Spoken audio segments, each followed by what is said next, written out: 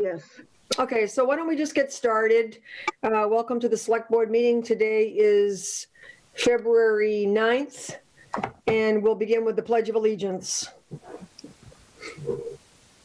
I pledge allegiance To the flag of the United States of America and to the Republic for which it stands, one nation, under God, indivisible, with liberty and justice for all. We're getting a little bit better with doing it in unison. All right, so Ed, would you like to read the preamble, please? Sure. Pursuant to Governor Baker's March 12, 2020 order suspending certain provisions of the Open Meeting Law, General Laws, Chapter 30A, Section 18, and the Governor's March 15, 2020 and March 23rd order imposing strict limitations on the number of people that may gather in one place, this meeting of the Town of Southampton Select Board is being conducted via remote participation. No in-person attendance of members of the public will be permitted. The effort will be made to ensure that the public can adequately access the proceedings provided for in the order. A reminder that persons who would like to listen to or view this meeting while in progress may do so by go to zoom.us/join. Hit join a meeting in the top right of the screen. Type in the meeting ID 837-9194-7740. Password is 261569. Hit join, and please be sure to mute your device when joining in. Note, to join in video meeting with cell phone, you will need to download the Zoom app from the App Store. Call-in telephone number is 646-558-8656, or by watching Public Access TV, Charter Spectrum, Channel 191. In-person attendance and public comment at Select Board meetings will be suspended until further notice. If you email a written public comment before the scheduled Select Board meeting, it'll be read at that Select Board meeting. If you email a written public comment after viewing something at a live televised Select Board meeting, it'll be read at the next Select Board meeting. Please send your public comments via email to selectmen@townofsouthampton.org. Please note that all public comments must be within the requirements of the policy on public comments listed in the open time for the public on the Select Board agenda. Okay. All right, Ed, thank you very much. Did somebody, hi, Matt. So the next thing on the agenda is the appointments. We don't have any public hearings, but we're going to have some appointments, and I'm just wondering if we should go ahead and do that or start with the reports from the Select Board. I wasn't sure if anybody else was going to be joining us. Should we move right into the appointments, resignations?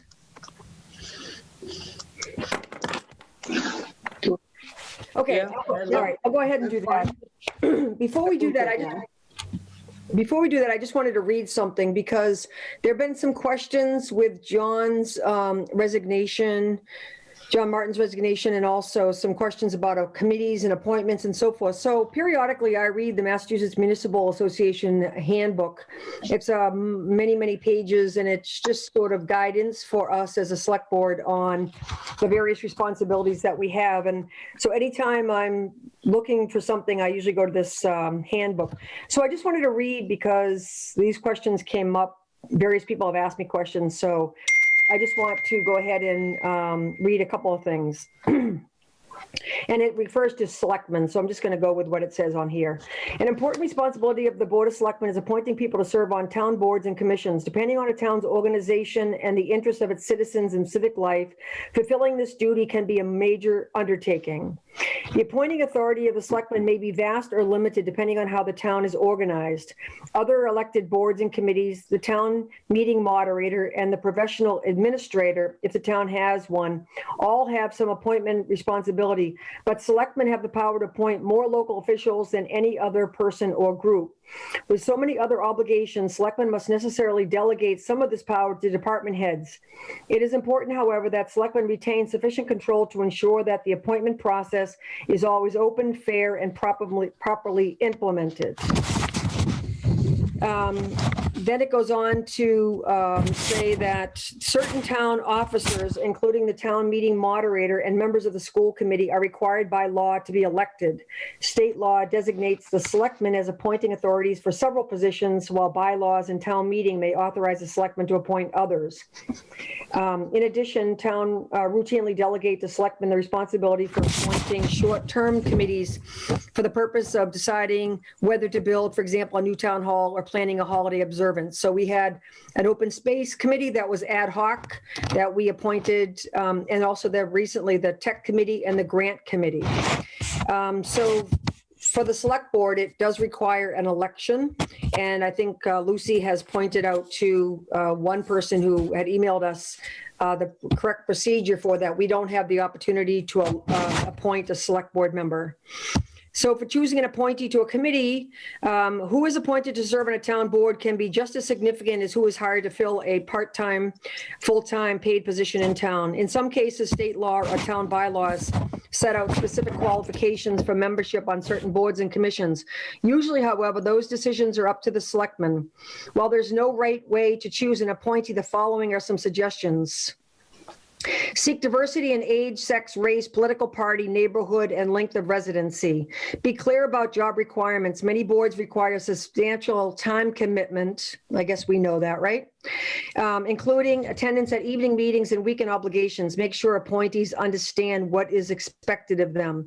Look for a mix of skills and seek a cooperative spirit. Boards function best when their members are willing to compromise. People who hold unshakable opinions or are argumentative can paralyze a board. Such persons can also cause other members to resign and can discourage others from even applying. So I just wanted to just read that. We have a lot of authority in appointing boards and committees, but we don't have the opportunity to appoint any school committee members, town moderator, or select board members. And so in the past, in my tenure here, I think we have sometimes made decisions that helped a board to be stronger, and other times, we took the advice of an existing board who was going to renew, candidate for renewal. So anyway, I just wanted to let people know that. And if you don't have a copy of the Mass Municipal Association handbook, I'm happy to send that to everybody. So with that, we have 2 resignations and 2 appointments, and so we'll take them individually. And I just want to start with John Martin, his resignation. Now, John, I don't know if you have actually done a resignation letter to the town clerk with a wet signature, but I understand that's what's required. Okay, if that's required, I will print off the email, do a wet signature, and put it in the mail to her. Okay. And I think Ed was going to read, if it's okay with you, your letter of resignation, because I think it was nicely written, and he has it handy. Sure. Be happy to. Evening.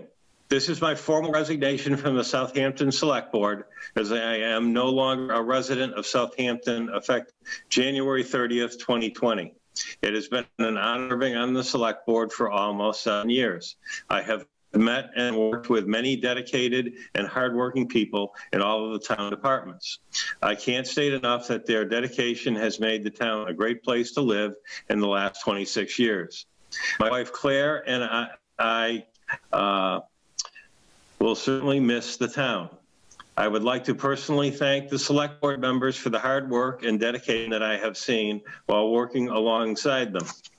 I can't list all the great people helping to keep the town running throughout the pandemic, but I would like to give special thanks to Ed Gibson, Chief Illingworth, Chief Workman, Rand Kemp, Lucy Dalton, Charlie Kinke, and Jerry Swanson for their dedication and hard work. Good luck and good health. John O. Martin. John, thank you very much again. And thank you as well for being part of the recent town accountant process, and also this disability analysis. It's been really, really helpful. So thanks for staying on as a consultant to help us through this. You're welcome. So would somebody like to make a motion to accept the resignation of John Martin? I move to accept regretfully, John's resignation. I'm sure he misses us already. Can I, What if can we I don't ask, can I ask a question? Sure. Ed, did I hear you say that it was effective January 30th, 2020? Let's say. Put the wrong date on it. Make that 2021. Okay, So he's got to send in a letter with wet signature anyway, so we can change that. all right. With the effect, I finished that then, thank you, with the effective date of January 30th, 2021. Right. And is there a second? Yeah, I'll second it. Okay. What if we don't approve you, John DeLee? Any further discussion? All in favor? Fishman, aye. Fowles eye. Roland, Roden, aye. Thank you. doesn't have the same ring. What's that? Oh, Doesn't have the same ring. who had seconded that motion? Chris I Fowler. did. Okay, thanks. Isn't Kathy Ingram doing minutes? Yeah, she is, but I still jot down some brief notes. Okay, sure. All right, so next working up is the resignation of Charlie Kinnicky from the Board of Health. It's effective March 1st, 2021. Do I have a motion to approve his resignation? So moved. As a second? I'll second. Matt and then Francine, any questions for the discussion? All in favor? Fishman, aye. Roland, Fowles eye. Fowles eye. And Grogan, aye. We have an appointment to the Cultural Council, Amy Paulus. She sent over her information. An artist, done a lot of work in Easthampton, and I believe this is a reappointment. Am I correct about that? Or is this an initial appointment? This is an initial appointment as far as I'm aware. Okay.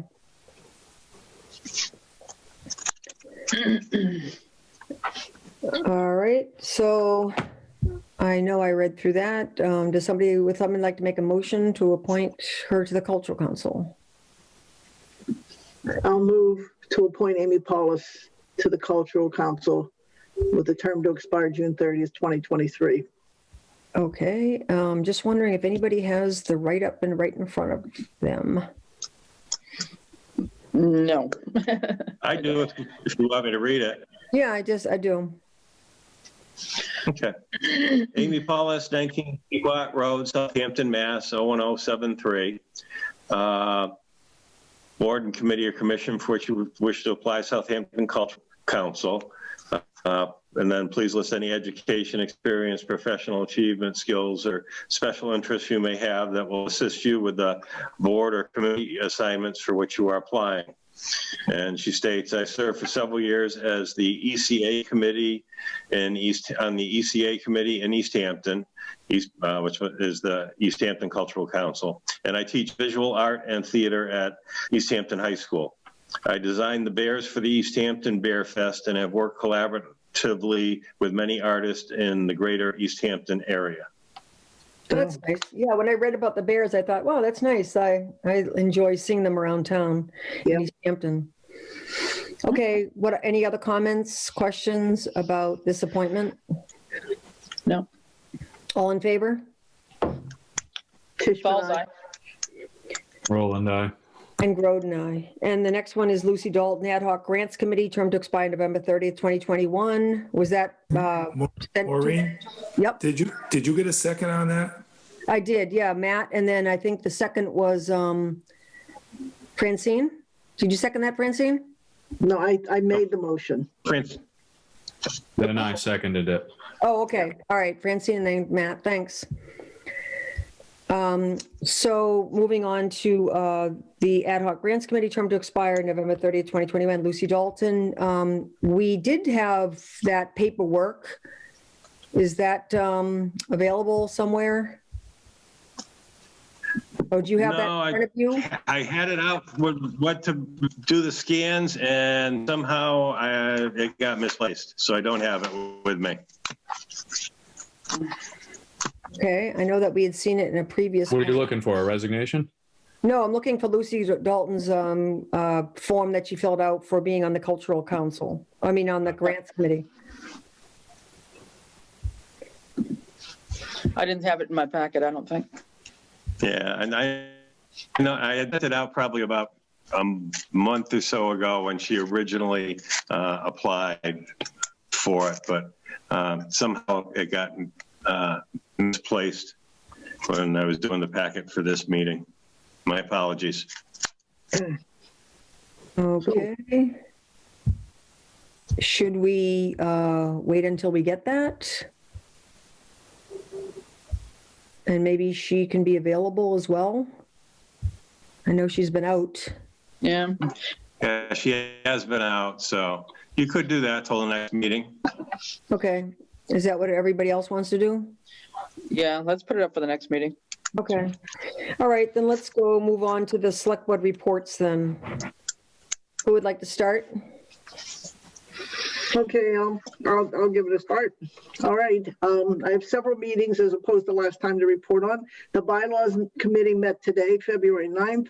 The discussion was of the status of the 10 bylaws that we've developed and have been approved by the select board, forwarded to the attorneys for review and before they can go to town meeting.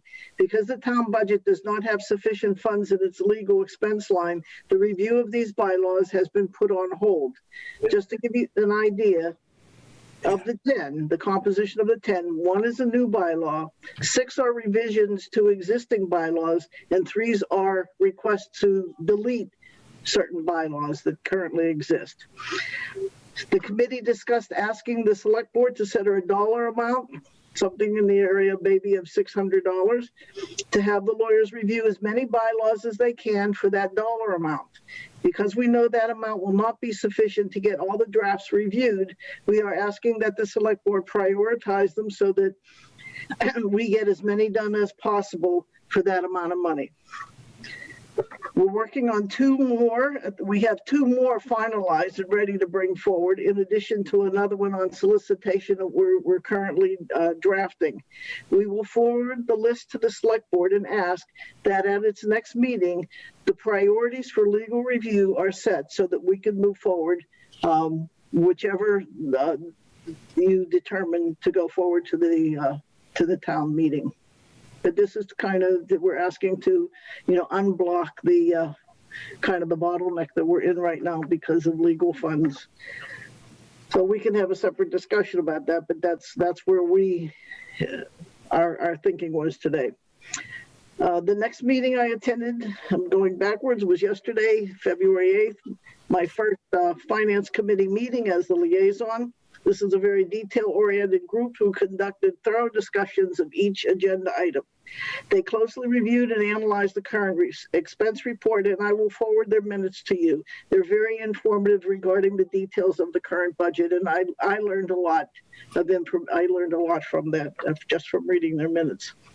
They approved the personnel requisition form for the assistant to the highway superintendent at a rate the finance committee calculated was within the fiscal year 21 budget. Most of the discussion was on fiscal year 22 budget process and meetings with department heads to gather information. The finance committee has scheduled to meet twice a week beginning February 22nd in order to review FY22 budget proposals, with each of the 13 department heads in order to finalize their budget recommendations by according to our schedule, which is set for April 1st. And at this time, before I go on to the next report, I just want to introduce Barbara Szymborski, who's here. She is the Finance Committee liaison to the Select Board. Okay. And also Ken Cole is here. I just wanted to mention Ken, who is chair of the Finance Committee. Yep. All right. My next meeting was the community preservation on February 3rd. They reviewed their fund balance in each category, which total approximately $1.1 million. They're working in collaboration with the Conservation Commission to possibly acquire 50 acres on Pomeroy Mountain, which abuts property already owned by the town. The CPC approved the funds to have the property appraised and will consider a proposal to purchase the property at a later date. There was discussion about the CPC providing $50,000, which is contingent upon the Concom receiving a state grant to replace the bridge in Manhan Meadows. The lifespan of the bridge is expected to be 75 years. The Concom also requested of the CPC $3,500 to print and mail brochures and other educational materials and posters to educate the public about the importance of the Barnes Aquifer to Southampton's water. We're hoping that through an application for the DLTA that they will fund the project rather than CPC. And then finally, a request for approximately $14,000 to conduct a historical study of a Massachusetts canal, the portion that runs through Southampton. We would be joining 6 other towns and cities in this effort. That's the conclusion there. The next meeting is scheduled for March 3rd.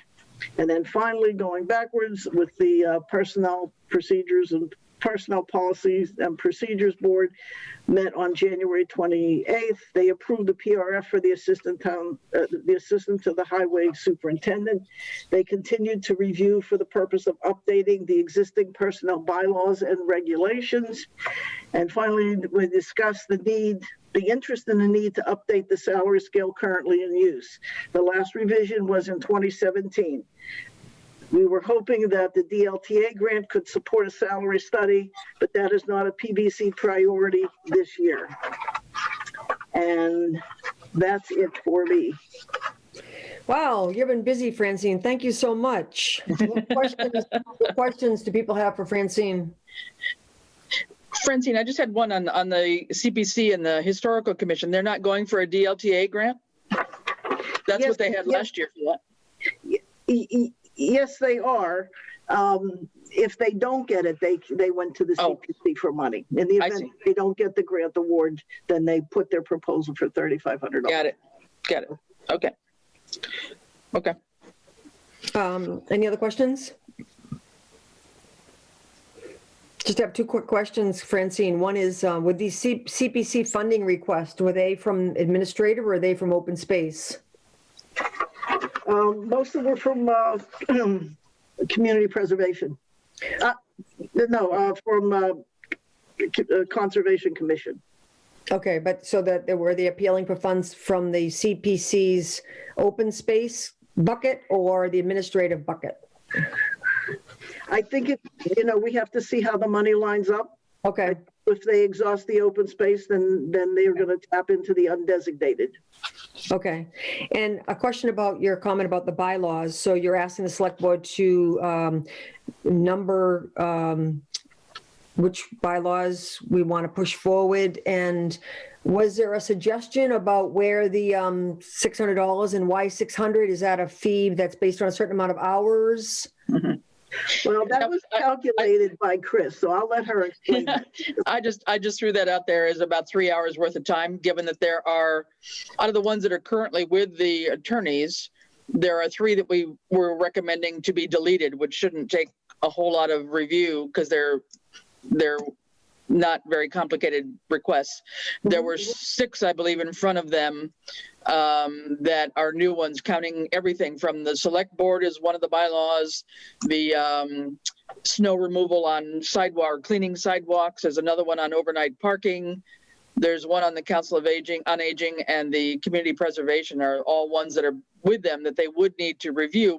We passed them at select board, but not yet at the AG, but we were hoping to get them reviewed so we can get them scheduled for a special town meeting or whenever. So basically 6 with a fair amount of review. It was just trying to just dump it out at around that amount. So just 3 hours or so worth of time was a guess. Okay. So just to start somewhere. So we could theoretically make a motion to approve based on available funds I mean, is there a suggestion on where the money would come from if the budget for the attorney is planned or depleted? Is it pending availability of funds, or are you suggesting that we would find the money somewhere and make a line item transfer, or? No, I think I was suggesting that we allocate that amount out of the legal funds that we currently have and say we Okay. put the limit on it so Okay. that it doesn't go crazy, because we know that we've got other priorities that are going to be costly. But Okay. if we don't move sometime on some of these bylaws, there's really not much point in moving forward on our committee. So Okay, I was just wondering, because Ed, could you let us know then if we're going to be getting a list of these bylaws? Can you let us know what exactly, I think we have the expense report, so we can, it's on the agenda for tonight, so we can look at the legal line and just see what's left and make a decision from there. Because obviously the warrant would have to be approved before the town meeting, and what other anticipated Right. legal expenses we have. right, true. Okay, Sure. all right, So thanks. just to get it moving, that's all. That was the Okay. idea. Yeah, I mean, if we make longer on some of these things, they're going to be dated, and we're going to have to start all over again. Right, right. Okay. Yeah. Okay, Matt, as a school, you want to talk about the school? Yep. So the big one that's worth just chatting about is Hampshire Regional, approved their preliminary budget, which, it's not their final budget, but it is their preliminary one. At this point, Southampton's allocation increase for that is in the neighborhood between $60,000 and $70,000, which on the outside, looks like a great number, right? I mean, I think it's 1%. So that's great. And that's simply, the way that shakes out is, 5-year rolling average and enrollment, the changes that are associated with that. And then there's this funding formula that's handed down from the state too. So there's a bunch of moving targets within there. So that kind of helps us out for this year, but it's I want to just kind of point out the overall increases to their budget this year. Now, and Tammy's on here right now too, so hopefully she'll correct me if she feels like I'm wrong or also not classifying it correctly. But the overall increases of their budget are over $700,000 this year. On I think around a $15 million budget, so it's almost the size of our town. That budget, and when you all toll that's 4.35% increase overall from last year. Now the way that they're making up for this is they're using in an unprecedented year, which I don't disagree with this methodology, but I want to make sure that we all understand this, because it has the potential to add basis to an equation that ultimately you're using percentage math again on the following year. And so, this could catch up to you if not, if some of these increases aren't factored into next year, so to speak. So the 700,000 increase is 4.3% of their overall budget, which obviously in a vacuum is not a sustainable math equation when we're stuck with Proposition 2.5. Mm-hmm. With that being said, if you back out one-time expenses that they're using school choice and excess and deficiency funds for, you're looking at an overall increase of I think it's just under 2.5%, which the argument can be made there that the budgeting is sustainable because it is under Proposition 2.5.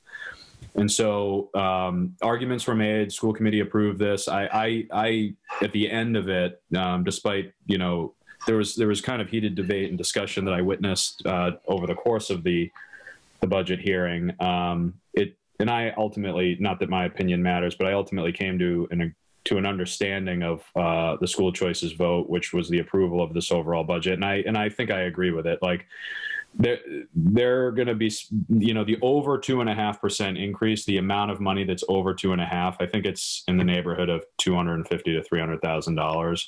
They're using a combination of school choice funds and excess and deficiency to pay for.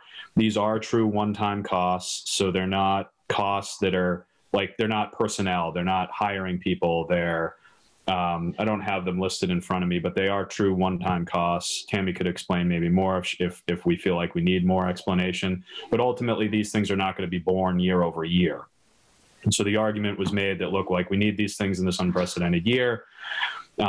Next year, these things will fall off, which I think we need to remember and be cognizant of, because at the end of the day, their basis and their budget that's been approved is going up 4.3, 4.4%. If we don't take them at their word that these one-time expenses come out and they add to the basis next year, well, then we're building 2.5% off of a much larger number, if that all makes sense to you folks. $700,000 increase on a budget that's basically the size of this town. Like, I think we know, having been on this board now for 3 years, like, that's a huge increase when our town can only bear, say $350,000 of increases per year. So with that being said, I think it was a good discussion. I think they arrived at a decent number. They are using some excess and deficiency and school choice funds to get the things that they need for this year. And then otherwise, their contractual increases and their increasing costs that are fairly automatic are still underneath the 2.5%. And Southampton is bearing about $60,000 of that, so about 1%, and that's because of the math of all of this. So if you folks have questions, I mean, I know we have Tammy here. I also have some details in front of me as well, if you feel like you want to discuss that further. Questions for Matt? How much are they taking out of E&D? I think it's between 250 and 300,000. And they're obligated to not have above how much? Well, that's 5% of their overall budget year over year. They can't carry that forward. They can't carry that. That's a pretty good amount to take out of E&D.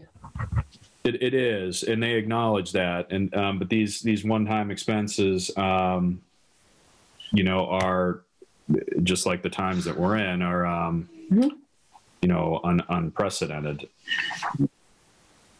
And the remainder they're getting from school choice?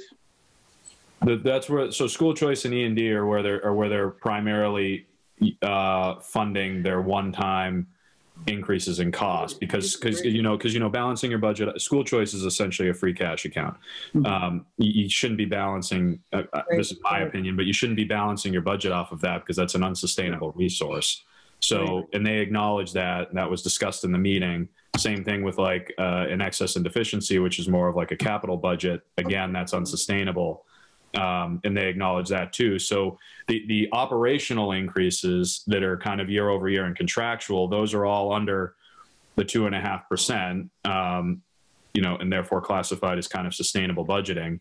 And then the things that are over, to use the word promise, I don't know, promises, I guess, mean different things to different people, but like those things are not supposed to be year over year expenses one time and not happening next year. And therefore, will be backed out and hopefully picked up on by the school committee and also the other people that are watching, so that they don't remain as line items in the budget, if that makes sense. That's the important part right there. We have a revolving elected boards here, and we just have to remember that, their budget is going up 4.3%. It looks really good that it's 1.13 because it's Southampton's obligation out of 2.5. But, be clear about this. That's $250,000 to $300,000 coming out of a E&D account that has been a bit of a, bank. Yeah. For the school. Well, it increases the basis so much that when you do 2.5% on top of that basis, if you don't back that out, that's an obscenely large number. And then next year it's a big whammy.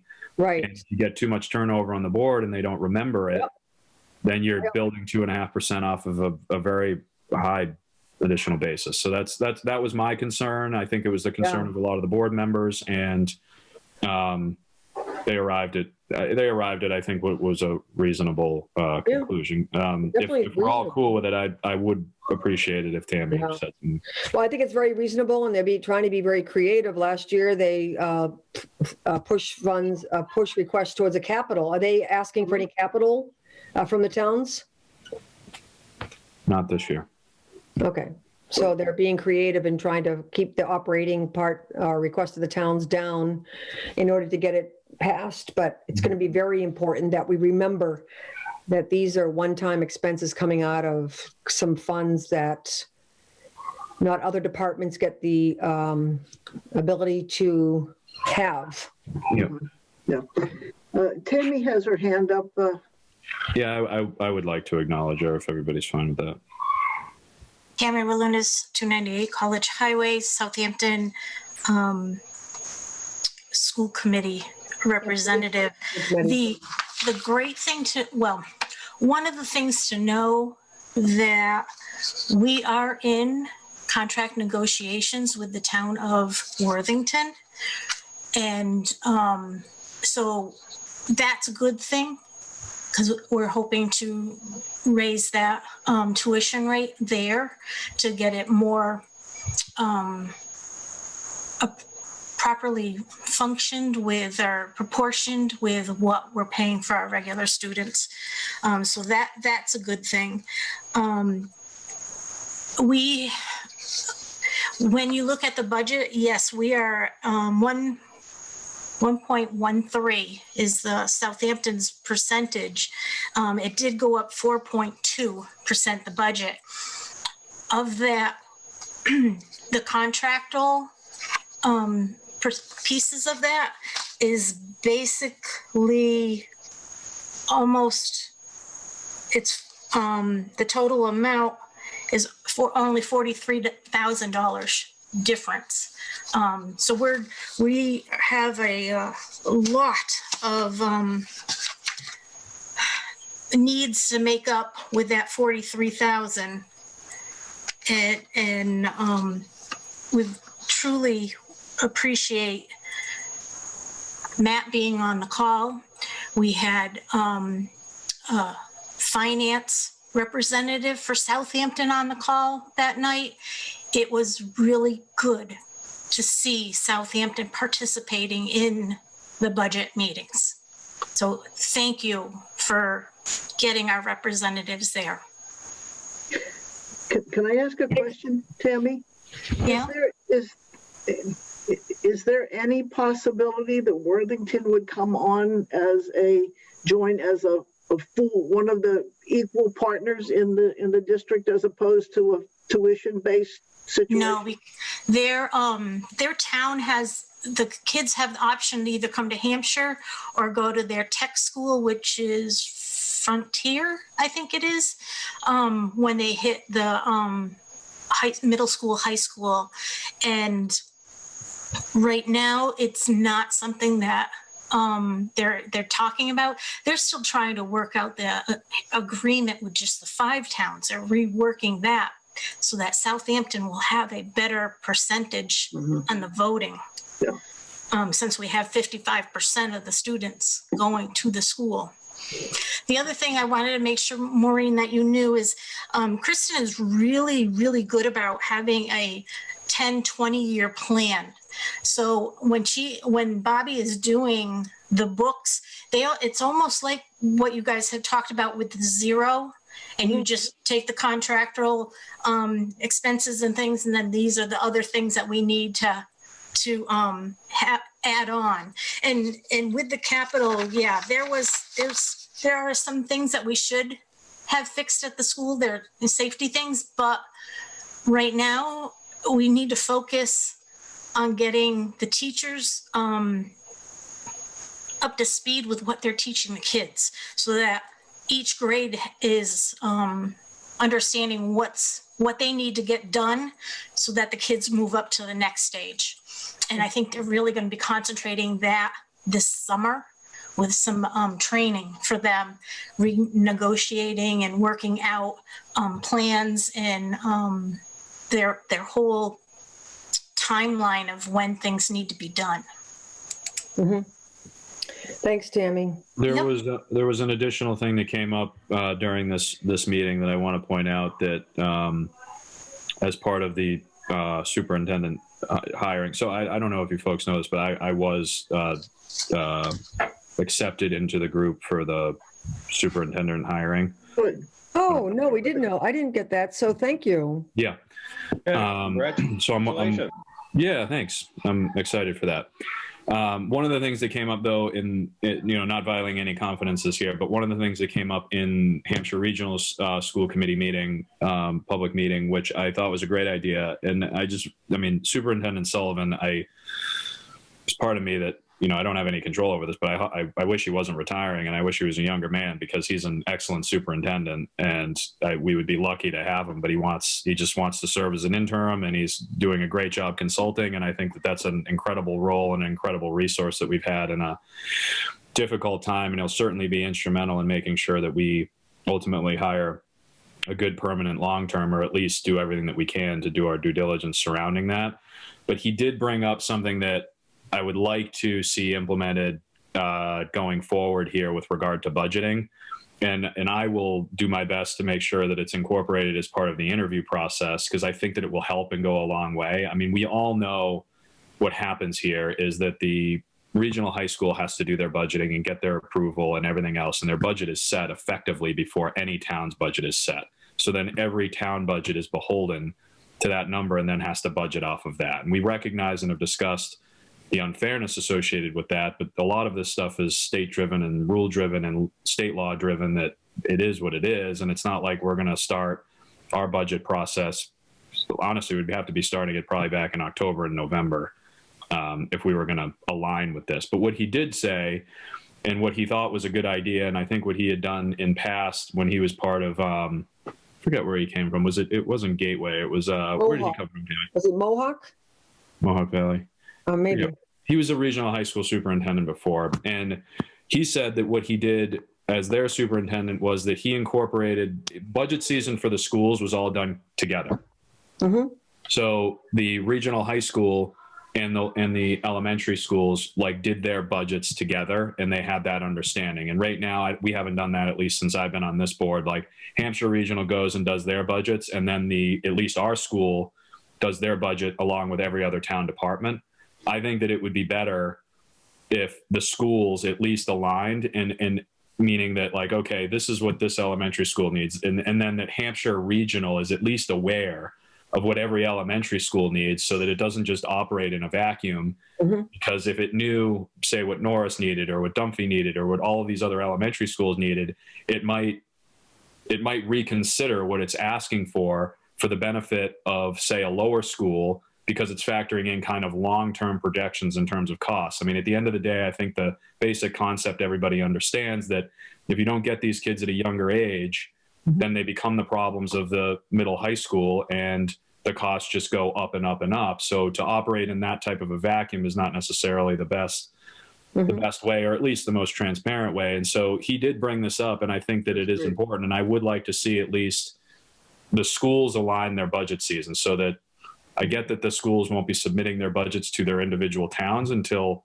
much later, but at least the regional high school, in making its decision, is well aware of the needs of each of the elementary schools, so that, it's not impeding that progress, so to speak.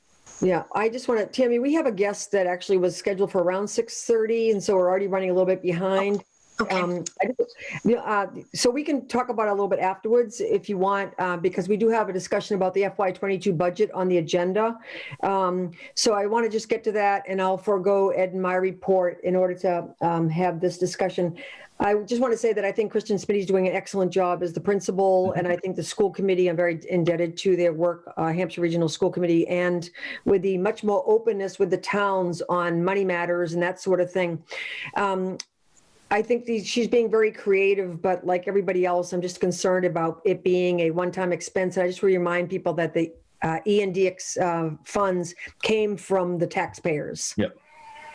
So just that's not, somewhere out of didn't come from the sky. So anyway, we can pick this back up again when it comes to the discussion on the agenda for FY22. Tammy, if you can just hold that till then. I just wanted to see, I don't see PQB here. They were going to have a joint meeting for this presentation. You want me to finish with Norris or not? Oh, sure. Okay, we can finish if it's okay with you. Is that okay, Jim? Yep. Okay. So we'll finish with Matt's report, and then we'll wait from Ed and mine. Okay. Yeah. So the short one out of Norris. I mean, they're working to get They haven't got second grade in yet, to my knowledge. They may have started that this week. I know that it's on the docket. They're getting the extra teacher lined up for that to make sure that they can still maintain the 6 feet there. So hopefully, if not starting this week, like next week, like it's that soon, they'll have preschool through second grade in 4 full days per week with Wednesday cleaning, and then they'll still maintain hybrid with grades 3 through 6, with the add-on being side-by-side learning, where it's 4 full days of continuous education because they're teaching all the way through, as opposed to having to teach the same topic twice. For the topic being like whatever it is on Monday, Tuesday, and then they have to teach the same exact thing Thursday, Friday, which is what they've been doing. Now they'll be able to, with the cameras that they have, be able to teach continuously, so that they don't have to teach the same thing twice per week to 2 different cohorts, if that makes sense. And then there was one other update there. Then they're starting the discussion. It's very preliminary, but it's worth just mentioning, and I think it's healthy and spirited discussion, and they're digging into some medical journals and things that the science is stating about this, but they're starting to have an overall discussion surrounding reducing the 6-foot rule to basically make an attempt and a move towards getting more and more people back in. And this is all just, this is all just focused on children. Basically, obviously we recognize that there's 6 feet and with adults and stuff like that, and recognize the teachers as well. But this discussion obviously needs to take place as we progress further and further in the year and closer to the fall, especially as more and more people get vaccinated and rates start coming down. So they're starting this. It's an agenda item that's going to be ongoing. No decisions have been made, but and obviously they'll be working with administration and teachers unions and stuff like that to sort all of that out. But just mentioning that. That's it. Thank you. Any more questions for Matt? No, just a quick comment, Matt. I know we had done quite a bit with the CARES Act money for Norris, and I'm hoping that they've put in whatever they need to put in to get their funds that they've been doing out with it. Okay. Yep. The side-by-side learning, the iWaves, like all of that. No, I know we approved it, but I'm hoping that they've put in their paperwork to get to get this dealt with through Ed and the CARES Act. Many people had to turn in receipts to get reimbursed for things, etc.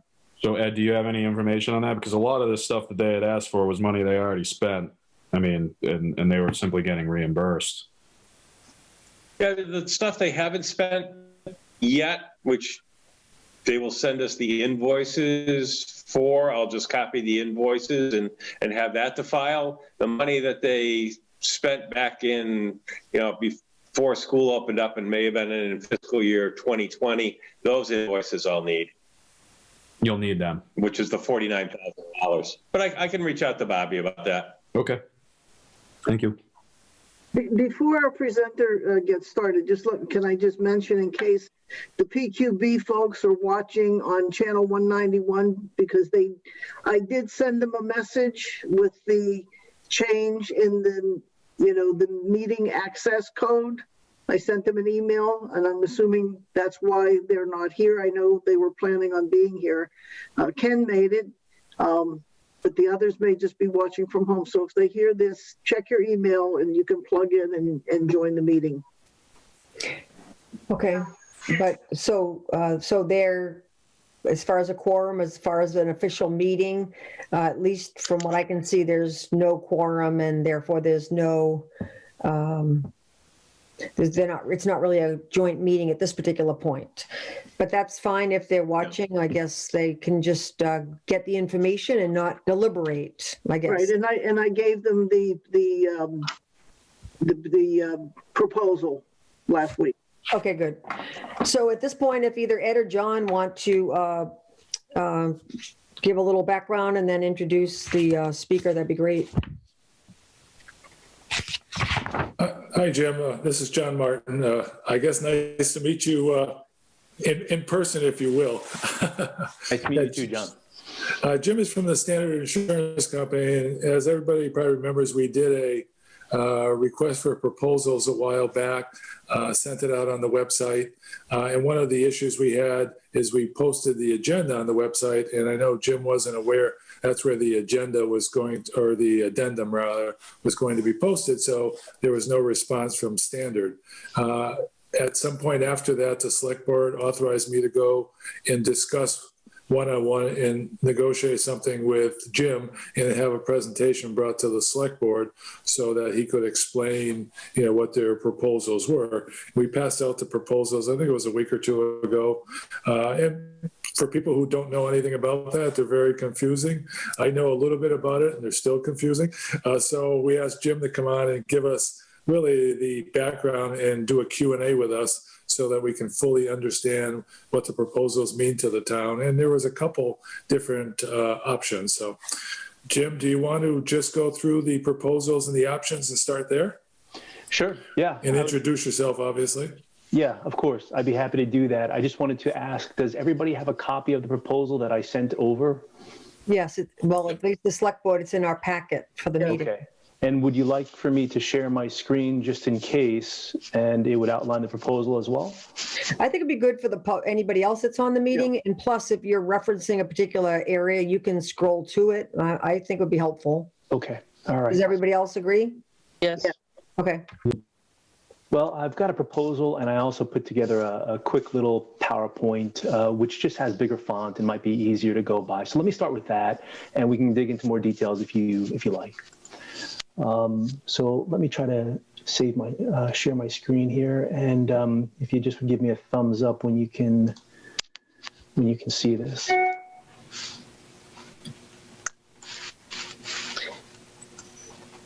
Yeah, good. Hey, Rini? Yep.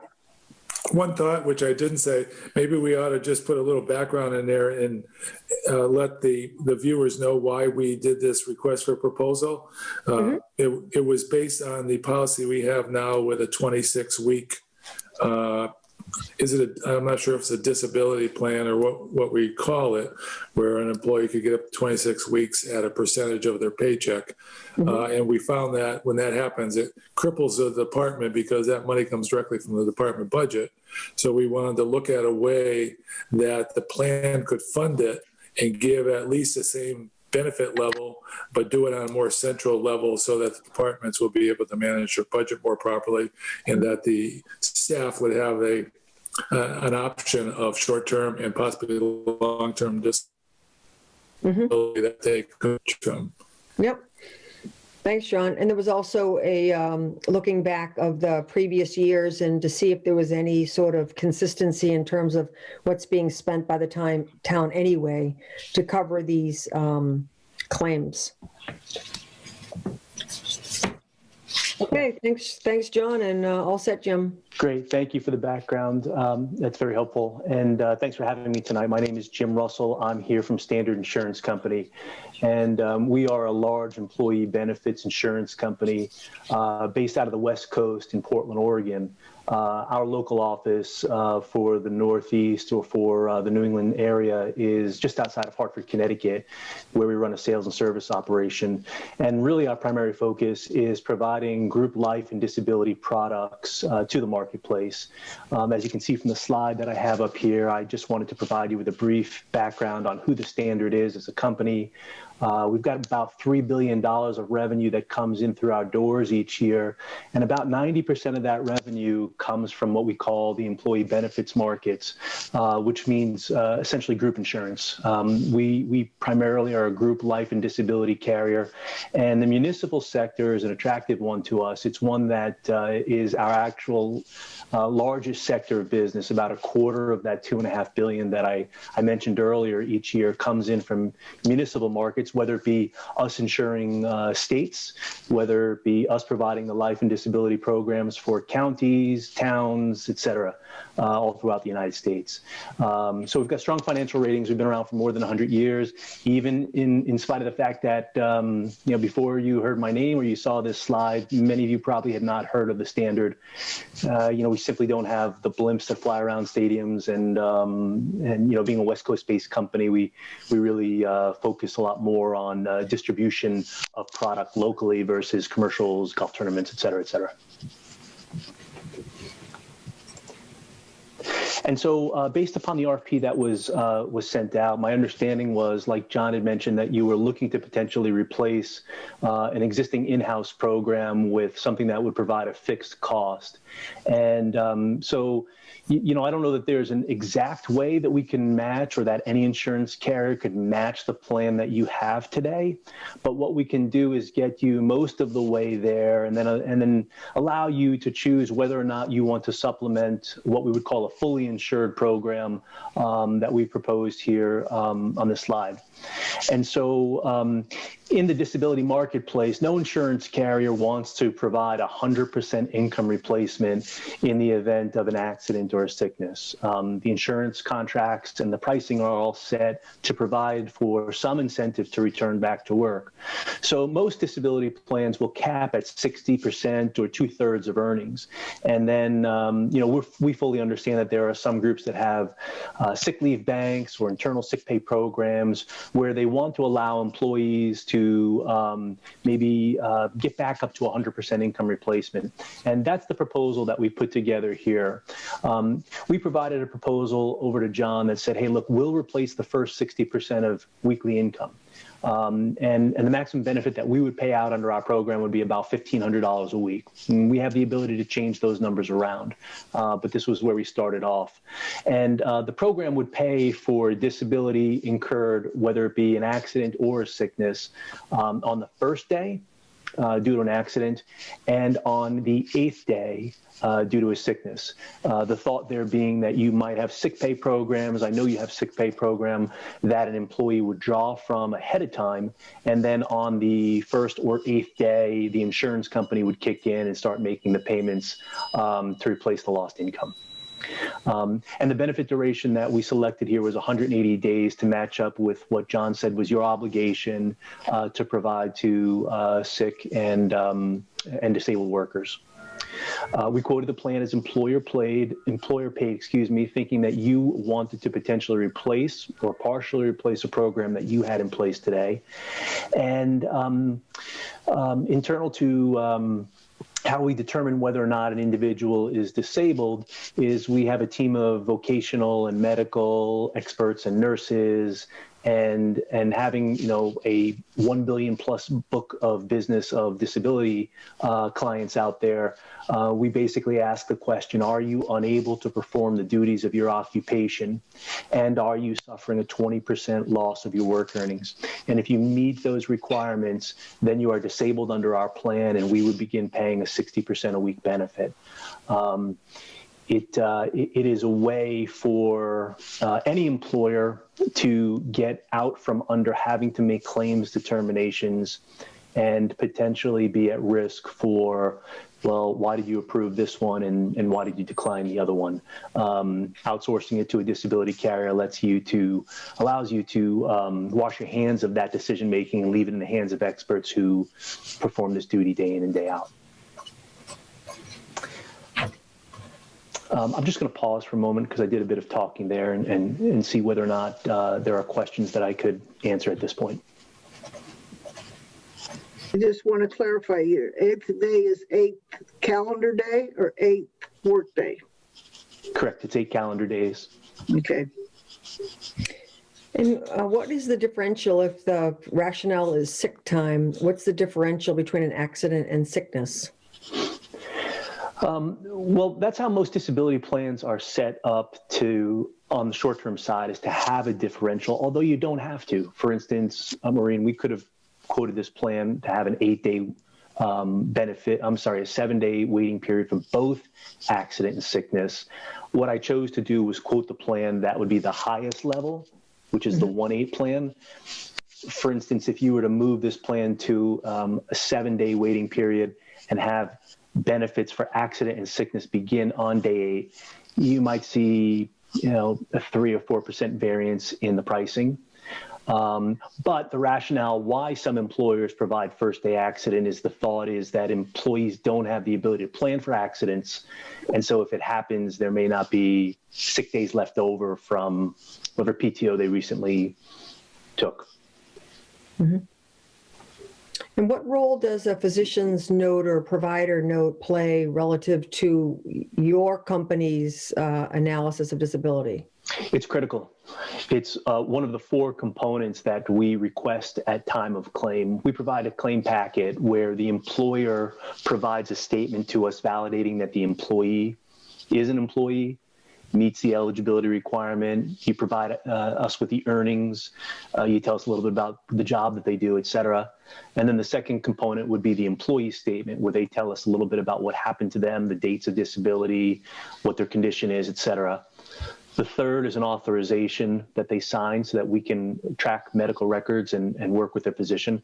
And then the critical piece is that fourth piece, is the doctor's component, which we work with the physicians. We provide them with a claim statement.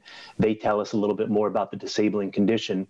And then we, as the disability carrier, match that disabling condition with the occupational requirements to see whether or not that condition is preventing somebody from working. Thanks. Sure.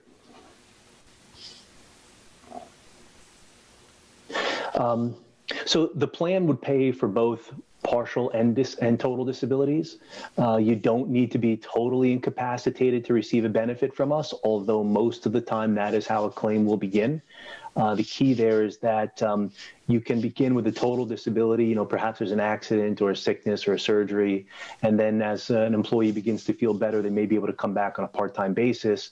And I want to emphasize that our plan allows for that and encourages that, so that you can get people back to work and not be short-staffed, et cetera, et cetera. So there's never a situation where it's a black and white and, hey, if I give it a try and go back to work, I'm going to lose my 60% payment from the standard. And the other piece that I wanted to point out, again, because you have an existing program, and I believe that you have an obligation to provide 75% replacement to the employees, is that you can supplement the payment that we're making. Like I mentioned earlier, it's not a disability carrier's appetite to replace 75% of income. So we will typically cap at 60 or 66 2/3, and then allow you to pick up the variance if you so choose to. And ideally, what we're doing is we're providing a program that allows again, you to withdraw from having to make claims determinations, and then you follow our guidance on, yes, this person is disabled. This is how long it should last based upon the physician's notes and our experience and the occupation that they perform. And then you would act as the potential supplement to kick in above and beyond if you elected to. Some employer groups allow employees to make the choice on whether or not they choose to supplement the disability payment. Other employer groups will say, hey, look, we've already got a generous sick pay bank out there, and you need to draw down on that accrued sick pay bank before or at the same time that you're waiting for STD benefits. And, every group is a little bit different. And, that is something that we could work with you on to design a plan that provided the maximum efficiencies and understanding what your overall goal was. The plan came in based upon the number of employees at your group and the earnings and our liability at a monthly cost, a fixed cost of $1,134 a month. We guaranteed that rate for 3 years. And essentially that means is that in 3 years, we would then go back out and ask for a new census of your employee demographics, and based upon those demographics, we would rate the plan and decide whether or not we could hold the cost or if a raise was necessary, and every once in a while a decrease is in hand as well. We also quoted a second plan where we pushed the elimination period. That's the first day accident, 8th day sickness. That's how long you need to wait before benefits are payable. We ran a second program where we pushed that period out to 14 days. So that benefits were payable for both accident and sickness on the 15th day. And that dropped the monthly cost down to a little bit under $900 a month. So you can see about a 20 to 25% variance there. And again, if a group has a fairly generous sick pay program and you feel comfortable that people have 14 days accrued and that might be a plan that dovetails and picks up after that accrued sick time is utilized. And the benefits is still 60%, right? That's right. That's right. No changes there, just the elimination period change. And then finally, I would point out that, there is no medical underwriting for these plans. The power of a group program is that by gaining numbers, we're able to offer the benefit without going through underwriting. So there would be no medical underwriting. Nobody would be precluded from having insurance. If you decided to move ahead with this type of program, all employees who met the eligibility would become our liability. We would list bill you every month based upon their earnings. You would pay premiums on their behalf. And again, as claims were incurred, you as the employer would work in unison with the employee to position them towards us to file for their claim. And then we would work with them individually. We may have to come back to you from time to time if there's conflicting information, but most employers want to make sure that their employees are taken care of. And so, typically it's a partnership between those three parties. And lastly, there's no pre-existing condition exclusion under this plan. So, literally you could have somebody who was getting ready to go out on maternity leave, and everybody at the group knows and can see that this person is going to be out of work for a while and technically meet the definition of disability. And we would not exclude for that based upon the way that the plan works and how we price the program. Is there a standard period of time for maternity? Yeah, typically a maternity claim is payable for 6 weeks. That is the rule of thumb with a vaginal delivery. It's 8 weeks if it is a C-section. And then complications and every case is on its own merits could extend beyond there.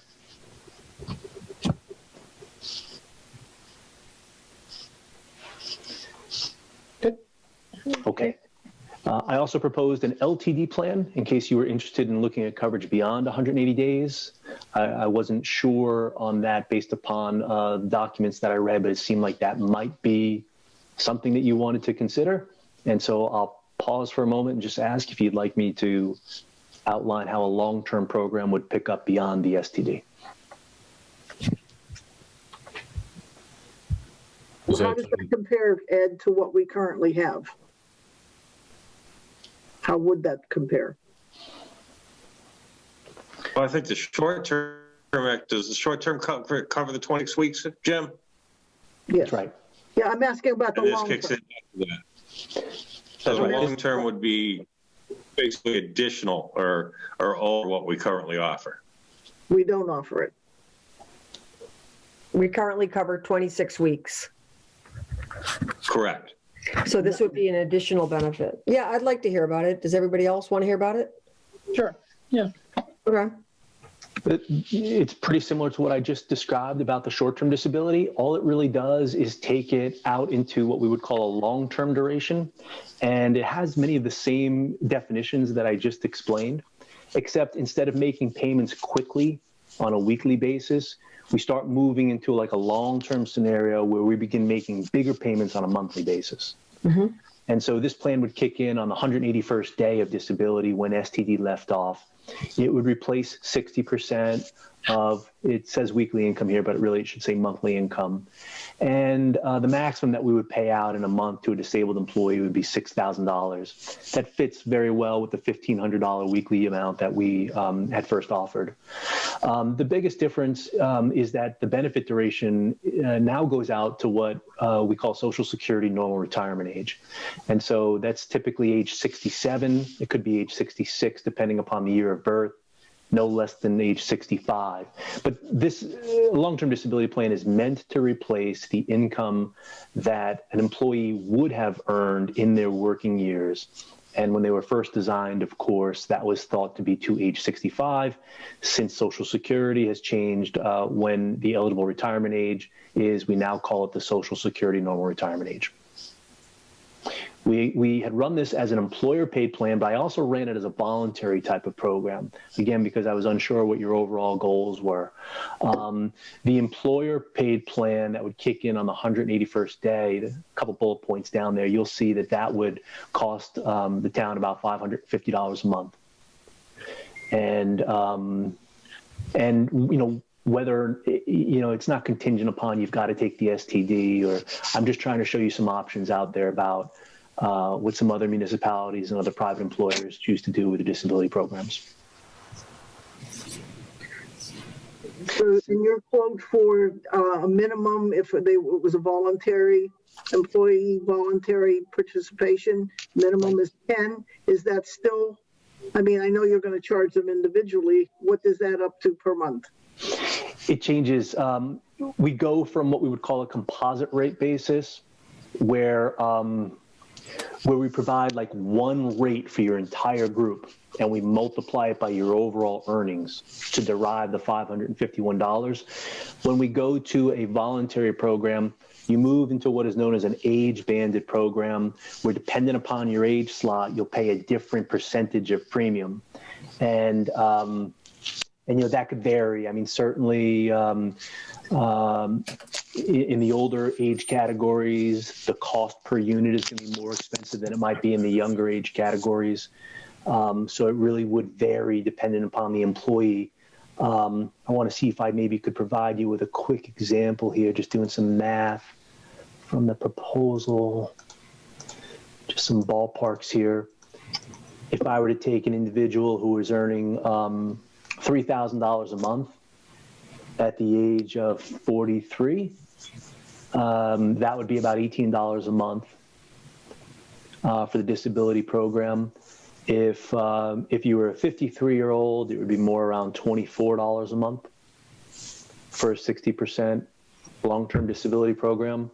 And if you were a 33-year-old, the cost would be more in line with $9 a month for an individual earning $3,000 a month. If the individual is earning $6,000 a month, double all of those. But I hope that gives you some ballpark on what you might be looking at for an employee outlay.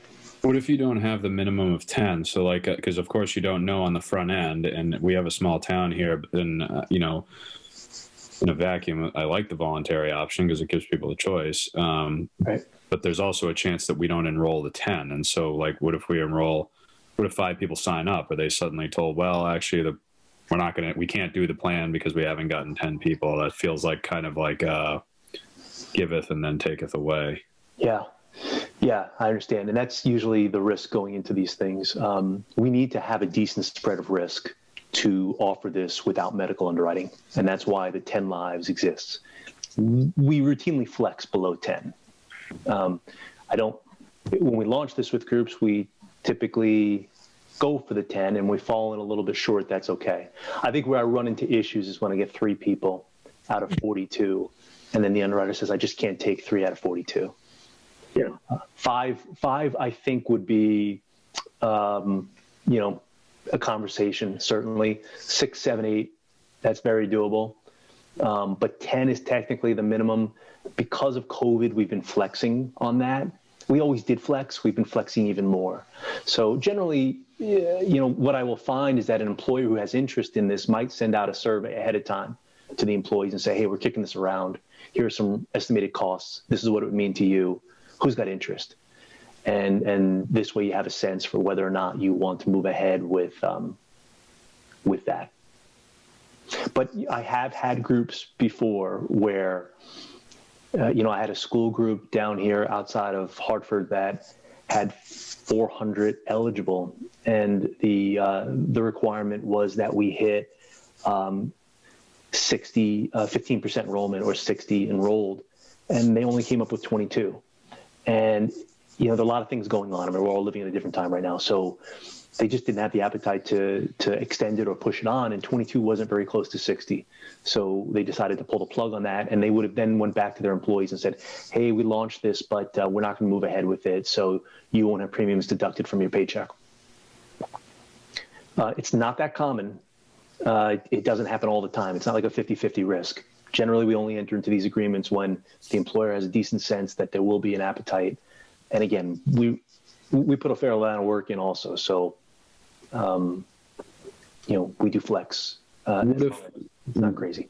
What if there was a component for medical underwriting with this voluntary one? And I guess the reason why I asked that is just personally speaking, like I can sign up for long-term disability at my company, but there's medical underwriting. So, Right. I mean, is that an option to, and then obviously I would imagine that the league minimum would not be there if you did medical underwriting, wouldn't you?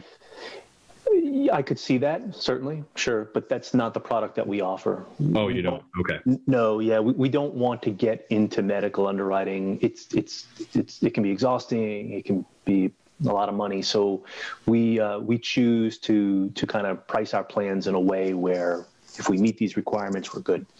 Okay, understood.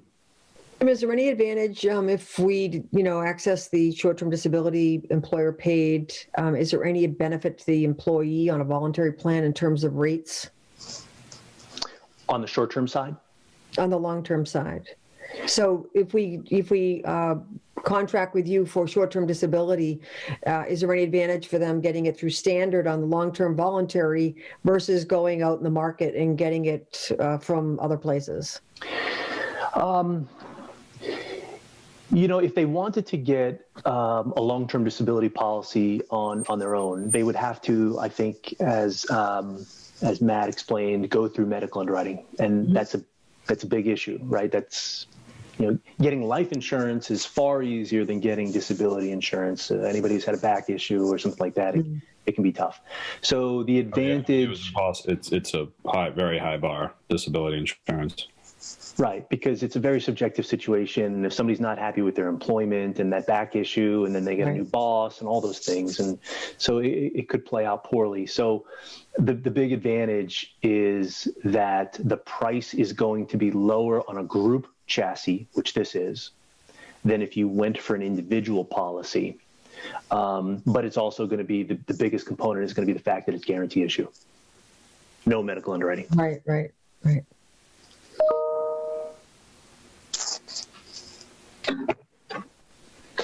The one thing, though, I do have to call out is that although there is no medical underwriting on the long-term disability plan, there is a 312 pre-X on the long-term disability piece, not the short-term. And that exists in our marketplace. That is common. There's really nothing you can do about that. It is the insurer's way of saying, if I'm going to take 10 out of 42 people and not be able to ask them any medical questions, and they don't have any coverage in force today, I need to at least protect myself so that I don't get a claim immediately right out of the gate.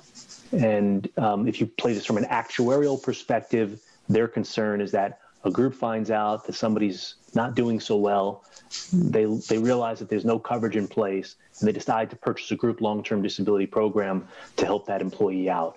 Well, the 312 says that if you become disabled in the first 12 months of our coverage, we have the right to look back and ask, did that person have a pre-existing condition? Was there a known condition in the 3 months prior to when you put the plan in place?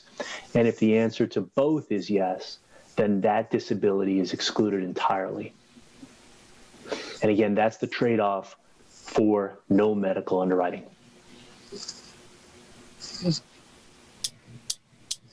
So I just want to call that out. And certainly if you were to go down a voluntary path and we were to hold a webinar and explain to employees the need and all that, we would be pointing out, hey, look, you've got a pre-X in here. And after 12 months, you're all set. But for the first 12 months, just keep in mind, we have the right to investigate.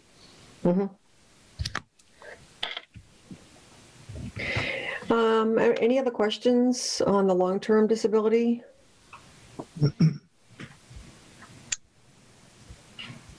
No. Any other questions about either one? No. Pretty clear. Okay. I'm just curious if anybody from the Finance Committee has any questions that they'd like to raise about what Jim proposed.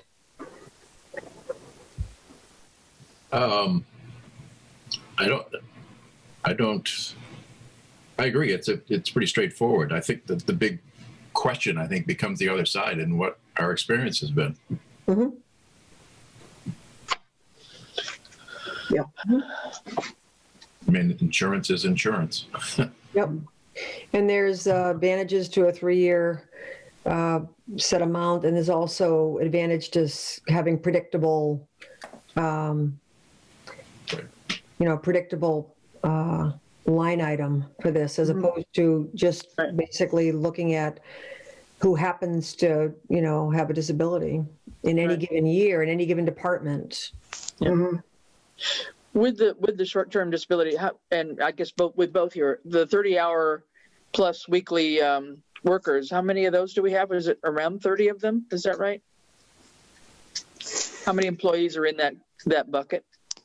Yeah, I think I had 36 employees eligible 36. on the census that I received. We have the ability to write it at 20 plus hours a week. I don't know that the census was clear exactly who had 20 and who had 30, but there's some flexibility in that number. The thing to take away from here is, we're not interested in offering plans that only have an 8-hour work week requirement, right? We have to have a certain number to make these plans work.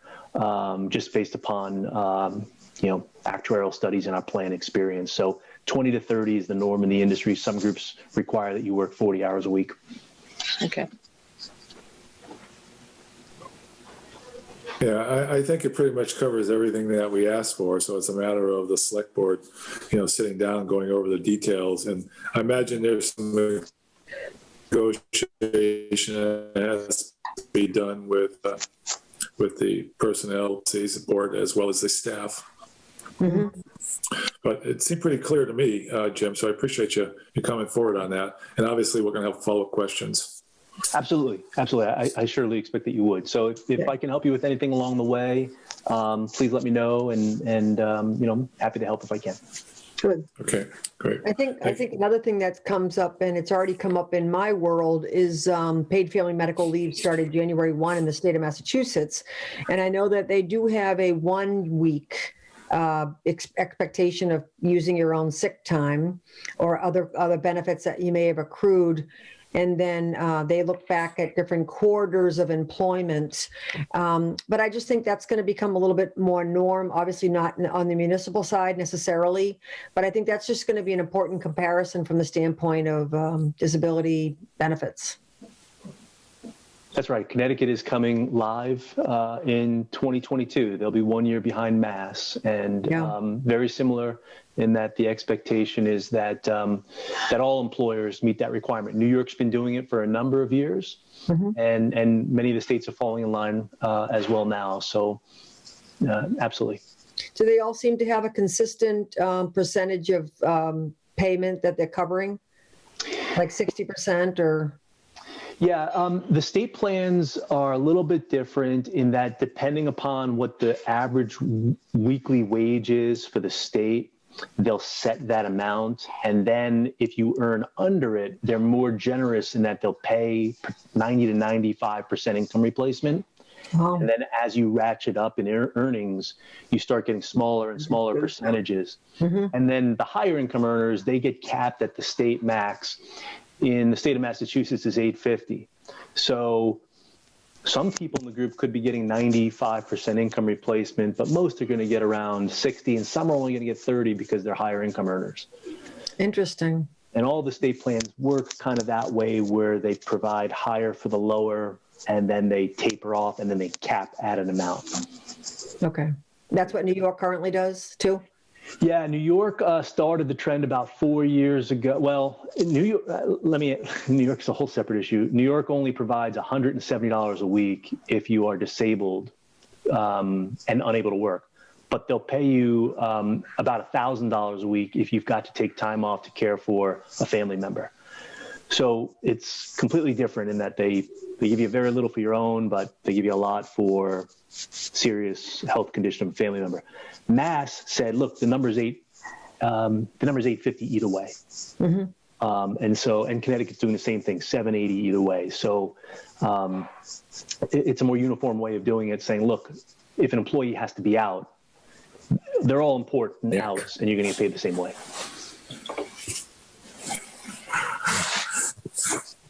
I just think it's important to recognize that this is going to be much more of a norm for employers and what employees come to expect in terms of benefits. Right. You might have employees who have friends who are now paying into that state plan right now. Yep. They're getting money taken out of their paycheck, and maybe they have to file a claim at some point. They go through that process, Right. telling their friend about it. And yeah, that's right. That is going to be the way, is that there's another entity that makes that decision on your behalf. Yeah, so Rini, I agree with that, but just to make sure that I'm clarifying what you're saying, I think what you're saying is that it's offered, not necessarily funded.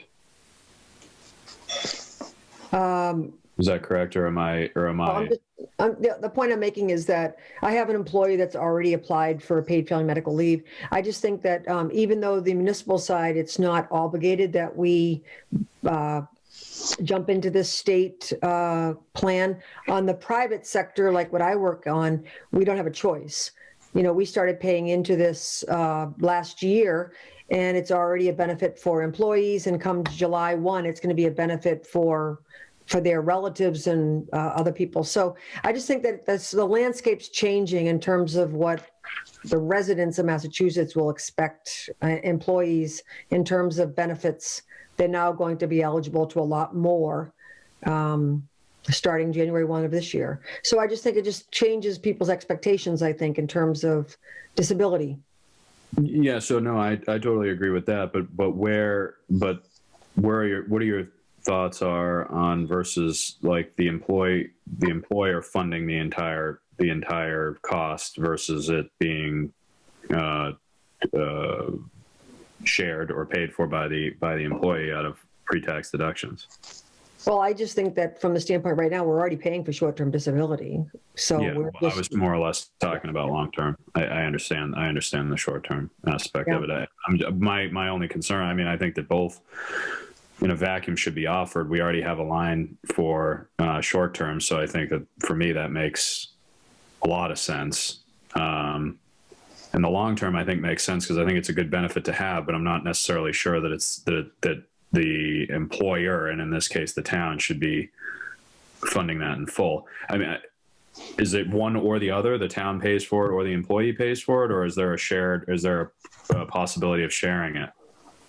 Yeah, there is a possibility of sharing it. You can do a contributory plan where it's 50-50, it's 75-25. You can do that. What will happen is the cost will increase. The 551 that I mentioned has the best possible rate because it's employer paid, and that's the most attractive to the insurance carrier. If you were to take that plan and say, hey, we're going to pay for half of it, and you'll pay for half of it, then what we're going to see is people waive off of the plan. That will reduce the volume, may potentially set us up with more of the risk, the higher risk than the lesser risk. And so we will increase that rate accordingly. And you might end up like I had quoted earlier, some of those prices for the voluntary plan. It'll work more like that than it's 551 divided by 36 people. Yeah. That makes sense. Yeah. And the only other thing I would just mention, Matt, based upon what you commented on, is that the long-term disability plans on a voluntary basis are almost always offered on a post-tax basis. Okay. Pre-tax would then make your benefit at time of claim taxable, whereas most employers choose to keep it post-tax so that because long-term disability it's long-term, right? It's 180 plus days. Something serious is happening. They want that benefit to be paid on a tax-free basis at that point. Yep, that makes sense. Okay. Yeah. So Jim, is this PowerPoint that you just presented available to send to Ed so we can have that? And then Ed, are you able to resend to us some of the worksheets that you and John had done? Like the proposal where it specifies how much you have paid for the last, I think you went back 5 years? How many years did you go back on? I was thinking it was 4, but I could be wrong. Okay. I should still have those. If you could resend us that information as well as the PowerPoint when Jim sends it along, then we can have this back on the agenda for next time. And if there are questions that people have, we can send them to Ed and forward them on to Jim. Does that sound like a okay plan? Mm-hmm. Yeah. It's a good idea that we see the background. Yeah, I'd like to see that background again, and I'd like to just run it by a couple of people that I know that you're in insurance business, just to kind of get a sense and talk to some other people that are already accessing short-term disability. But this has been very helpful, Jim. I really appreciate you coming and talking to us about this. I think it's really helpful. Great, glad to do it. I'm happy to answer any additional questions that you have, and I'll get this presentation over to you now so that you can share it with the rest of the board. Does anybody else have any other questions? No. All right, thank you again. Yeah. Great, thanks very much. Take care, everyone. Be well. Thanks for coming. Thanks, Jim. Yeah. And then in addition, I just remind the board members that we do have 2 unions which have language in their contracts about disability insurance, the highway and the police. And the police union has very, very specific language in there. So we would have to negotiate with both of those unions if we wanted to implement changing the plan and going with something like this. Well, how does that process work? Because I imagine kind of a chicken or the egg scenario there. Like, do we sign up for the plan and then negotiate, or do we have to negotiate ahead of the plan? And if we negotiate ahead of the plan, what if we take so much time that the plan quote is no longer valid? And then we go back to the plan administrator and they're like, well, the cost went up, and then we got to go back. It's just, these processes take long. Yep. Yeah. Ideally, you would want to do it before actually accepting the plan. And so In you that would go case, I in with already have just a a question. proposal. Come Well, again? I was going to say, in that case, I already have a question for Jim, is how long is this price good for? I think Jim's gone, so Well, that's okay. I think he already said that he could lock into a 3 years. So I just wanted to verify that if it took us a couple of months, and we were talking about the new fiscal year, would this price still hold? I imagine it would if he's telling us that it's a 3-year not change in price. So we would have to just request an opening of the contract for the highway and police to negotiate this. But I think You can do it 2 ways. What? You can do it impact bargain, or you can do it, they're all due to expire on June 30th. The highway's already asked to start bargaining for a successor agreement. Okay, well, in some ways it's good timing then. Yep. But you could also look at how many of that 37 people don't have a contract, and is that enough of a base to start a contract and then add people as you go? Mm-hmm. Yeah. Right. Well, the argument against that, though, John, is if the 2 unions don't want to go for it, then we're kind of effectively double paying, because we're going to have to self-fund them, and then we would have insurance for the others. So now our budget dollars go up, right? Not necessarily. It depends on, if you're insuring the people that don't have a contract and they're the ones that are going to utilize it going forward, that would come out of your insurance end. If the other people utilize it, it'll come out of the department end. right. Right. Yeah, as it does now, that would remain unchanged. Yeah. And Yeah, it'd be good. It would be good to understand from your spreadsheets, where the 36 people live, where they come from, what departments. Yeah. Yeah. And to make a comparison of that scenario, looking at what our exposure might be in the event that we end up in that situation. Yeah. I would hope we could do a present. The other question would be that if the 2 unions don't go along, is now our volume of people we're covering still going to meet their minimum requirement? Yeah. I would hope a presentation to the unions would show that it is an advantage and an upgrade to the staff rather than taking something away, and that would be a much easier sell. I think we should probably not talk more about the contracts with the employees and any details that might be discussed as part of a negotiation. I think we can just suffice it to say that, let's put it on the agenda for next week. And let's start by, if anybody has questions, send them to Ed, who can then send them to Jim. And then we'll bring up any further questions next week. And Ed will send us the details of what was spent so far and some of the other documents that you all used and we all saw some time ago. Does it sound like all right? Yeah. Yeah. Okay. And my understanding is that the employees do have access to a voluntary long-term disability plan right now. So if we can get some more information about that, that'd be great. Yeah. Okay. Anything else on the disability plan? Or the, No, but it certainly made more sense to have him come and make a presentation and for us to try to wade through that proposal. I appreciate this. yeah, I think that was very helpful to me too. All righty, so we'll just pick back up with the select board reports. Everybody that was, did everybody get a chance to talk about their committees? No, I've got a couple things. Okay, all right, go ahead, Chris. Yeah, just very short. Board of Assessors have met actually tonight and one time last week as well, basically trying to work on their budget presentation, trying to figure out some of their needs and especially looking at salary scales, et cetera. And then Concom met, I believe it was February 1st, thereabouts, more or less routine issues, working on this notice of intent up on High Street. Had a very long discussion on that with the engineer that's been working with the homeowner up there. They have been busy preparing, and I think they've finalized their report for the annual report. They've submitted, I think, their report back into Judy. She had put out a request for looking for annual town report information. So I believe they've finalized that. They were talking about the wetlands bylaw, which has been approved by the Attorney General, that also came back with a few questions. And so they talked around some of those issues. And then especially we're also looking at their budget.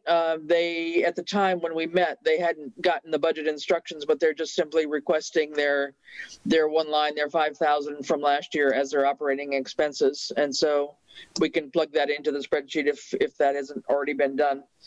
Other than that, just looking at various issues regarding their various accounts. They've gotten, money from the Trails, Mass Trails grant, and just working with Ed to set up the accounts and sub-accounts for CPC, and some of the money that they got through CPC, they will not be using, so they need to refund that to CPC, as well as one of the match amount for the Mass Trails grant that they got last year was less, or they got a smaller amount of the grant than what they'd asked for. So the amount that CPC had allocated to them and approved at town meeting actually needs to be less. They cannot keep that full amount. So they were looking to get those things refunded and get their accounts straightened up. So it was mostly those kinds of issues.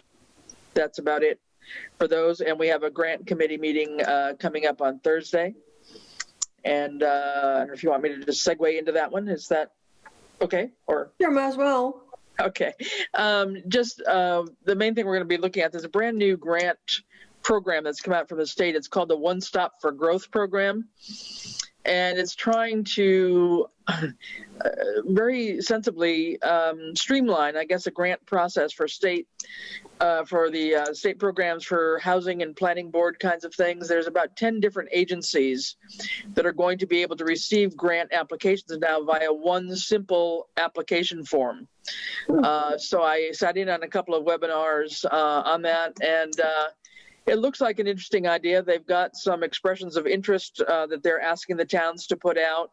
If they would like to basically pitch a proposal, towns can pitch up to 5 different proposals for big projects that they want to do. The time to do that is between February and March, and then during the month of May is when the actual full appraisals, full applications rather, would be due. And basically, these are proposals that the state agencies would look at, and if they, amongst the 10 of them, don't feel that it's in their bailiwick, they will also refer them to other state agencies. So it all seems very logical and a time saver for many. So I've shared that with Ed and with Paul Deeman from Planning, and Randall and Jim Sini from Housing, and I think Ron Lauren as well as Building Commissioner. They all seem to be kind of in that bailiwick, sort of these bigger state programs that we've probably taken advantage of at some point in the past, or maybe we haven't. But it seems like an interesting opportunity coming up. So we're going to be looking at that a little bit more and seeing if we know of things, or trying to liaise with each of those people I mentioned to see if they've got something in mind or they want to bring it up to their various committees and see if there's something we can at least pitch as an idea, get some feedback from this committee to say, okay, yeah, that fits, but no, you need to strengthen it here, or this would fit better, or et cetera. But they do have some capacity building grants. They have a variety of things available. So it's actually kind of an interesting new program.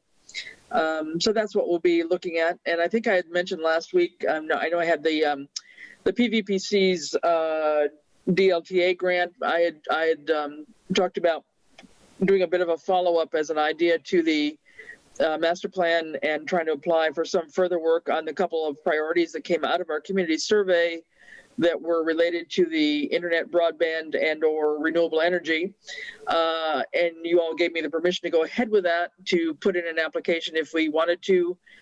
Those applications are still due on the 12th. They got extended for a week from the 5th until the 12th of February. However, prior to doing that, I called PVPC and talked to our rep there to sort of pitch the idea and see what they thought. And actually, neither of those fit what they're looking for. So I'm withdrawing my effort on the broadband and solar in that regard. There is one I know that planning is putting forth in conjunction with the housing authority. So I know they're moving forward with one for a DLTA submission. And so that's a good thing. But I'm backing off of the one that I thought I could put forward. It doesn't fit their criteria for right now. And there is an agenda item that that talks about another DLTA application that's going forward. So any questions for Chris about her reports? All right, thanks, Chris. On my end, the Board of Health hasn't met since the 20th of January. Matt, do you know offhand if there are plans, in fact, for a joint meeting with the school committee? Well, they had a joint meeting with the school committee. That went well, and the dialogue has been open. That was at the last school committee meeting. I'm sorry that I didn't mention that, but it went well. And both committees were very pleased with, the dialogue. Separately, I just want to commend Kate. She's really risen to the occasion here, and gave a very good description of what's been going on with Maven and contact tracing, and very, very detailed, very, very sharp. It was great. I could tell that the school committee very much appreciated it. There is the kind of action items are that the Board of Health indicated at the end of the meeting that they were planning to have another meeting before the end of this month.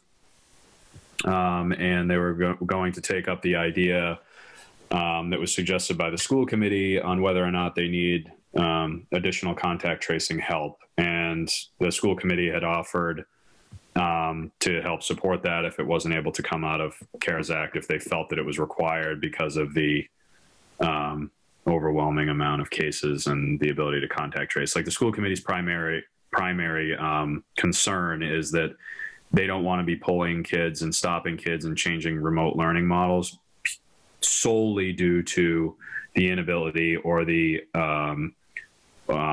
time associated with contact tracing. Like they're fine with changing learning models if there's a reason to do so, but they don't want the reason to be the fact that we're slow to contact trace, if that makes sense.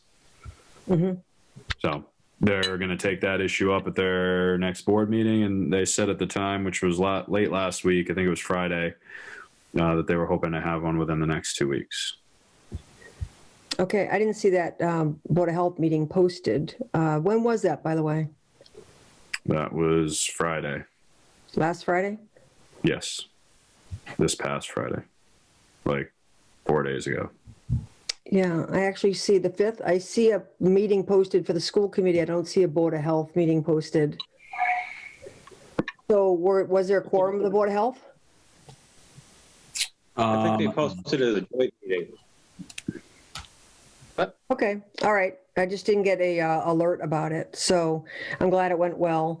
I'll continue on then with my report. The Board of Health did send out a letter to all seniors in town with information about getting the vaccine. There have been some issues with getting appointments for folks. We'll talk about that under the COVID agenda item. The Council on Aging met last Wednesday, the 3rd of February. Our director, Joan Lenehan, is one of a few directors across the state that have achieved state certification from the Mass Council's Senior Set of Directors, Council on Aging. They discussed the FY22 budget. They also discussed the CARES Act purchases. They have a collaboration with Good Eats to Go for gift cards for seniors to get meals. Then they discussed the usual newsletter, friends, transportation, treasury report, and various programming. And then Open Space Review Committee had a short meeting last week on the 2nd, and they're meeting again this Thursday. The last meeting was specifically to talk about that property that was already mentioned, adjacent to Pomeroy Mountain, map 12, parcel 10, that was reported that CPC has endorsed them possibly getting money for an appraisal for that property.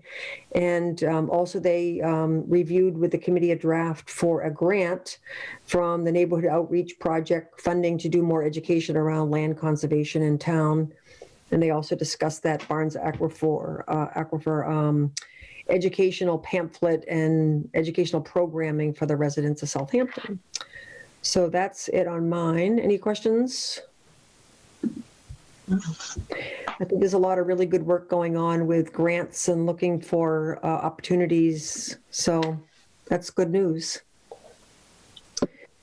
So Ed, do you want to go ahead then and do the treasury report? Sure. Your town administrator report? Absolutely. Let's see. First of all, we have received a response from town council concerning the letter which was received in regards to door-to-door solicitation for solar panel systems requests during this COVID-19 pandemic. And I have the response here, and I'll read it to you. In follow-up to our emails, phone call about the letter received from Trinity Solar attached, we reviewed the issue in more depth. In March of last year, the State Department of Public Utilities had issued a request that certain entities regulated by it that they cease door-to-door sales in light of the pandemic. But that was not an order, and it does not appear to directly apply to Trinity Solar. We then looked to see if door-to-door sales are generally covered under any of the governor's pandemic-related executive orders or other state-level orders, and did not find one generically applicable to such commercial activities. Thus, the question is whether the town has any authority to regulate same due to the pandemic. It is our understanding that Trinity Solar Inc. has submitted a request to the police chief for a permit to solicit services related to the marketing, design, development, installation, and servicing of solar electricity generation systems within the town. As stated above, there does not appear to be specific authority for the police chief to withhold such permits solely due to the pandemic. However, in our opinion, the Select Board and Board of Health have the authority to adopt a temporary moratorium pertaining to door-to-door solicitation. As a threshold matter, door-to-door solicitation is regulated in the town by Article 14 of the general bylaws. Specifically, Article 14B states, no person shall go from place to place in the town or upon the highways of the town soliciting or selling, except such persons may be licensed to do so under applicable provisions of the general laws. Licenses for door-to-door solicitation, also known as hawker and peddler license, are governed under the general laws pursuant to General Laws, Chapter 101, subsection 13 through 34. Except for a small category of goods not relevant here, a hawker or peddler is prohibited from selling goods within a town unless they are duly licensed. See General Laws, Chapter 101, Section 18. Furthermore, General Laws, Chapter 101, Section 17, permits the Select Board to make regulations relating to hawkers and peddlers. General Law, Chapter 101, Section 17 states in part, selectmen may by regulation not inconsistent with this chapter require hawkers and peddlers to be licensed except as otherwise provided, and may promulgate regulations governing the same. In my opinion, and in light of the ongoing pandemic, it would be reasonable for the Select Board to adopt a temporary regulation prohibiting peddling, door-to-door solicitation, and the operation of hawkers and peddlers in the town. There is no requirement in General Laws, Chapter 101, Section 17, that the board hold a public hearing or publish notice that will consider such regulations in advance of adopting them. In my opinion, therefore, the board may consider the adoption of regulations for hawkers and peddlers at any duly noticed public meeting. Please note, however, that any such regulations should be directed at commercial door solicitation and avoid regulating non-commercial solicitation. Courts have routinely concluded that canvassing and soliciting enjoy First Amendment protections. See Massachusetts Fair Share, Inc. versus Town of Rockland, 610F. Supposition 682, 684 through 685, Massachusetts, 1985.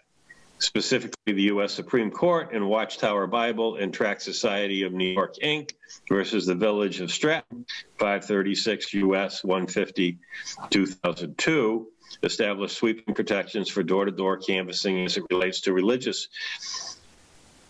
proselytizing, anonymous political speech, the distribution of handbills, and non-commercial solicitation and canvassing in general.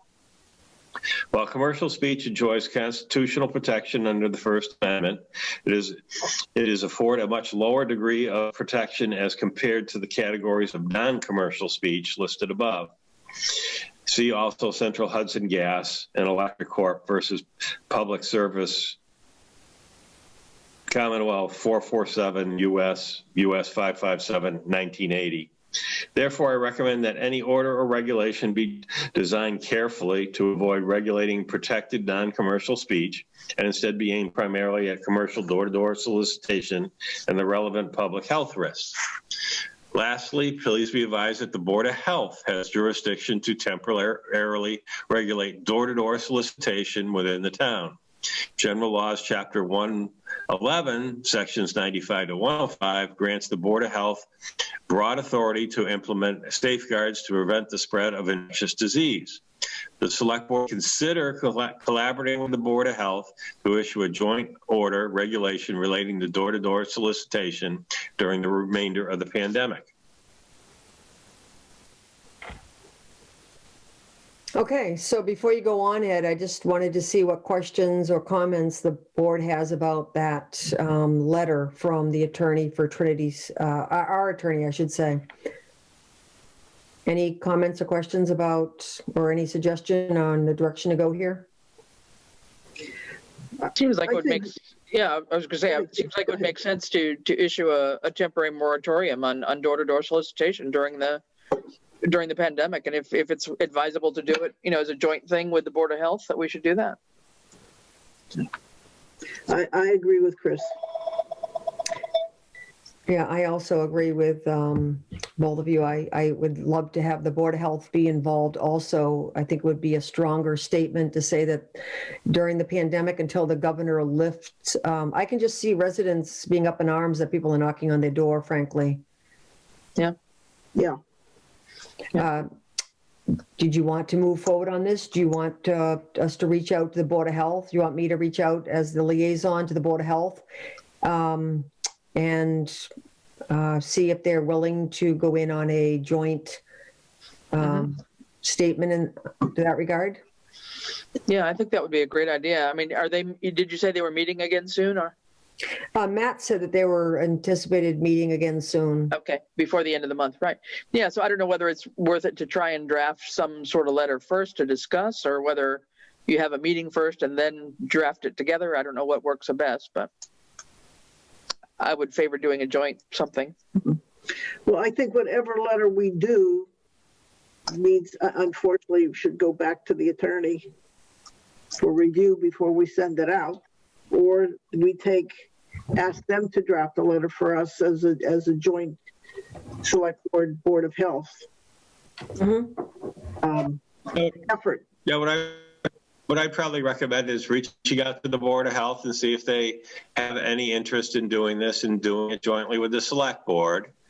And once we know that, if the answer is yes. I can reach back out to KP Law and have them draft something for us, jointly. And if their answer is no, and the select board would like to move forward on their own, I can reach out to KP Law and have them draft something, select board to move forward with. Okay. Sounds like a plan, Ed. Thank you. You're welcome. You want to continue on? Sure. Next, I'd let you know we did receive our free cash and retained earnings figures today from DLS for the close out of fiscal year 2020 as part of that closeout. Free cash was certified at $206,377. The retained earnings for the water enterprise were certified at $621,181, and retained earnings for the transfer station were certified at $37,502. Then I'll let you know that VHB is working with the DEP for the DEP to place our waterways permit for the East Street Bridge out for public comment. Once it has been placed out for public comment, it will remain open for 30 days for the public to comment on. And then once they receive any or all comments, they will either issue or not issue our waterways permit. And I will be, excuse me, I'll be meeting with our Maya risk analysis representative later this week to cover our risk potential here in Town Hall and at our other facilities. And then upcoming select board meetings, February 23rd, and select board meetings for March to be determined. Any other questions for Ed? Just a question, Ed, you said the total for the free cash for the town was what? Was it 206 or 2? I thought it was 286. $286,377. Okay, you faded out. I didn't hear it. 286. Okay. And does that include our last year's amount, or remember we had 20,000 or something that was kind of in play? That would have been carried over and be part of this. Okay. Oh, it would be.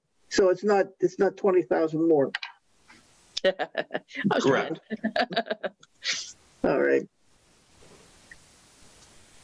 Any questions? But theoretically, without that, it would have been $266,377.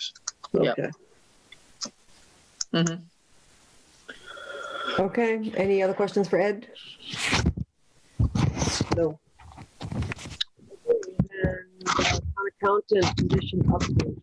So last Friday we had interviews for 2 accountant applicants, and we had a scoring sheet, and we didn't discuss the scores on these folks, but would someone like to start in discussing a little bit more about their feedback on the applicants or the interviews? Okay. Well, I'll start. Okay. I'm going to say that, I mean, neither one has municipal experience, and that's ultimately a concern for us. What I did find through the interview process was the fact that Ms. Gillis obviously has done some research, some trying to make connections with others so that she could get some assistance, develop a path where she could obtain the knowledge and the training and the certification needed for the position. She talked with great specificity about the steps that she would take in order to do that, and I really appreciated her effort. I thought she interviewed very well, answered the questions thoroughly with thoughtful responses. I think she gave good examples of her previous experiences and some of the ways in which she's addressed situations that she's been in. She was not the least bit vague. He didn't hem or haw around any issue. I mean, she really was very straightforward, and I appreciate the directness. She also admitted, you know, that she has a learning curve. But I found, at least I felt, her willingness, you know, to put forth the effort. She defined the position as exempt, and however many hours it would take for her to get the job done, she would get the job done. I really appreciated that. So, do you want my score now, or? There were nine questions, and it rated from 1 to 3 per question. And so I felt that I gave her 3 across the board. The other gentleman,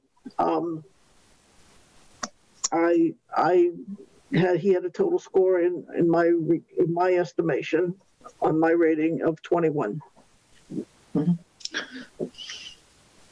I didn't get this rubric, or if I did, I missed it. I obviously was not present for this meeting, but I did watch it yesterday. So I have not scored. I wasn't also, I'm not saying that I wasn't told. I probably was working on a meeting every night at this point. So not complaining, but I didn't do this and I wasn't aware of it. Just full disclosure. Okay. Do you want to, or do you want to come back to you in terms of your feedback on the interviews? No, I can do my gut feedback on how I feel like the interviews went, having not participated in them and just watched them. I mean, I think I echo the primary concern that there's no municipal experience. I do feel similarly to the reasons for that Ed expressed at the end of the meeting, being that, you know, the 30 versus 40 hour difference might be the reason why, you know, we're not getting enough interest in the position. People maybe want to just be full-time, like, you know, full-time 40 hours instead of 4 days a week. But be that as it may, I mean, I hear what Francine is saying. However, personally, I heard both candidates echo lack of experience, admit a willingness to approach the learning curve in my way, in the way that I saw it. Both candidates expressed a deep willingness to put in the effort and the energy required to make sure that the task at hand was learned. And in the event that they had questions, they would talk to Ed, they would talk to fellow town accountants, they would reach out to various different resources, like they would go the extra mile to make sure that they got the answers that they needed. I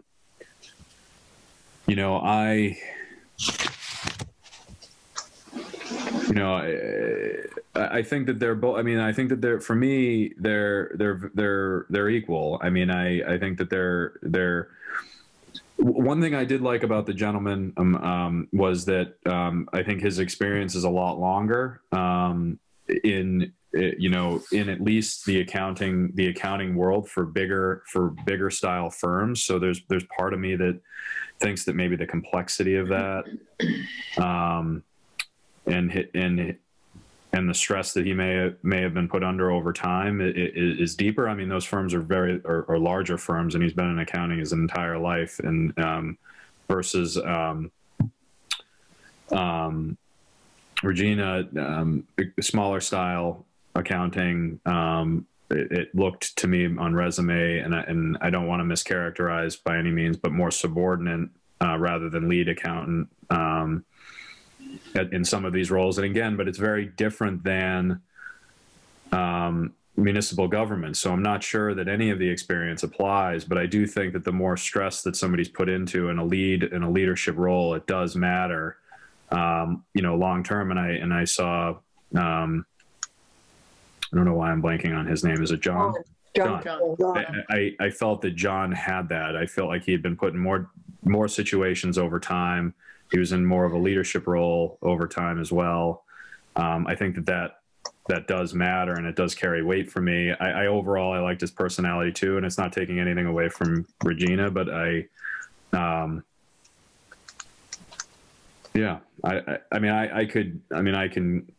offer you do you want me to offer you like kind of my gut choice on this, or how would you like me to approach?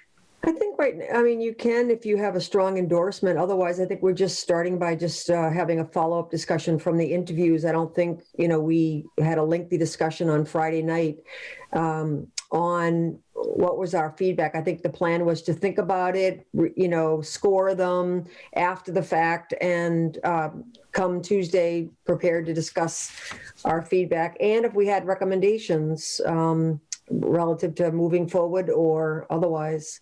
Yeah, I mean, I think, then I will say my gut. I mean, I think I personally, my gut is with John. I think a lot of that has to do with where he's come from, his background in town, his family in town, his breadth of experience that's been longer. Now, the drawback to that is, we obviously want to hire somebody that hopefully we have for a very long time. And I know we discussed a little bit about, without breaking any HR laws, but like retirement and goals and length of time. And I remember him discussing that as well. So I think that is a little bit of a concern, but I do like his breadth of experience. I do like the way that he's approaching it. I like the fact that he's been in a leadership role and at some of these companies. I like his tenure at a lot of the companies. And I generally enjoyed his personality. Like just watching him was, felt like a kind of a breath of fresh air, honestly. He seems like a very positive guy. So that was my gut. Thanks, Matt. How about you, Chris? Well, I too share the concern about lack of municipal accounting. I guess I'm still surprised that we can't find somebody out there that has got that background. It would just be so much easier, and to have somebody that's got some background in that and not have to have such a huge learning curve. I do believe that both of them are quite capable of doing it. I actually ended up with a higher score for Regina than I did for John as well. Not quite as high as Francine, but I was 20 and 25 on my scoring. I felt really that, there's a certain amount in terms of John's experience has been with I believe they were both insurance companies, if I'm not mistaken. A lot of longevity there. Definitely not somebody who's moved around a lot. He's stuck in the job and maybe climbed the ladder even, but he's been there for a long time and knows what he's doing, which has got a certain level of value to it by all means, and obviously a bigger group, as Matt said, a bigger employment situation perhaps, and also had good knowledge of what he was doing. I didn't find his answers very specific. I didn't feel like I didn't feel like he'd done a whole lot of research about the job. He mentioned watching YouTube videos, fine, but I didn't feel like he had kind of looked at things more closely. It was sort of like, oh, well, gee, that's open, maybe I'll apply for it. It wasn't like he was really seeking the job so much. Regina, on the other hand, I thought was very specific. She has had supervisory responsibilities in her last couple of jobs. The one with CISA, if I'm not mistaken, was one, and a couple of others where she was supervising 2 or 3 employees, so that was a positive. I just felt that she was able to give, some very specific examples. They were very different from our municipal context. They were talking about her work in New York City and working with I believe it was both homeless or AIDS programs, et cetera. And I thought she was just, both of them had the questions ahead of time. And I just thought she was more prepared and able to really give us a broader view of who she is as a person. I was a little concerned because she has had a variety of background, and a lot of it has been contract experience. So she's been more of a freelance contractor than she has been, or as much anyway, as a full-time employee places. But at the same time, I kind of like the idea of the variation in her background. Having grants management experience, having nonprofit experience, just seemed to bring together lots of different principles of accounting from, different perspectives that could be very helpful for us. So, yeah, that's kind of where I was looking at now. And I don't know, to me, I think we need to figure out whether we want to maybe ask for references on both of them or on one of them. I don't know what we would want to do, but it's all going to come down to that next step, I think, as well, right? So. Mm-hmm. Thanks, Chris. I think from my standpoint, I found they both have an MBA. I mean, I think they both could do the job, and I think they have enough professionalism that they would work hard to learn the job and to seek certification and to work with our town and with the state to figure out what they need to learn to do the job. I think not having any municipal experience is definitely a problem, especially since we don't have an assistant accountant in the office there. When I scored them all I did them as I was answering the questions with them. Their scores came out exactly the same. I think that John had a very pleasant sort of personality. I agree that he would be able to get along with everyone. I think that's a great skill. And I think that he has a lot of finance background. But I think his answers were more vague. I think Regina answered the questions more specifically.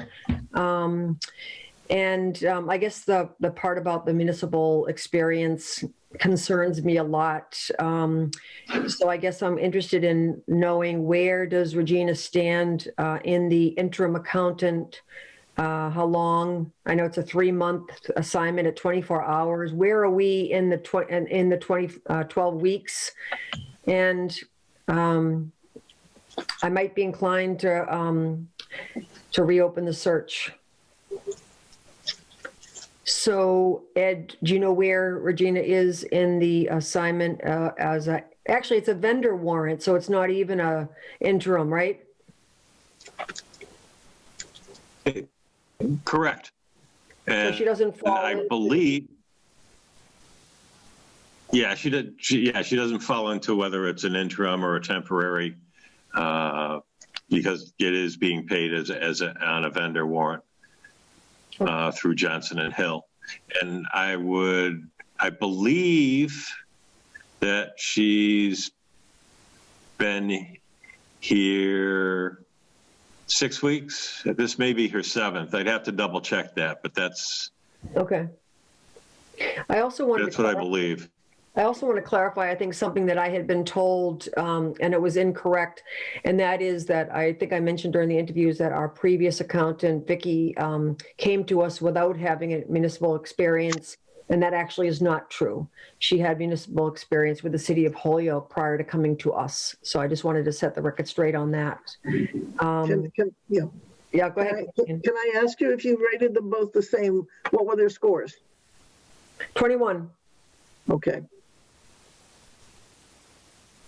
So I just also, John helped us a lot by working with Ed and doing the initial interviews and so forth, and not being a voting member, but as a consultant. I just wanted to ask John if you wanted to also discuss the interviews and anything more you'd like to say as sort of a consultant in this process. Okay, you went hazy a little. Maybe it's my internet, but did you just ask me if I had any comments? Yeah. Okay. Yeah, I mean, I did 2 sets of interviews, and I guess when Francine led off, I think she was, right on what I was going to say. She was very specific. I was impressed by the research she did to take her where she is and where she needed to go from that point on. So I really like that part of it. And again, she's somebody that I think will be happy with the 30 hours going forward as part of a step in her career, because she did come from a different level than, say, John. One, I think, is going up, and the other one is taking a step back for whatever reason. And with John, pleasant, but again, I don't think he was specific in a lot of his answers, which indicated to me that maybe the research wasn't done anywhere near as much as Regina did. And I guess I have some concern whether, I'm not sure, but he's come from a longer distance for a position. And he made mention that he's got to put a couple of children through school and all that stuff, which makes me wonder why you would want to go from an assistant controller to a town accountant at only 30 hours a week, and I'm going to assume at a much less pay than what he would be getting in the corporate world. And he has been there 18 years, so that's, I guess I would want to follow up and ask those questions. But from my 2 interviews, I think Regina is the best of the 2 candidates we interviewed. Mm-hmm. Thank you, John. You're welcome. Yep. So does anybody have any other comments or questions for John, or any comments at all about next steps?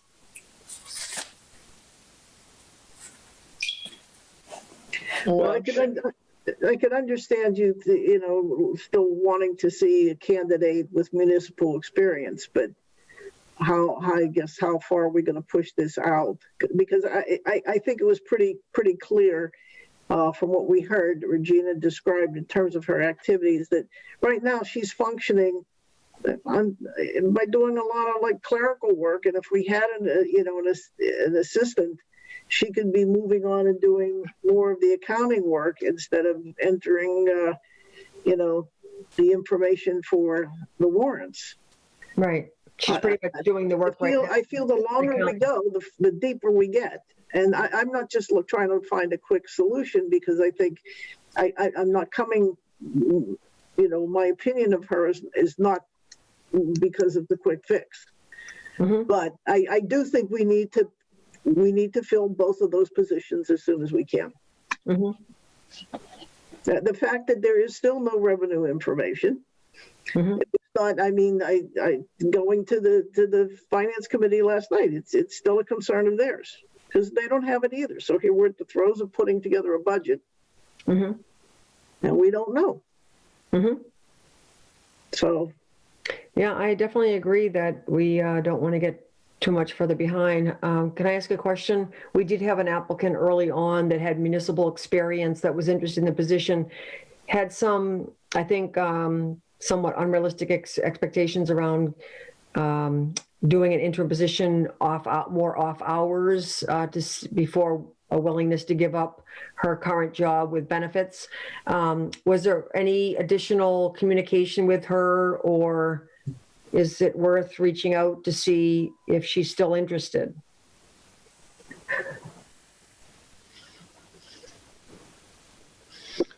That would be an idea to, at least, I don't know if we can, but I mean, if we could reach out informally and find out if she's at all still interested, that would be worthwhile. I think you guys interviewed her, did you not? And thought she was a possible candidate, but it was more the time constraints that she was operating under because she was helping out another town, if I remember, in addition to her main job. Yeah, she said that she would only be interested if she could kind of try it out because she needed health care benefits for her family because her husband was in the convenience store business and they needed it. So she wasn't willing to commit and take a position on a temporary basis in order to try it out and leave her full-time position, which was in a local community. Yeah. So, yeah. So that was the kind of catch-22. Mm-hmm. And based on your experience with the Indeed applicants and what you know about this position and the possibility of getting additional applicants, is it realistic to expect that we might find someone that has municipal experience?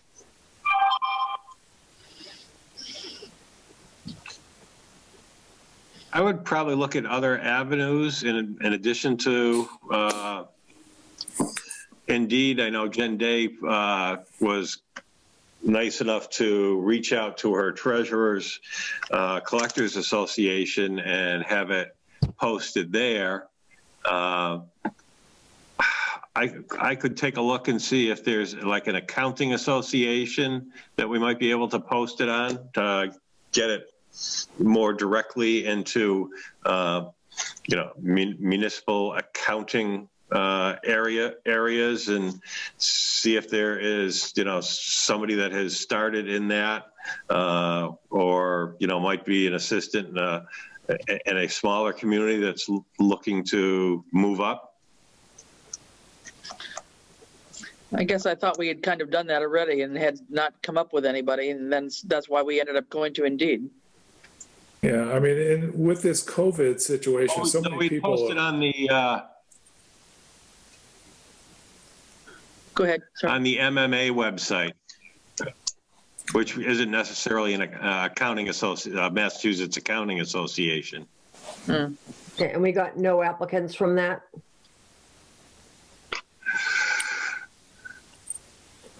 I don't believe so. Okay. My memory is either none or one. And John, you were about to say something? Yeah, with COVID, there are so many people that are unemployed now, and we're getting very, very little response. Even when Lucy posted it on the appropriate, posting boards, if there is one of these two candidates that you feel that will do well and that could learn and progress in the job, I mean, you don't want to lose the one that you want to select, because if they're out there looking, they could get a job elsewhere. So if you think there's one of them, my recommendation is I'd say go ahead with that person, do references, and go from there. Is there any harm in reaching out to this person from the other municipal accountant person, just to see if there's any interest at all still, and just be sure we close the door? If be sure there isn't an open door, I guess, is the question. I think that would be a good suggestion. Yeah. I mean, I don't know if this is anybody's thought, but just from, having done this for 40 years, when people know they were interviewed and then you go looking for others outside and then you don't find anybody and you come back and say, well, okay, we'll hire you. I don't know if that's an incentive for one of them to say, boy, they're really enthused about me and they want me at this job, or it's just, I'm the person hanging out in the end. Just a comment. Mm-hmm. Yeah. Mm-hmm. Well, I think it's already been publicly stated that ideally we'd have someone with municipal experience, especially since the office is currently vacated by both positions. So I don't think it's realistic to reach out and check references on both finalists. I believe that someone would, in some positions, would want to be a finalist before their employer, or, somehow it was public that they were actually seeking another position. So we could what would people like to do? Yeah, well, that's sort of my world, that unless there's an offer contingent on the results of the background and reference checks, that I wouldn't check both candidates. It would be to whom we were intending to make an offer and start with that. Mm-hmm.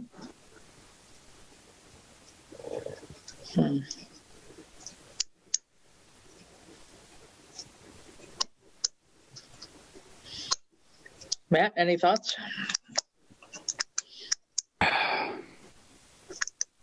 Yeah, I mean, I guess I agree with this. I don't think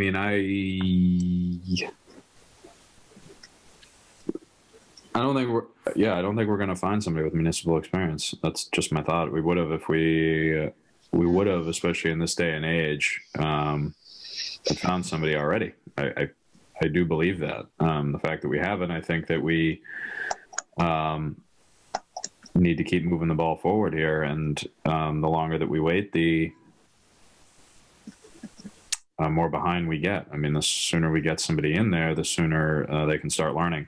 And unless we really feel like we're going to find somebody with municipal experience, we're basically kicking the can further and further down the road here. So I don't disagree with reaching out to the person that has municipal experience, but that was just such a hedged ask before. I mean, how is the person ever going to know what the position's like? You just can't. Unfortunately, you don't have the luxury in today's day and age of testing out a position to see if it works before committing to it. That's just not really how the world's built. For sure. Mm-hmm. Yeah, because we could end up back in that same situation. Honestly, you could end up back in the situation with no birds in hand. Right. I mean, unless anybody's got a grand idea, and Ed's got a grand idea, unless we really feel like this wasn't well publicized, which is, if we feel that way, then honestly, that's on us. And we should do better, and we should put it back out and start the process over again. But if we do that, I think it's safe to assume that the two that have applied would be gone, and then we'd be back to a pool of applicants. Mm-hmm. Yeah. And I think we have to be realistic. We've been vacant now since October? So, 4 months has gone by. We're not going to get get any faster by putting this back out. I'm not in favor of putting it back out at all. And as John brought up, I mean, with this rate of unemployment, if people were looking for a job, we would have many more applicants if they were interested in this position. Yeah.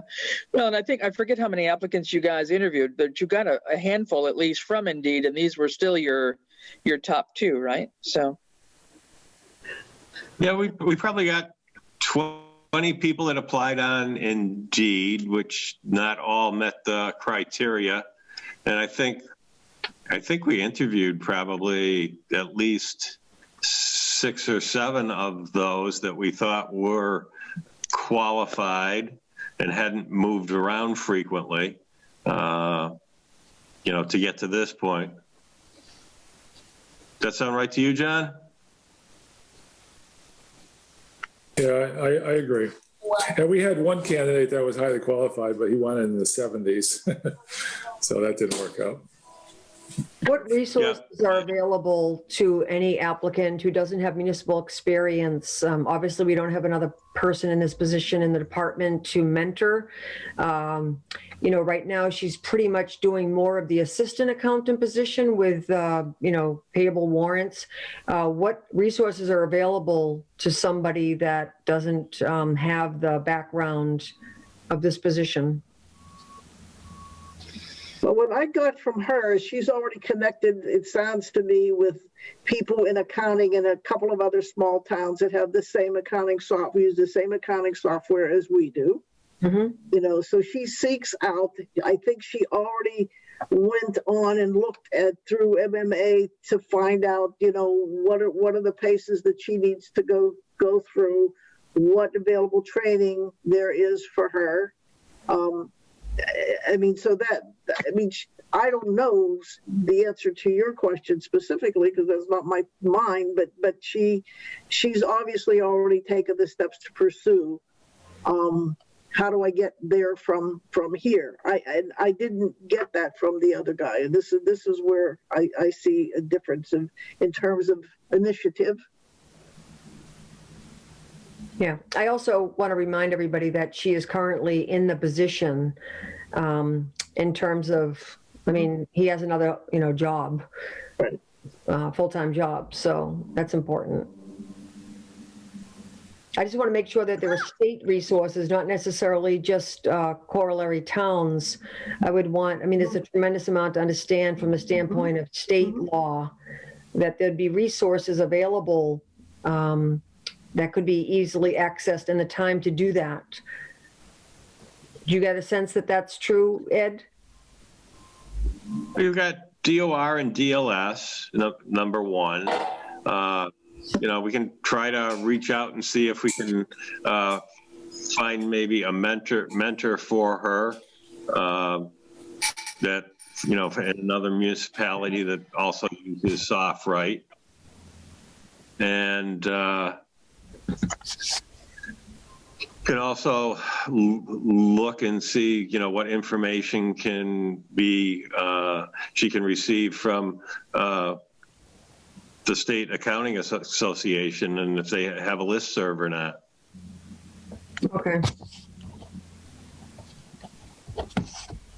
And then, the longer term as far as training goes is the UMAS school that they have usually once a year, which is, I think, around the end of April, beginning of May timeframe. The other question I had is, because she currently works for a vendor, we are obligated to buy out or pay money towards that contract. And the longer she's in the position, the less is being paid, I believe. And I'm just wondering what those figures are. Where are we in the line item for that office, if not that position? And is that something that we should understand before we move forward in any way? Or is that something that we only need to move forward on when we discuss a potential contract? Can I just add that one of the things she did say that she would be willing to stay on that contract in order to save us the money down the line in terms of what the payout would be? Okay, but put that into perspective because it's based on the number of hours. And the first level you click over is 200 hours, which I believe she just hit last week. Then it goes up, I don't know if it's 300 or 500 hours after that. And the rate that we're paying the agency is much more than we're going to be paying her directly. So there's a correlation on that. But I was able to talk to the agency and negotiate a much lower fee than what they would normally charge. So, I mean, I don't know if you want to, if you folks know that number, if you want to share it right now, or you want to hold off from publicly saying that, but there is a number, and I don't think it's a big number that will get in your way. I think the most important thing is that I think that we're not necessarily prepared to go over budget on this process, you know, for FY20. So I don't know that that's important. That would, I think, would be important for us to understand. This is all going to be contingent upon references and a successfully negotiated contract. So I think that that would be part of the contract piece. Yeah. But I appreciate that information and I appreciate you doing that. Okay, you're welcome. I mean, I think we need to make a decision on this as to whether or not, I mean, basically it seems like consensus is Regina. So if we're just going to address the elephant in the room, are we moving forward with Regina or? Well, I think you had actually put forth somebody else. So I guess if you're feeling comfortable with that, I'd be certainly willing to entertain a motion or a decision to do something else. If somebody wants to wait and seek other sources, or somebody wants to, whatever, make a motion if someone feels like we're at the point of selecting somebody. So I'm totally fine with that.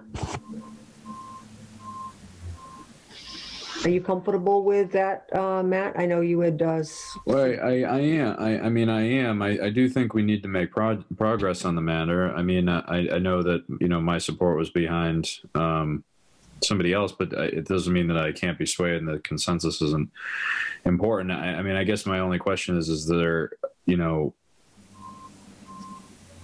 I mean, is there anybody else we should bring into the mix here? I mean, should we be asking anybody in town hall? So, you know, we have Ed's, I'm sure we can get Ed's opinion if we want it. I wonder if, I mean, I wonder if Jen Day's opinion would matter to us. I wonder if we should do that or if we shouldn't do that. I mean, have we gotten, I mean, John, I think, thinks that we should be making a decision on this too. Yeah, and so do I. I think the question, going about and finding and getting input from other people is fine, except that you don't have that same opportunity about the other person. And so you know, it's kind of unfair. Then you're making it, then what do you do with the information? And then you find yourself in a situation where you don't have access to the same thing. So you're not measuring them necessarily against one another, as I think we're trying to do, not having day-to-day experience with them and just going based on what we saw on their resume and what we heard during the interview. However, if we are selecting someone as a finalist and saying that it's continued upon references and successful background check and contract, then at that particular point, we can say elicit feedback. Since we're only selecting one person to elicit feedback on, I think at that particular point, we could certainly invite commentary from people that have worked side by side with her in this interim position.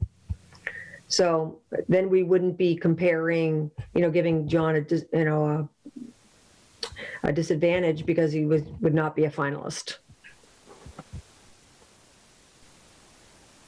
So any other comments, or anybody feel comfortable with moving forward, or do you want to do something else?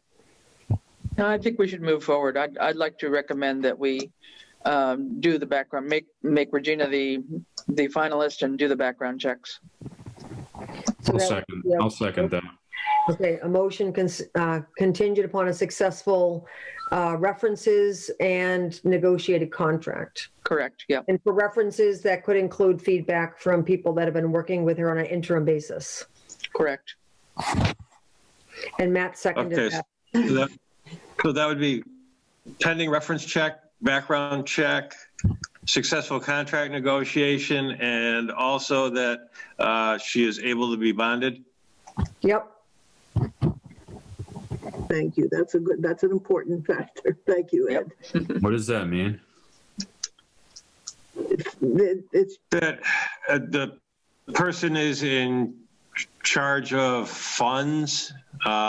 So basically, what for white collar crime, there are some requirements that certain positions in municipalities be bonded. So we pay for that bonding, and basically what it does is cover us should there be any misappropriated funds they're missing, what have you. Got it. Okay, Can any I- questions or comments? Just, did we bond the prior accountants, Ed? I believe Vicky was. Really? I've never heard that. I understand the bonding, but I didn't know that we had ever bonded anybody. Is that a cost? Is there a cost there? Yeah, I mean, the treasurer collector's bonded. I'm pretty sure Vicky was bonded. Town clerk is bonded. Trying to think if we've got any other one. Is this like a one-time cost? No, it's renewed every year. Oh, okay. Any other comments, questions? All in favor? Fishman, aye. Fowles eye. Roland, And Groden, aye. Okay. And who seconded that? me, Matt. Matt. Was it Francine? Matthew. Matthew seconded it. Yeah, Chris made the motion and Matt seconded it. Oh, okay. I thought Matt made the motion. Sorry. Okay, so All right. we'll follow up then and get some more information from you, Ed, in terms of the references, and I'll talk to you about eliciting additional feedback, okay? Okay. Sounds good. All right, thanks. Thank you again, John. Really appreciate your help on this. You're welcome. I'll stay tuned for next week, but much as I'd love to, I'm not going to stay for the rest of this meeting. Oh, gee. Good night, everyone. Night, All right, John. thank you, John. You're welcome. Bye-bye. All right, next item. Did you want to say something, anybody? I just wanted to ask him if his email was staying the same. Find out. Not the Soho one, that's for sure. No, I know, not his town one, but his other. Okay. The next one is the FY20 close update. And Vicky has submitted everything for the actual close, and was just waiting for DOR for any feedback. It seems to be moving through because we did get the free cash and retained earnings certification today. So that portion seems to be done. And then she just has the Schedule A left to finish, which she expects to finish this weekend. Okay, great. Progress. Any questions? Good. All right, assistant accountant position update. Okay, we've still only gotten a couple of applications. Jen Day did send over some of the resumes from people that had applied to her office for the treasurer collector admin position to see if any of those might fit here, but not a lot of response as of yet. And where is this posted? This one's posted on the treasurer collector's Association website and on our website. And I will see if there is an accounting association that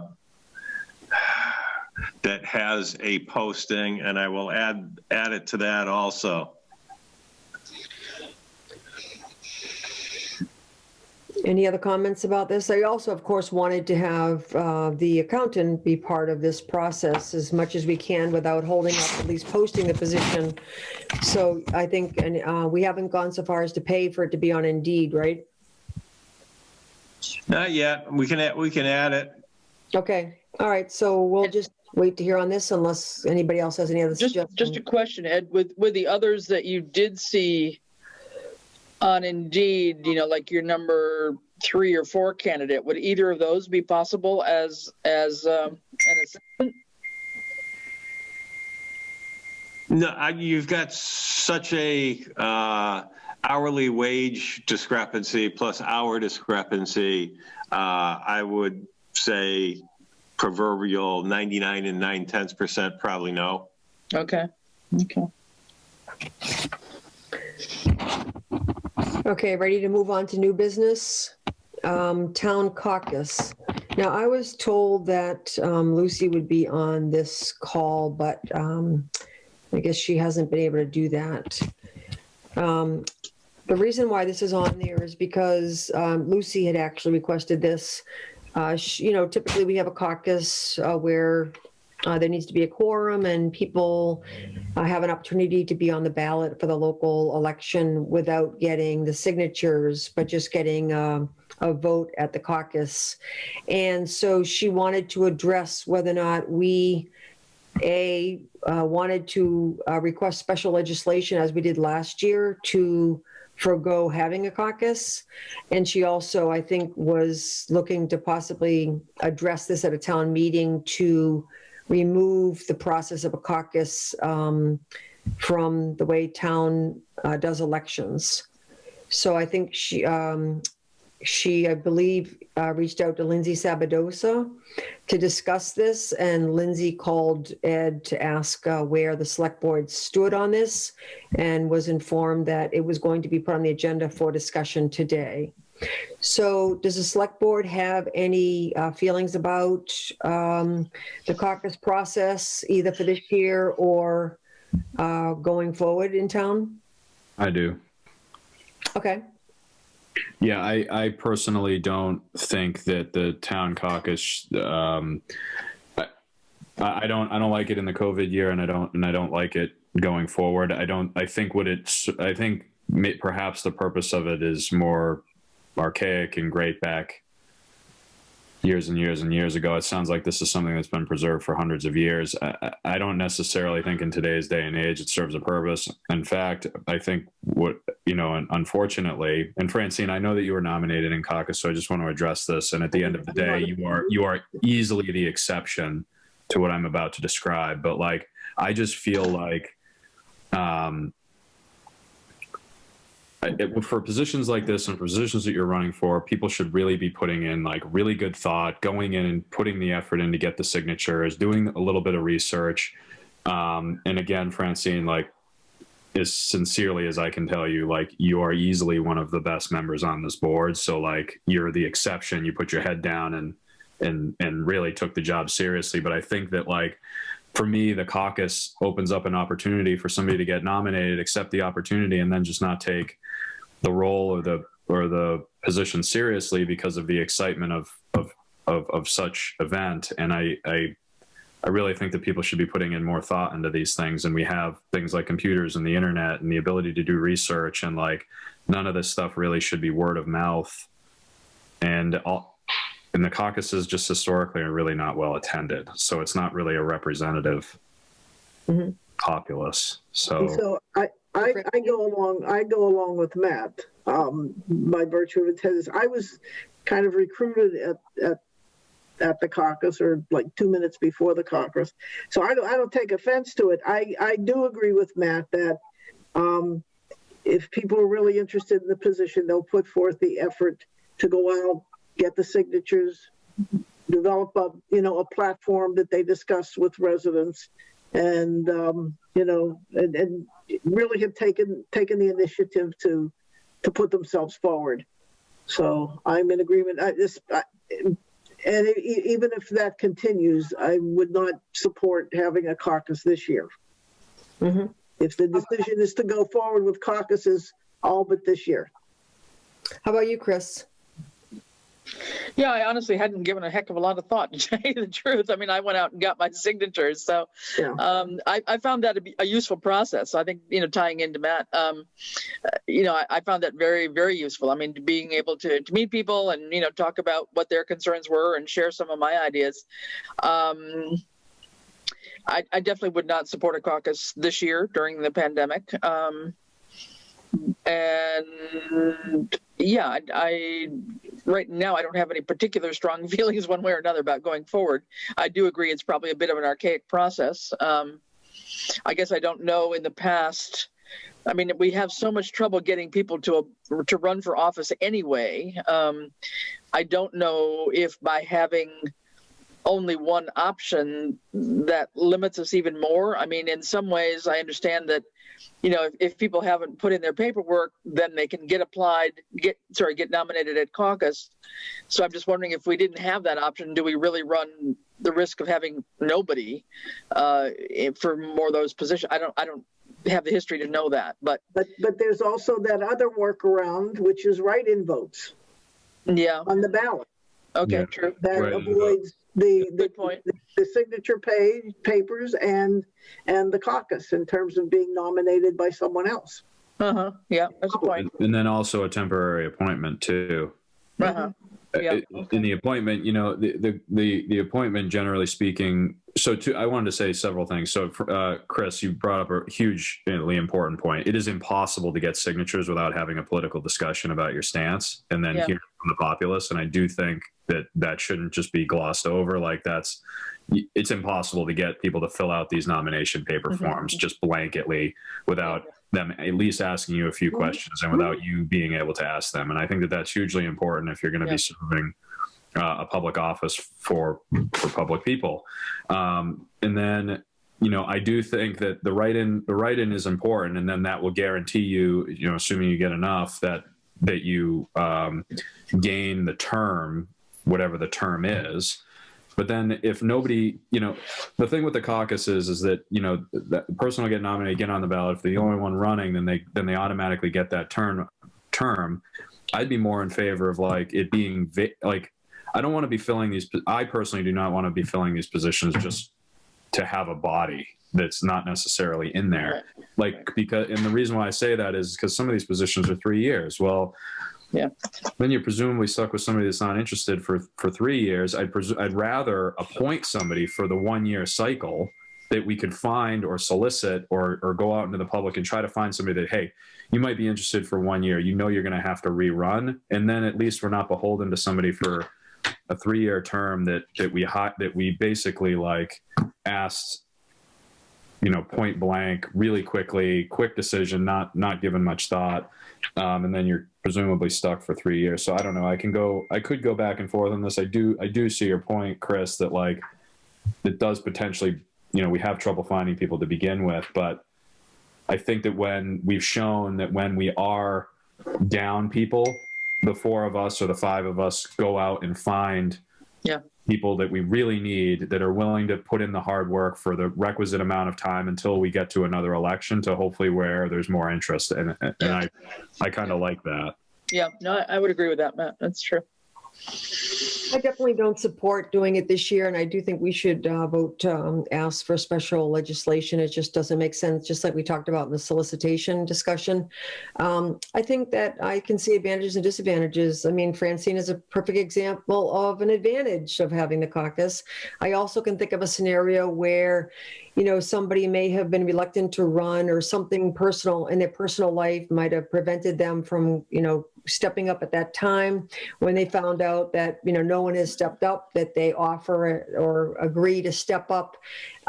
So I think that, like what Chris said, whatever can encourage people to, fill boards and committees, I think would be a good thing, and not necessarily a negative thing if they aren't able to get the signatures. There might be someone who has a lot of experience in it, but just for whatever reason wasn't able to get the signatures. So I guess I would defer to the will of the voters, which that would require anyway, to vote in favor or against still having caucuses. So I would want to put that in front of the voters and let them decide. And I think for this particular year, I would ask for special legislation to not have a caucus because of COVID. Right. Mm-hmm. Yeah. You're on mute, Matt. Yep. What did you say, though? Now he's muted again. Yep. My wife asked a question. Sorry. Oh, okay. All right. I saw you were intentionally muted. Okay. Yep. So did somebody want to make a motion then relative to this year? All right, I'll move to cancel the caucus for this year and to put this matter before town meeting to ask for and determine whether or not we'll ask for special legislation to eliminate it altogether. Now, before we just, all right, can I have a second? Second. Okay, so Francine and then Matt. Before we go any further, is this our vote to take, Ed? Or is this the vote of the town clerk to, or the will of the town clerk to decide to reach out to the legislature? Oh, I'm sure that when it gets to the legislature, they're going to want to know how the basic ruling body of the government voted that they asked for this. Okay. Yeah. At least on the special legislation for this year. So I would say, yes, you do want to take a vote now. Okay. Whether you want to separate Overstep. two out between Yeah. this year and permanently, that's another story. Yeah, I think we need to clarify that language, maybe, Francine, if I may, because I think I heard you say the special legislation was tied in more to getting rid of the caucus, whereas we need special legislation In this year. to get rid of it for this year, for sure, and then whatever the next steps are, right? Then what the next step is if we want to permanently eliminate it. All right, Yeah. why don't we do it as two separate motions? So this, what I heard is that this vote is to put forth or requests from the legislature that Southampton cancel the caucus for this year because of COVID.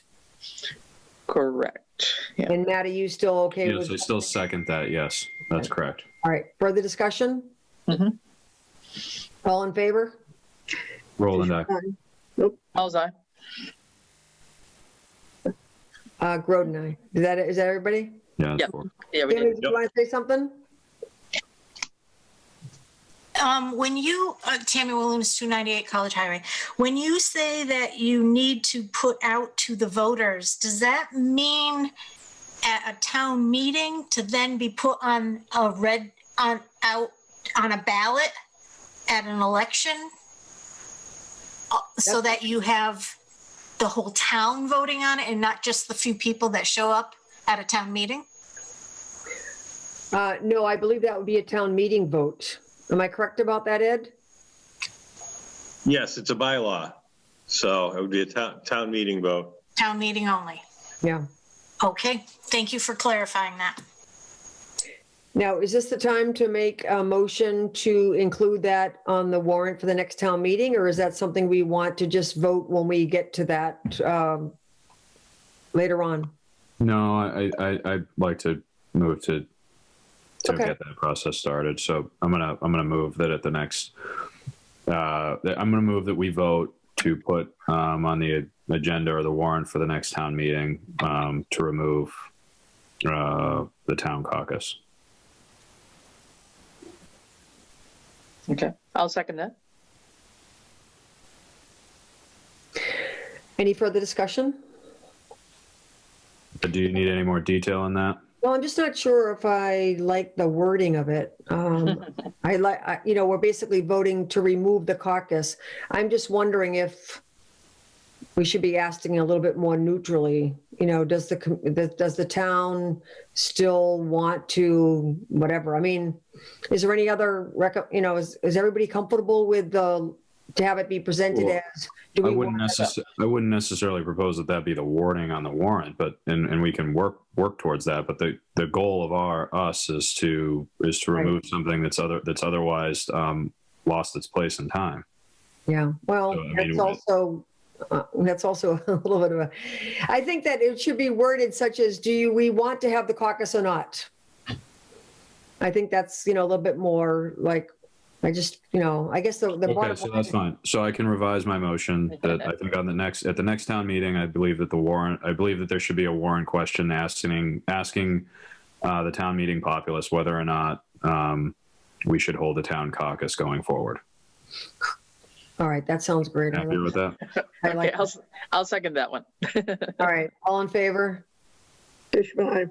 Fowles, aye. Roland, aye. And Groden, aye. Thanks for your guidance. I do appreciate that. I'm more of a black and white kind of guy, but I do appreciate it being brought back. And just for you to know, from my opinion, that particular question would not eliminate the warrant, because you would, if people voted to remove it or eliminate it, it's going to have to come back as a bylaw change. Oh, goody. So, I don't know what your intent is, but if, the intent was really to see if we wanted to eliminate it or remove it at the May town meeting, it would be actually in the form of a new bylaw or a bylaw amendment. Huh? We Okay. don't know how we feel about that process. Well, I tell you what, if we see some movement on the first bylaws. Get that elephant out of the Well, room. what if the bylaws committee presented the bylaw change to the select board approved it to put it in front of the voters, and then it was approved at the town meeting as a bylaw, and then it went to the attorney general and our KP to approve it? Would that have it happen any sooner? Well, that's the way we need to go about it. You'd be putting it forward at that May meeting, so it might come about quicker. But I'm going to do some checking and make sure that it would absolutely require that bylaw amendment to go along, and it's not just a vote to eliminate the caucus. And I'll confirm that and I'll get back to you. Okay. Good. All right, COVID-19 update. So we changed the every other week phone call that Ed and I have with police, fire, EMD, and health director to happen on Tuesday, right before select board, as opposed to happening the day after a select board meeting, so that we could report more current updates. So we had that call earlier today. And I think in general, I think everything is going along okay from a departmental standpoint. I think there's, I don't know, I think I'll ask Ed to go ahead. Did you want to say anything about where we're at in terms of COVID and what the report we got today? Sure. Let me see if I can cover it in a synopsis. Is let's see, in the previous week, we, as far as a community, we did see a substantial reduction in our COVID-19 positive test numbers. And this past week, on Thursday when they released, there was a small uptick of 4 additional cases.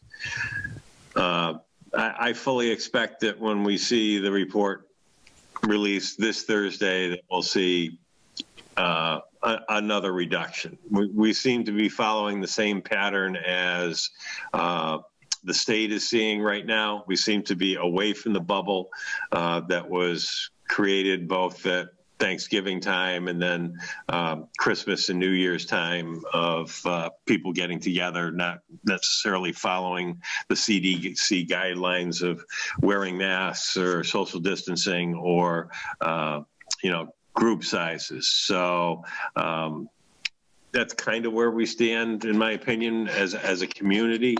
I don't think Southampton, as far as this next phase of vaccine rollouts, I don't think Southampton is seeing anything different than any of the other communities are. There is, I think, a good deal of frustration in general, and with the population that is over 75 years of age. And okay, how do we make an appointment to get our vaccinations? And whether they are computer literate, and by the time that they get through all the questions and answers, the appointment they're looking for is now gone, and they have to start over again, or the fact that the call centers are so busy for the vaccination sites that you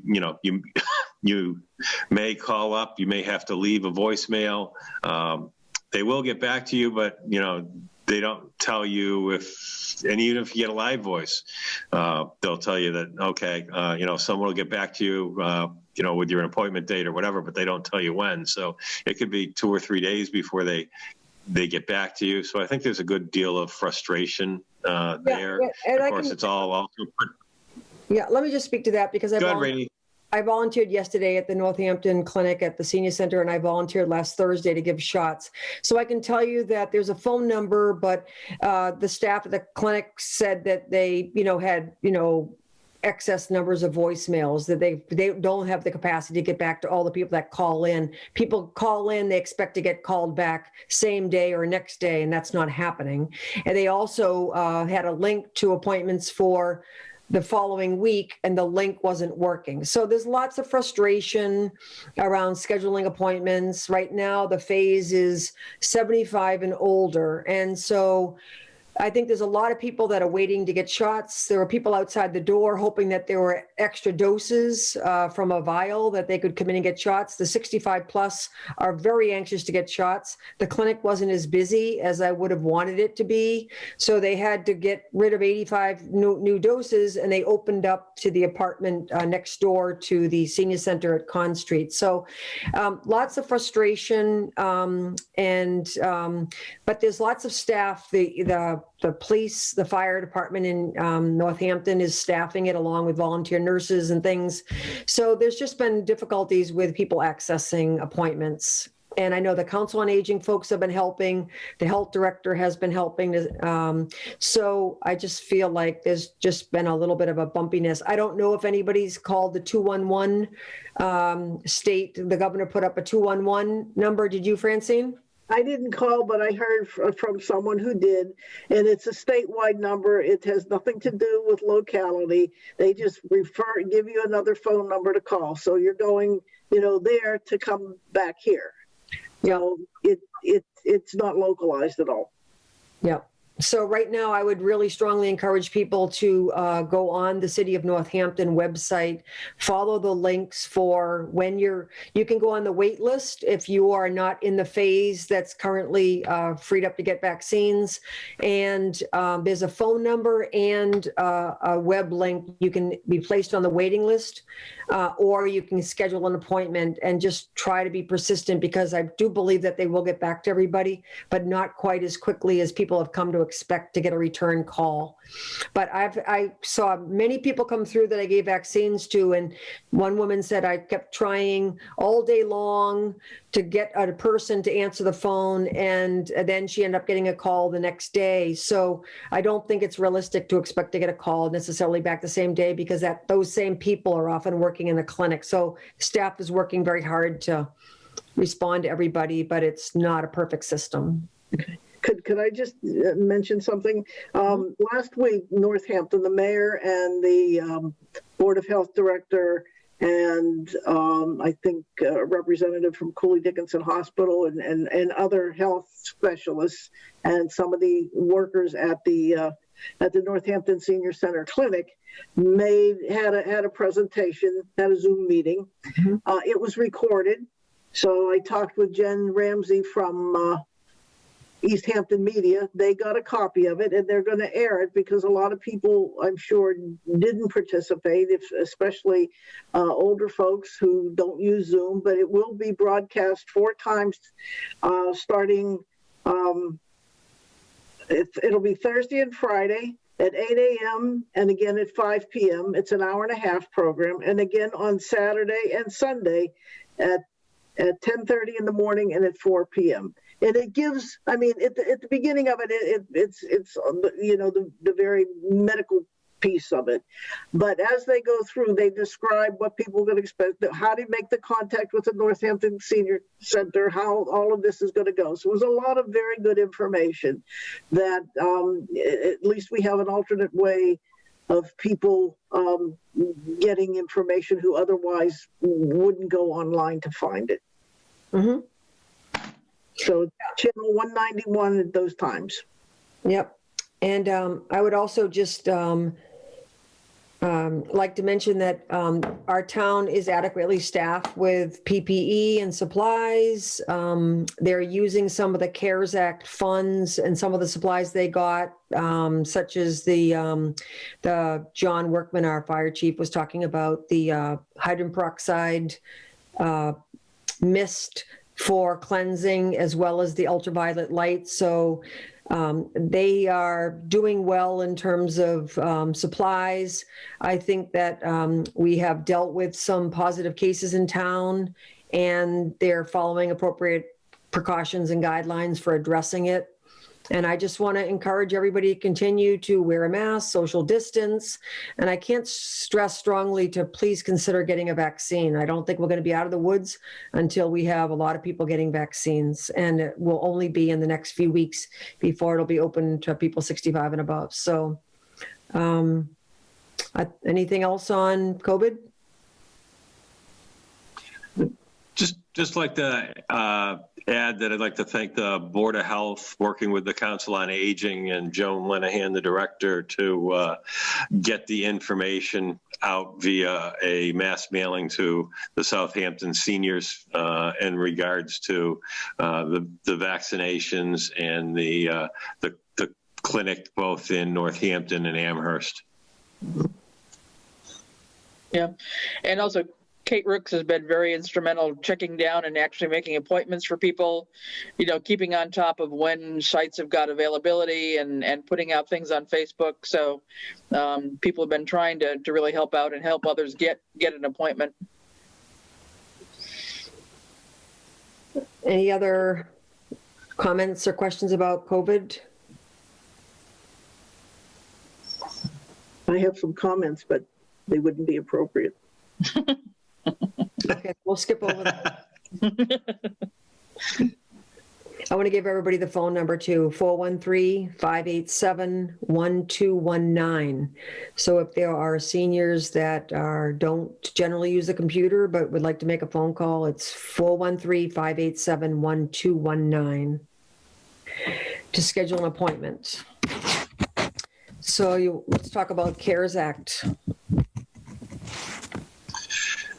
And I really haven't heard much from the state as a follow-up since they extended the CARES Act through the end of this calendar year. So I'm going to reach out and see if I can find any information on any reappropriation or reuse of funds, or if there's going to be a process to actually ask for additional approval for funding, since when we did the last amendment and removed some of the equipment or service requests from our phase 2 request that the state was saying didn't fit and wasn't approving. My memory is that we had about $19,000 that was still available to the 532,000 or 538,000 that was our original cap that we could have allocated to us. So I will reach out and find out if they have decided on any processes going forward for either of those. Because we do have some departments asking if, excuse me, if they will be able to do that or put in additional requests.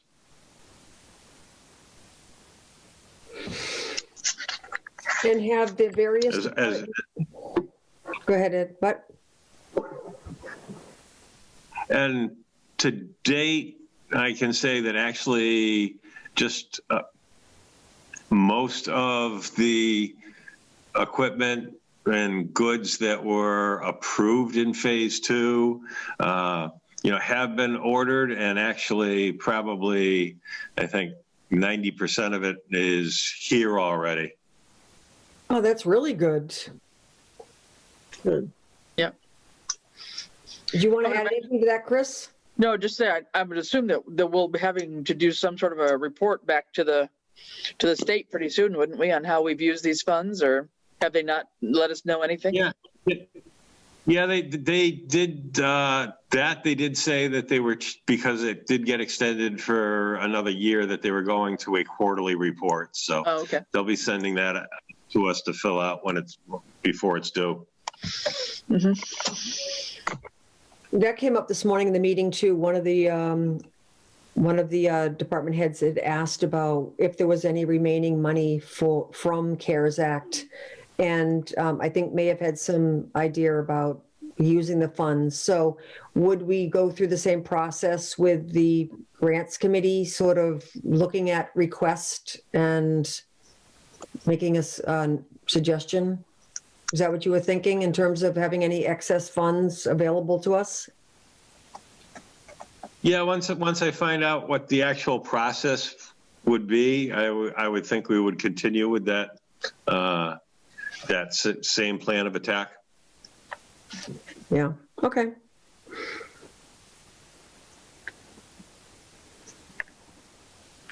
Anything else on CARES Act? I think it's fabulous. Not that I have. Ordered so much of the supplies. That's awesome.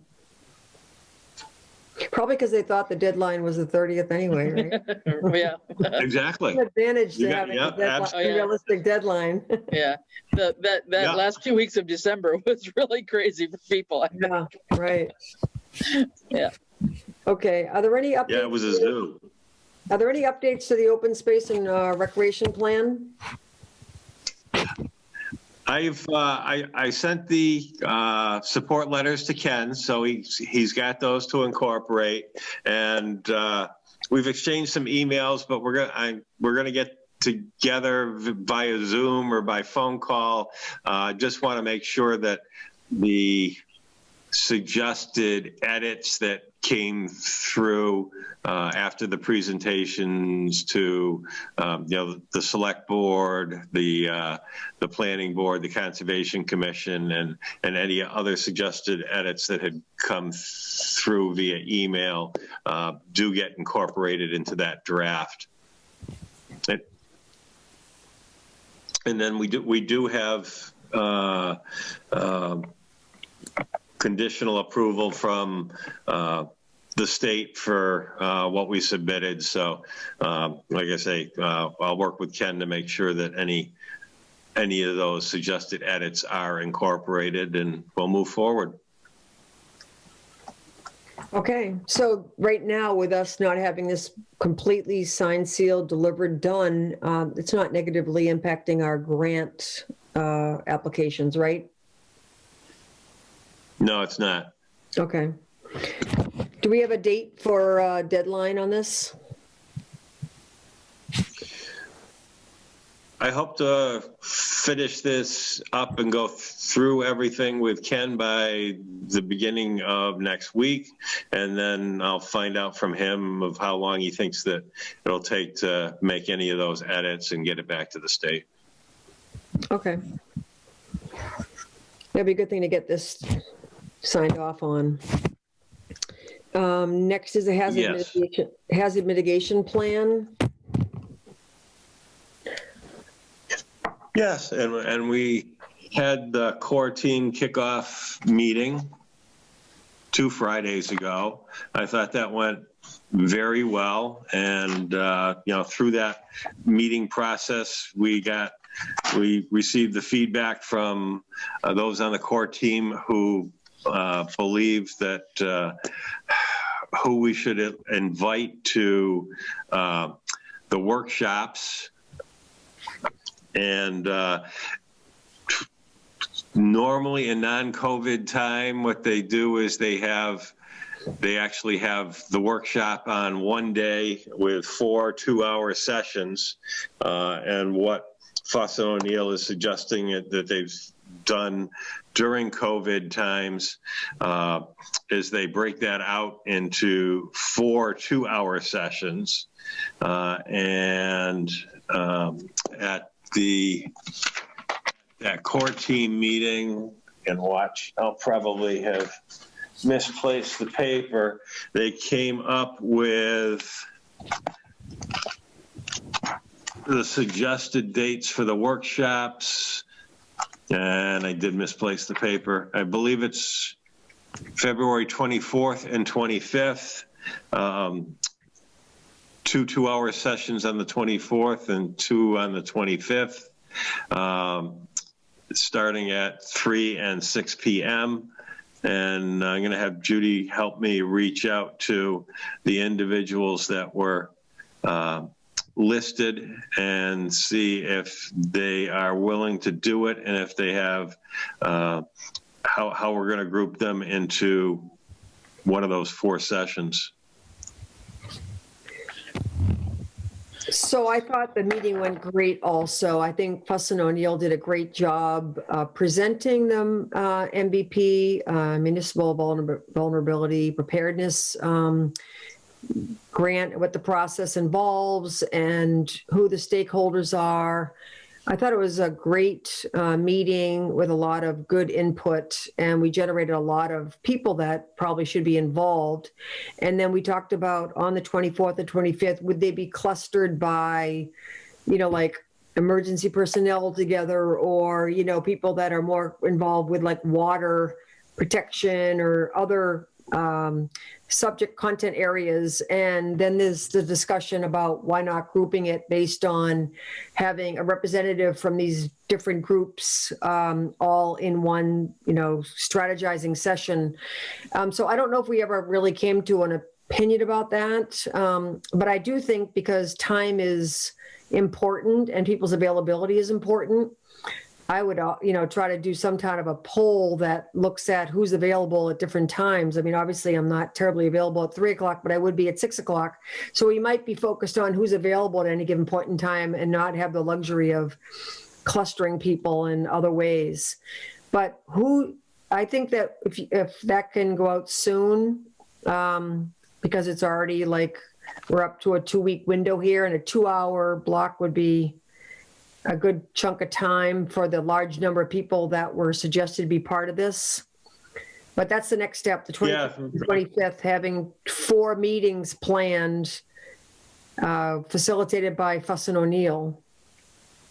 So, sorry, just so I'm clear. Yeah, so would this be one person would attend just one of those meetings, or you attend all 4 meetings? Correct. One would attend. They would attend one of those meetings. Okay. Yeah, okay.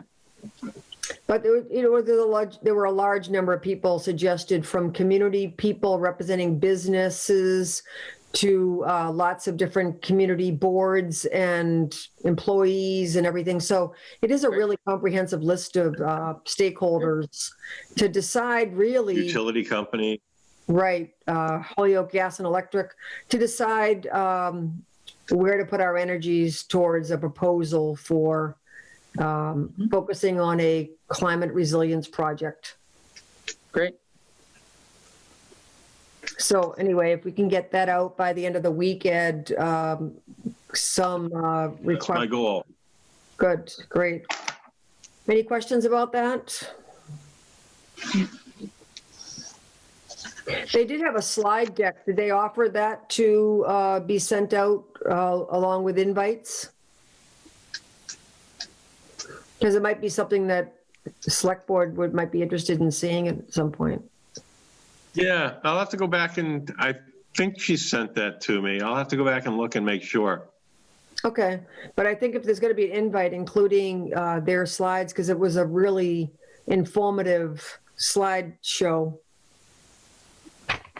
It gave some, suggestions of other towns that have done other things, other projects. I thought it was really helpful, and they did a great job facilitating it. Yeah, I thought they did a real good job keeping us focused. Mm-hmm. Next is IT updates. Yes, and just to let you know that it seems, other than some domains are still blocking our townofsouthampton.org email address, that the email is working correctly again, so that's good. And then the ad hoc IT committee is meeting again this Thursday evening. They are working on two things: the rollout of the laptops and also both the short-term rollout of Office 365 to the department heads that will get those laptops, and then also the long-term rollout for Office 365, either onto existing PCs or new PCs, other than the department head laptops that were ordered. And they're also talking about some long-range goals too, as far as incorporating a phone system with voice over IP and a few other things. But their immediate focus right now is the rollout of the laptops and the Office 365. So right now the laptops are all available in boxes, and when they meet, are they physically setting them up? Working with staff? What does that look like? What will happen is that they're going over them to make sure that the configuration is done correctly and set so that the Office 365 that will be on them will not conflict with any programs that are on staff computers, such as SoftWrite, Point Software, or anything else that's there. But actually, what will happen is when we purchase them, we also purchase, because it's through the CARES Act, a portion for Wally to Computer to come in and set those laptops up for the department heads. Mm-hmm. Okay, the only question I have though is, this is a Zoom meeting. So, and we kind of heard the same thing last time, that they're rolling out the laptops and that they're making sure there's no interference with other programs. I just really want these laptops in use if they've been available to us for some time. So what's a date that we can expect that the department heads will have their laptops? I think some will have them sooner than others. We're a little worried about the treasurer collectors department and the mismatch of software that's in there. But my hope is that we will start with a program rollout in about 2 weeks. Okay, so we'll have an update next time in terms of a calendar for getting the laptops to the department heads? Yes. Okay. Any questions about that? And I'm hoping a few of them may even be rolled out by then. Okay. And how many laptops are there that are going out to department heads? You just mentioned 13 staff or department heads. How many How many are you getting laptops? 13. We bought I 13. believe there's 13 of them. Okay, so everyone. Yes, Good. we did. So the fire chief mentioned that this morning, that he was waiting to get a laptop. No, Okay. actually, what he's waiting on is not his laptop. He's actually waiting on a desktop for another purpose. Okay. Is that also here physically? No, that's Okay. separate. Okay. So it hasn't arrived yet. Any questions No. about anything IT-wise? Okay, last time you introduced to us a employee leave practice policy due to COVID-19. Yes. And you had asked about the CDC guidelines, which were fun to try to find the updated and the right area. So I did include those along with that draft policy. And you will see that as of different situations, there are different recommendations, but what I had included in there for the timelines of if they test positive, they shall stay out of work for 10 days from the symptom onset or positive result per CDC guidance was what was recommended out of these CDC guidelines by our health director and contact tracer.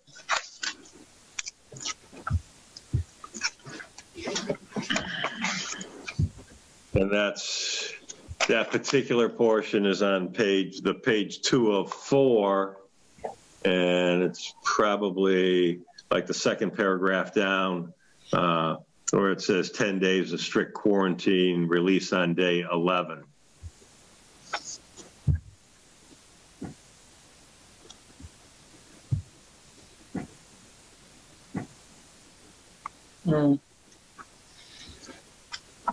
This is actually the state guidance. This isn't CDC. This is DPH. Oh, okay. Because I had put in for CDC. My fault. When I Googled it. We'd also asked that PQB review the policy. Did that happen, Francine? We haven't met since that last.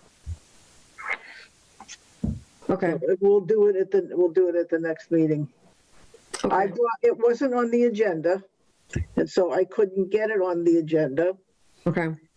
because our meeting was 2 days before their meeting. So I sent the document to the chair, and it will be on the next meeting, which is scheduled for the 25th. Okay, so my recommendation would be if the policy references guidance, it just has to be in line. So if they're going with the state guidance, that it should say DPH, Mass DPH. If they're going with CDC, then it should reference CDC. Yeah, I'll make sure when I Google it this time that I pay attention to that it's not the state, it's the actual CDC that comes up, and I'll send that out to you. Okay. And so we'd have, for what PQB would review would be all of that woven into the policy that we started to draft last time. Is that it?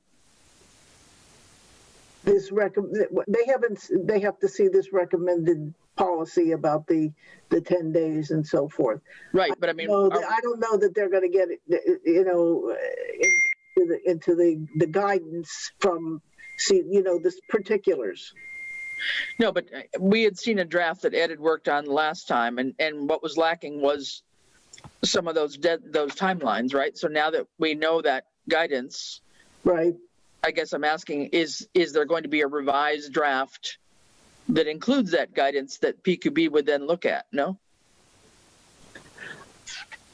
I guess it would be. They should line up. Go ahead, Ed. Yeah, they should line up. The two should line up. Mhm. Yeah, so if you can send us the CDC guidance, and you could also send this along with the CDC guidance for review by PQB, then we can address it next time. Sure. All right, that sounds good. Any other comments about this potential policy here? All right, in that case, then we'll move on to DLTA applications, and so I'll turn it over to Francine.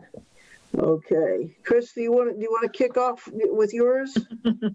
No, I basically said what I did before, Okay. that this, we're not going anywhere with the idea that I had about the broadband and solar. It doesn't fit their priorities this time. Okay, and I sort of had a similar initial experience, because the idea was to go forward and ask for assistance for them to do a salary survey, revise our salary scales and things, and get that kind of help. And that was not one of their funding priorities this year. But looking a little bit down the road, he did express to me, the fellow Eric at PBPC, that there were a number of towns who had made requests around a regional HR resource for small towns. And like us, we have department heads, we have committees who are all trying to fill gaps, and we don't necessarily have these qualified resource to go to when some questions come up and we need some assistance. So he provided me with some language, and then I added, customized it a little bit more for Southampton, and I think you all have a draft. This is not the final draft, but it's close to final draft because it's due on Friday, whereby we would join with other towns in submitting an application, a DLT, District Local Technical Assistance application, to participate in a kind of an assessment of the benefits, the needs and the benefits of a regional HR system in which we could eventually participate.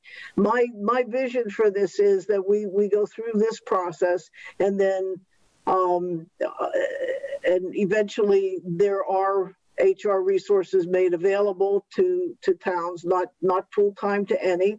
And I'm almost thinking I would like to see it almost as a coalition where we pay a membership fee as opposed to paying salary. And then we have access to so much resource time when it is that we needed to kind of put processes together to review our policies and make sure that we're consistent with civil service employment laws, to put procedures in place, perhaps in working more closely with our PQB group, and ultimately, to bring us up to a level of employee support that I think would be beneficial, not just to the employees, but to the town to the administration and to the town as a whole. So with that, I drafted this one pager, and before it goes any further, obviously we'd have to have the support of the select board in saying this is something that we would be interested in.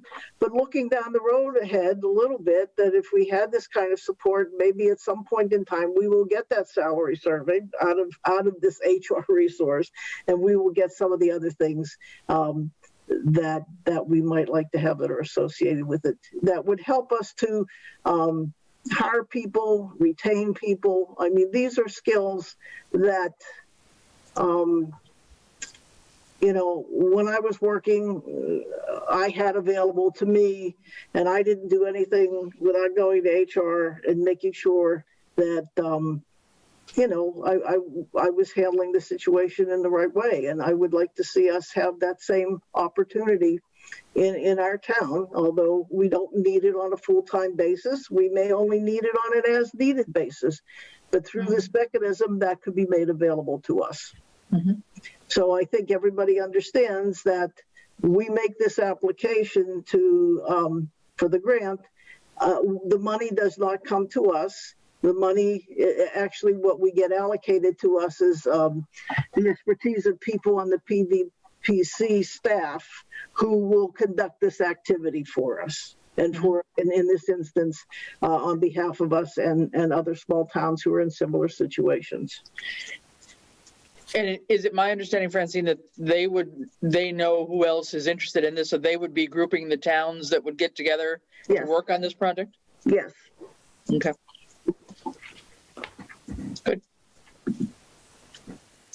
Well, I think we've got to do something to be competitive. I just sort of fear like we're losing some of our skilled people, and it's obviously being, more difficult as we go along to try and recruit qualified people to replace them. And like many other small towns, we certainly are under resource constraints and can't offer the moon, but maybe we can put something in place that makes it a bit more attractive, or at least more up to date than maybe where we are, and just understanding where some of the possibilities are to improve our system and make a mini HR system kind of thing. Yeah, I think it's a good idea if they're willing to support that. Yeah, and the other thing, I mean, obviously what we talked about tonight, they might be of assistance in helping us recruit. Yeah. Or, pointing us in directions of what are the appropriate places for us to be going to. I mean, there's lots of ways in which we, can save ourselves time and energy with having people who, this is their job. This is what they know. This is what they do. I think it's a great idea, Francine. I think it's a good write-up too. Thank you. Yep. Yeah, given our other 3 or 4 ideas kind of fell flat. I mean, if this is one that they're interested in helping with, then by all means, I would make a motion that we go ahead with the application and that select board sign off on it and get it in by Friday. Okay. The thing I just want to make certain of, that I did confirm with them, that we are not making a commitment. Right. At the end of this study, if it looks like financially the commitment would not be within the means of the town, then we don't have to go there.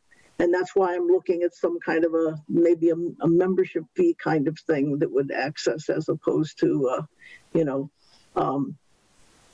co-sharing, quote unquote, the person equally among the towns. I'd like to see us have it at least on an as needed basis. Great. Yeah, sounds good. So you said you would be willing to make a motion. Is that a motion in favor of this DLTA application? Yes, I would make a motion that we support the DLTA application and sign off on it as select board, and allow Francine to put on the final touches and get it in to them by Friday. All right, is there a second?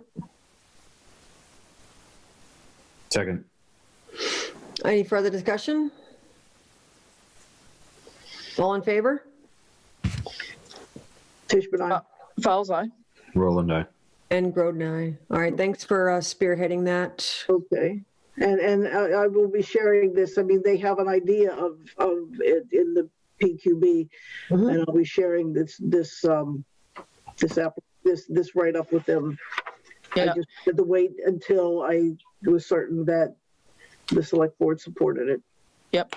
And Francine, I think you will need Reni's hard signature on that. Yes. Thank you. When do you want me to sign that? What's the deadline? You're going to meet on Friday, you said? No, it's due on Friday. Okay, when are you meeting with PQB? Oh no, they're going to see this. They'll just get it as an email. They're not involved in the submission of this application. Okay, so just let me know when you need the signature then. Okay, and then we're going to email it in. Okay. To scan it. It needs to be signed, wet signature, and then scanned and sent? Yes. All right, just let me know. I'll run down whenever. Okay, thank you. Yeah, all right, thank you. Chris, I may be calling on you for something. I was going to say, if you need a scanner. Thank you. No problem. All right, next is revenue and expenditures report. We don't have the revenue, but I believe we, unless I'm wrong about that, I know we have the expense report. Yeah. So Yes, that's correct. Okay, so who would like to ask any questions about the expense report? That is from 7/1 to 1/28, which is about 60%. I don't know exact amount, but it's the end of December would be 50%. So we're up now to between 50, 60% of expenditures. Yeah. I got to pull it up again. Sorry, I lost it. While you're waiting on that, I mean, the big question is town accountant expenses up 449%. Is there an explanation for that? Yes, there is. That because we're paying through a vendor warrant for our interim or temporary town accountant. That's flowing to expenses, and then we'll keep track of this. And then when we get into May or June timeframe, and we can do the departmental transfers, we will transfer out of the actual salary account into this one to cover that overage. Okay. Do you know regarding election registration expenses, that's up $138.39. There was a grant that was obtained. Does this in any way offset that, or are we just behind because of the sheer number of elections? Well, one thing I noticed, and the flip side of that one is the fact that the election and registration wages, no dollar amount has been spent out of that. So I've got to meet with Lucy when she comes back and see if by any chance wages were charged to the expense account number. Right. Okay. I mean, at this point, that's what I'm guessing, but I'm not absolutely positive. Okay. And this is the first time that we're going through where those workers get charged to the wage line. So that may be the reason. Right. Good point. Right. That too. But then some of them would be charged to the CARES Act money, I believe. Well, no, you'd have regular wages. Oh, okay. All right. CARES Act COVID money would only be for anyone if you required additional help due to the COVID. Gotcha. Okay. Yep. Okay. I noticed this last time too, but the fire truck maintenance and the ambulance maintenance is up already to the 100%. I know that they've had some repairs that are always unanticipated. You had said that there may be some other opportunities there, Ed. Is there anything we should be concerned about there? No, basically what John has done for the last couple years, you'll see fire department expenses, which are the $26,100. Normally the fire truck maintenance would get charged to that $26,100, but John has been trying to build a history for what fire truck maintenance is and what ambulance maintenance is. So he's been doing that. Again, this will be one of those accounts we will end up at the end of the year transferring funds out of fire department expenses into fire truck maintenance and out of the ambulance EMS expenses into ambulance maintenance. And actually, when I sent John the spreadsheet on it, I kind of put a little note in there that this upcoming year may be the year that he probably has enough history to actually reduce those expense accounts and put some money into fire truck and ambulance maintenance. Yeah. I've got two questions, if I may. As we talked about earlier on with our bylaw discussion in terms of legal expenses, we've got a budget of $20,000 and we've spent about $7,000. So we've only spent about a third of that. So I think out of the $7,000 or something that maybe, sorry, am I right? Right. Let me check that. Yeah, there's a balance of 13,800. Yeah, balance of 13,000. So if we can put aside maybe 6,000 or up to 1,000 at the very, 600 or maybe up to 1,000 at max to look at bylaw issues, so we can keep those moving. It seems And like we do have two. Yep. Yeah, we do have two more KP invoices that aren't on here, but I don't find $600 would, shall we say, crimp us as far as that goes. Okay, so we're going to prioritize those that we're going to ask that they review. Is there some idea that we could get from them of how many they think they could do in that 3-hour period that we have the money to pay for? Well, but Francine, remember, we've got. They've got. You can't answer that question. Yeah. What'd you say, Chris? Some are going to take longer than others, so they can't just say, "Oh, we can do 4." Okay, Yeah. but they already hit. All right, go ahead. Yeah, but no, Francine, just to be clear, you're not looking for them to, we've got 2 others that we're hoping, they're in final draft, that we're hoping to present to select board next time. Right. Are you trying to include those in the line of the ones that they already have as a priority, or?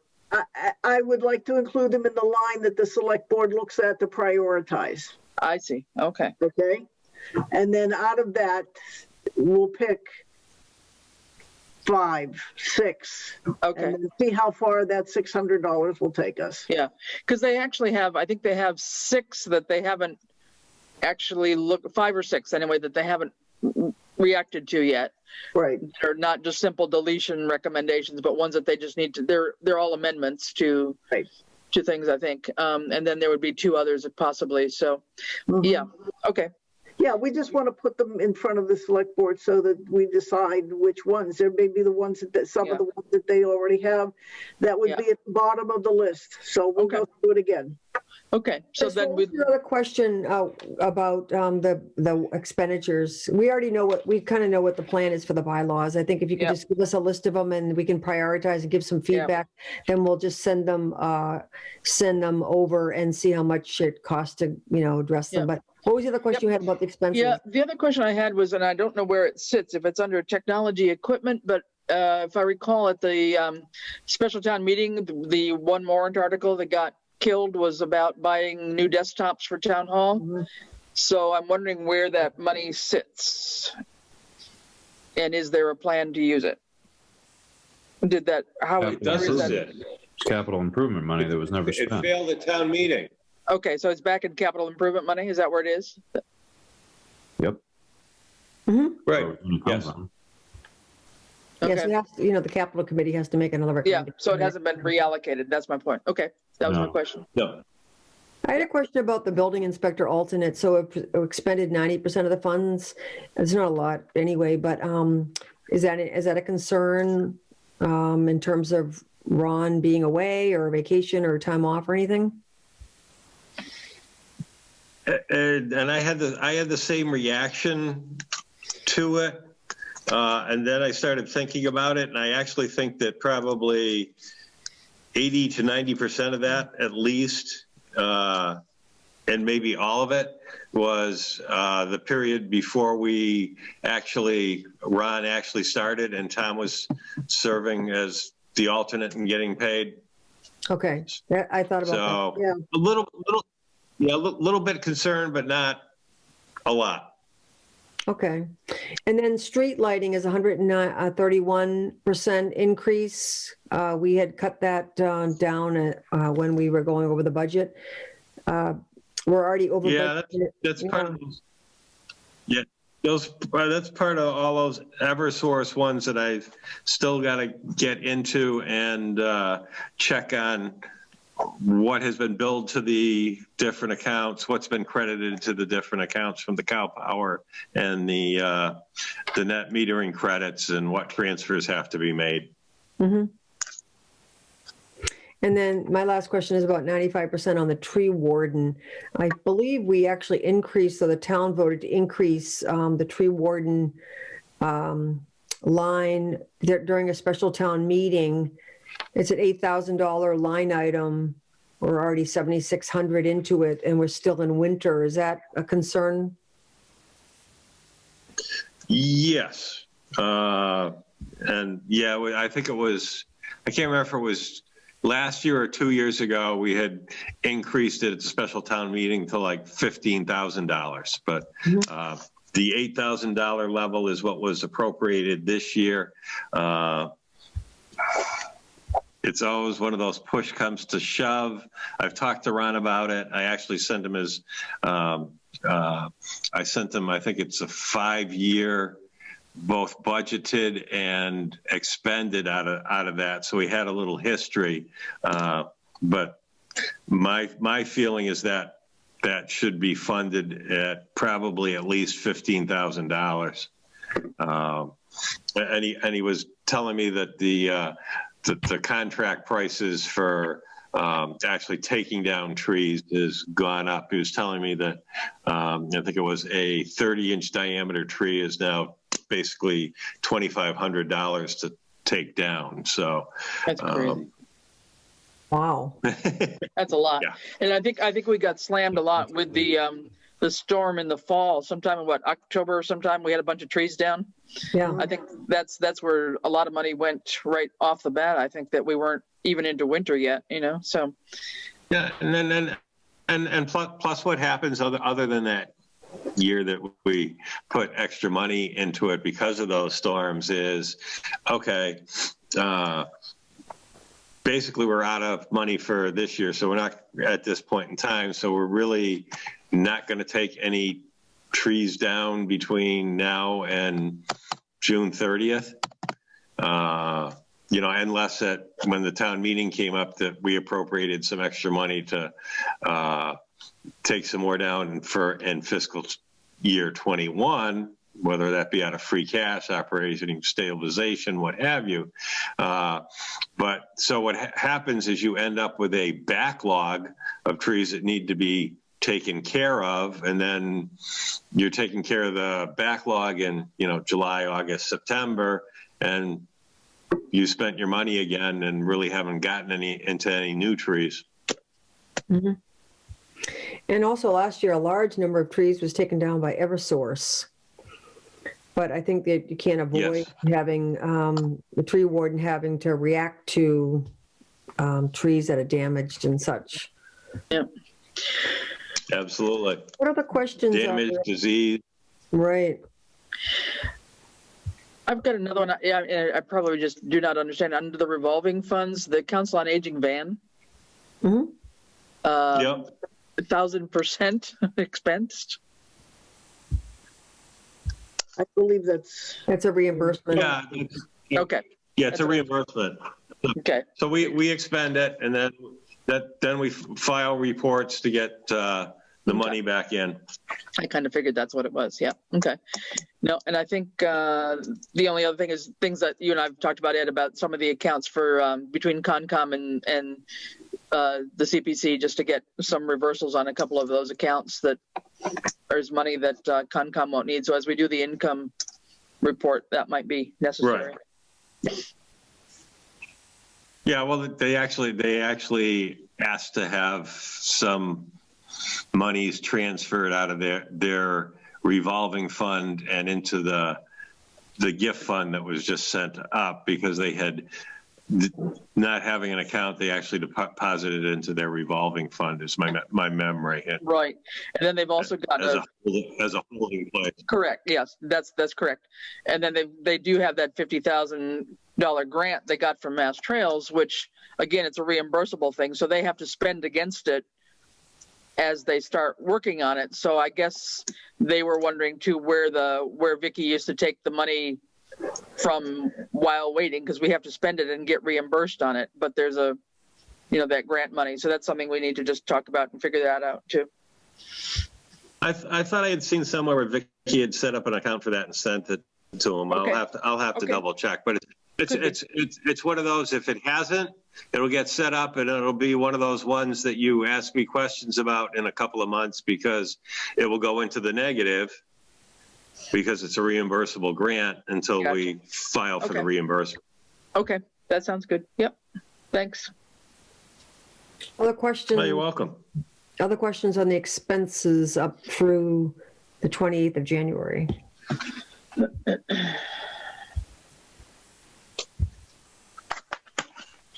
All right, then let's talk about FY20. What? Well, one more thing, I'll just call your attention to it because it came up at the Finance Committee last night. Ken asked about it, and Francine will remember it. On the first page, you'll see an account number, but no description next to it. That is $5,324.75 in the negative. And it's right under the assessor's account. And Ken was asking about that. It's a new account that was set up because this year we are required to handle the senior tax work-off program in a different manner than it has been in the past. Basically, it was in the past, it was just kind of a credit made to their actual taxes owed account. And now the requirements are that we actually cut a check to the individual that's on the tax work-off program, and then they have to sign the check back off to us to be used against their taxes. So that account was set up for that, and just for some reason we hadn't put the description on there with the account number. And Ken had also noticed it was a new account number that hadn't been there before. Okay, thanks. Any other questions about the expense report? All right, so next is FY22 budget. And like we agreed, we're going to be following closely the budget bylaw. And basically, right now, the process is that everyone is getting back their budget request, looking at level funded as well as level funded with contract increases, and then a request for their department. And where is that at now, Ed? I did hear that the Finance Committee is meeting twice a week to meet with the various departments. Is that basically where things are at? That's where things are at. I've gotten a good amount of them back. There are a few stragglers. I'm just going through them now and going over them. There's already been a couple that I've looked at and kind of sent them back and either said, okay, well, you didn't follow directions and didn't prioritize your budget 2 tab. Or I've also sent some back and said, even in your budget 1 tab, you didn't necessarily follow directions because it was supposed to be level funded plus contractual increases. Contractual increases are actual vendor contracts that have informed you that are going up next year. It's not just adding 2% to what you had this year. So going through that, and then I'm taking them and putting them back into a master spreadsheet because they're all on individual tabs now. So, but gotten good results so far. Let's say retirement has got a good jump to it. My memories is about $80,000. On the flip side, Jen sent me her tab on the health insurance is actually going down about 2% for the upcoming year. Dental insurance actually went down a little bit also. So there's some good signs there. But like I say, when you get into, retirement going up by $80,000, even and as Matt said, you know, a $60,000 increase of 1.13% for Hampshire Regional, you know, from what we've seen in the past isn't bad. But when you get 80 and 60, you know, it starts adding up pretty quickly when you're used to just maybe having $300 to $400,000 in new revenues in any fiscal year. So it goes quick. Who hasn't gotten back to you, and are we past the deadline? Oh God.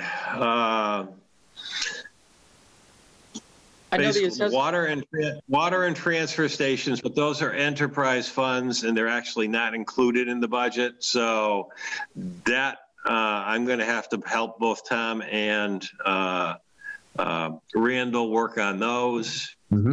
I haven't gotten the fire department one back yet. The library sent me theirs, but I gotta go back and work with. Assessors are working on theirs. I expect it any day.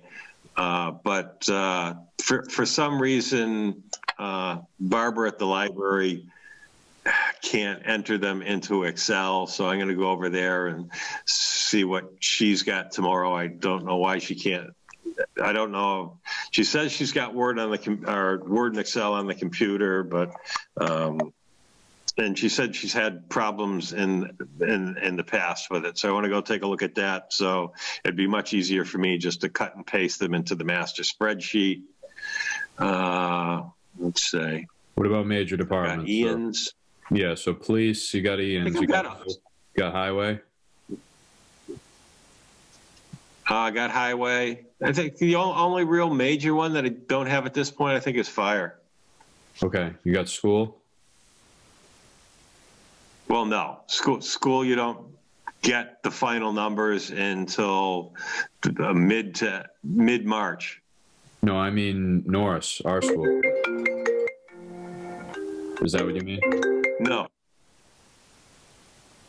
Like I said, like by state statute, they don't have to finalize their budgets until mid-March. Okay, I didn't realize that. Yeah. And that's both schools, not just Hampshire. Yeah, and I was actually trying to find out today. I was online trying, and Hampshire was great sending that preliminary budget along, but I was trying to find if, I believe regional schools have the same statutorial deadline that local schools like Norris have, and for whatever reason, I found the statute, but I didn't find the date. So I still have to look and make sure that a regional school has the same deadline to approve their budget that a local school district does. I believe we do. Tammy Williams, 298 College Highway School Committee, because we do our preliminary for February, March. We look at it again, but sometimes we're voting on that. I think we have to have it done and completed to the towns by April 1st. Yeah, my memory is that they're both the same deadline, but I just want to make sure. Okay. Yeah. Okay. Okay, so it sounds like you'll get library and give John a deadline to get his budget in, and then the first appointment with the finance committee is when? And by the way, I'm just wondering, is Barbara still on the call? Yeah, I got to say something to this. Like, I can't, just hold on one second, Rena. Like, Ed, I can't, I mean, I have to bring this up or else I'm just going to stew about it. Like, you going down to the library to help enter something into Excel is way above your pay grade. I think you know that. And I'm going to say it.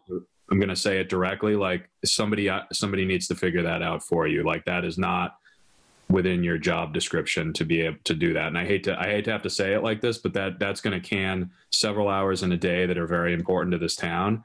And Barbara, if you're on and you want to speak to it, that's fine. But you know, the budget isn't, their lines are not that long, and that should be able to be figured out without a day trip down to the library to do that. I'm just got to vent a little bit of frustration there. It's not a day trip. It's probably about 10 minutes. Drive down there and back takes at least 10 minutes each way. So I disagree. Man, you must drive a lot slower than I do.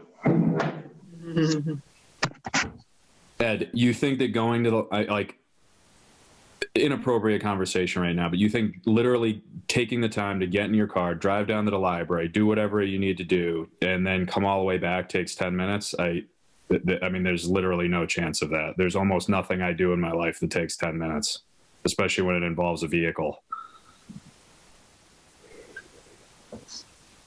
And I think that that's, and it's not, and I'm not meant to accuse you, Ed. It's more or less like this is a department head responsibility. They've got to be able to transmit the information. If nobody else agrees, then I'm out on an island. That's fine. But these are the types of things that we've been discussing. So yeah, I feel like the question I have is there somebody else that might be able to assist in, I think that it sounds to me like it's more of an IT issue than it is I have a question about the budget that my chief financial officer needs to help me with. I think it might be more of an IT issue is what I'm hearing. Is there someone from the tech committee who could go over and assist with that? That's a good idea. That would be worth looking into, and I do believe you said they're meeting on Thursday. I'm sure, knowing the chair, that Dan would be more than happy to help if it's simply an IT issue. So I would encourage you to look into that, I guess. But I'll come back now to Barbara as our Finance Committee member and ask if you have any further comments that you want to make relative to the process or the plans as far as finance is concerned. Unmute. This is my first year, as everyone knows, and I'm really working hard to understand everything that's happening. Mm-hmm. And so all I can say is at this point, I can't comment on it. I've just sat here and I want to say how fabulous you people are. This is 3 hours. You work hard. And I don't think anyone has any idea how hard you work. I can say that. But as far as the finance, I don't think we've finished it yet. So we're waiting for people to submit. Mm-hmm. They're going to look at things by department, if that's what you're talking about. Mm-hmm. And then once they see that, they're going to make the decisions. Good. Well, I'm glad to hear that. Last year, we were very disadvantaged by not having a finance committee meeting. And I know when I ran for select board the first time around, I went to every single one of those department meetings with the finance committee, and I learned a tremendous amount. And that's a critical piece of the puzzle here that we didn't have the advantage of last year. And so we were up against the wall, and we were doing some of that work. And so we're glad you're on it. Yeah, thank you. And I had mentioned in the report, we have a plan to start meeting twice a week, starting February 22nd. They're planning to schedule 3 departments per night so that they can work through the 13 departments and meet the deadline of April 1st. Right now, they're just waiting to get the budget requests from Ed, which he said he would get to them next week. They'll look it over, working, and they'll be in touch to schedule the appointments. Yes, thank you. That's what was decided. And I try to attend select board meetings too to become more informed with the overall picture. Mm-hmm. So, thank you. Fantastic. I think there's a lot of positives in terms of like the Hampshire Regional just being a much more involved, the Hampshire Regional Committee, as well as the towns and the administration at Hampshire, as well as all the hard work of the local school committees. So I think there's a lot of investment here, and we're always, there's not enough money. I mean, that's the bottom line. Just don't have enough money coming in from the state, and thank goodness for all the good grant writing that's happening and all the good work that's happening in other ways. But the bottom line is we never seem to have a lot of extra money to work with. All right. So any other necessary business that can't wait until the regular February 23rd select board meeting? Yeah, I'm curious as to, we haven't talked about this in a long time. I'm curious as to where we're at with East Street Bridge, where we're at with the grant associated with that. I mean, all of that, like what, you know, I feel like we haven't discussed it in almost a year. It feels like a really long time. Oh, no, I don't think it's been that long. It went to the state waiting for a waterways license, right? Yeah, it was actually in my town administrator's report. Okay, so what's the next step on that then? Right now, VHB is working with DEP on getting the public comment section out for our waterways license. And once DEP puts that out, it has to be out for 30 days for public comment. And once that 30-day period is over, then they can issue the waterways license. Okay, so that's between VHB and the state? Yes, that's correct. Okay. What does the remainder of this process look like before we start putting shovel in the ground? Do we know? Well, once we have that waterways license, we can issue the invitation to bid, and then we'll have about 30 days, get the bids back and award the bid, and hopefully we'll be starting construction this springtime. And the grant itself, the $1 million, was all put into destruction of the bridge. So that will be at the front end of the project. Maybe obviously my timing's all off on this. I just feel like we haven't really done anything with this since COVID. I mean, that's just my personal opinion. It just feels like, I don't know if COVID, if it's been state delays, if it's been our delays, if it's been the engineering company delays, but we haven't really discussed this. And I do feel like, I mean, do we have to worry about whether or not this grant expires again in another year? Because I think we only got like a 1-year extension. We've got to be beyond that extension. No, we're not beyond the extension yet. The end of the fiscal year is the. Is it? I mean this sincerely. Was it this fiscal year or was it last fiscal year? No, this fiscal year. Okay, Yeah, so it's this past summer that we got the original grant was June of last year, and now the extension goes until this year. So we don't run the risk, hopefully, of sacrificing that money, because we also went to the town meeting to get additional money to actually complete the additional 1.5 million, right? So yeah, is our timetable all in line without sacrificing any of the funds that we've already secured? We're about 2 months behind right now. Okay. At what point would we need to go back to town meeting? Or do we not? We would only have to go back to town meeting if this total project comes in at greater than $2.6 million. Regardless of the timetable. Like this doesn't expire every year? Regardless of the time. Okay. I mean, am I somewhat worried about it? Yes. Am I ticked off that we've had to wait all this time for the different state agencies to weigh in? Absolutely. Okay. And that's surely COVID related, so I'm fine with that. I guess maybe next stage of this, and I don't know if we should be thinking about this concurrently. And I don't think that this is something that Southampton should be paying for. But like, how do we?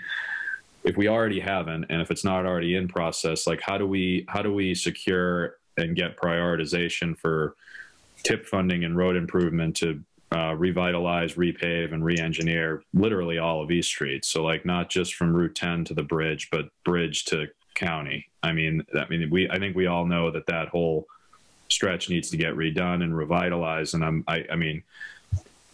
There's part of me that feels like we're doing this in stepwise fashion when we could be doing some of this stuff concurrently, knowing that the bridge is going to get reworked. And I'm naive enough to not know the entire process here, but like, I know that there's tip funding for road improvements, and that road has got to be getting close to a pretty high priority in terms of like that. Matt, we're on the list for 2025, and we already just submitted last Friday. I think that they were asking us to verify the project, some information that was already sent last Friday, I think.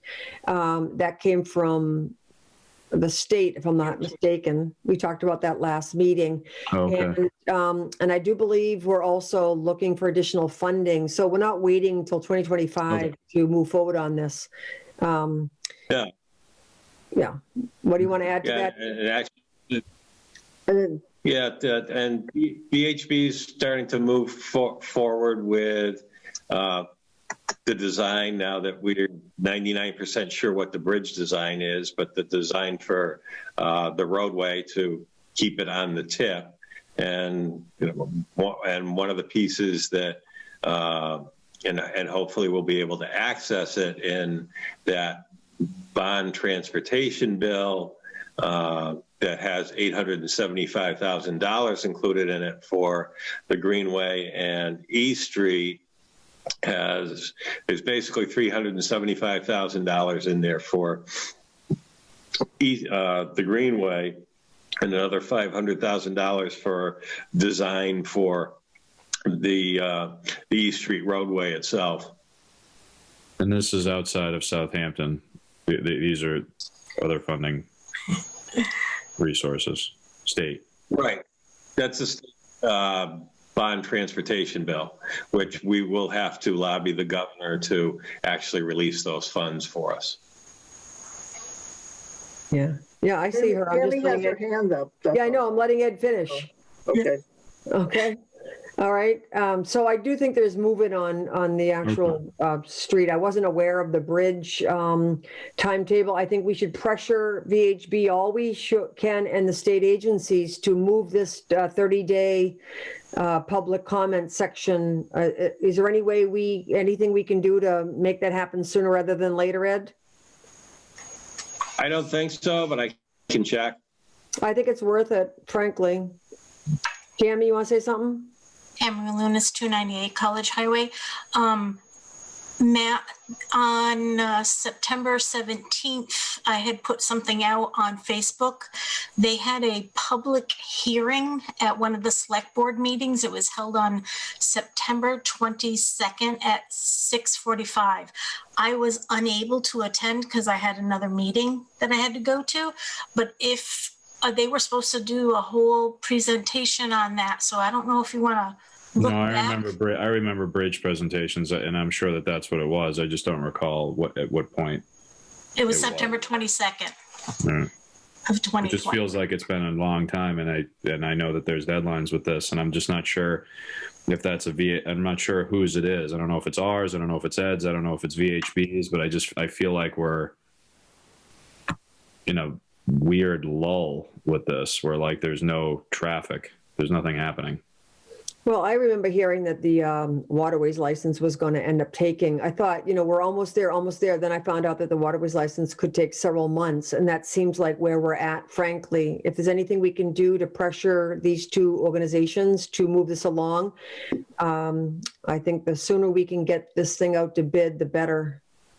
And like I said, please don't do the water main on Route 10 at the same time we're doing the East Street Bridge. Yeah. Yes, chances are they will be. Of course they will be. Yeah. It's basically both bridges I take to get to town. Okay. Did somebody else want to say something? Ed, Matt, what do you want to say?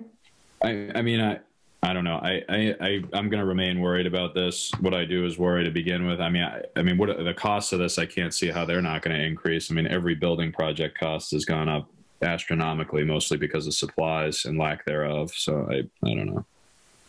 Yeah, I mean, it's definitely a risk. I mean, this thing has been a challenge from the get-go with their estimate and then us having to go back to the voters to get another 1.5 million. I mean, I can't, this thing can't happen soon enough. in my mind, and I don't like the delays, but anything we can do to keep this thing going so that the shovels are in the ground before this $1 million grant has to be either extended again or lost, that would be a complete and total shame.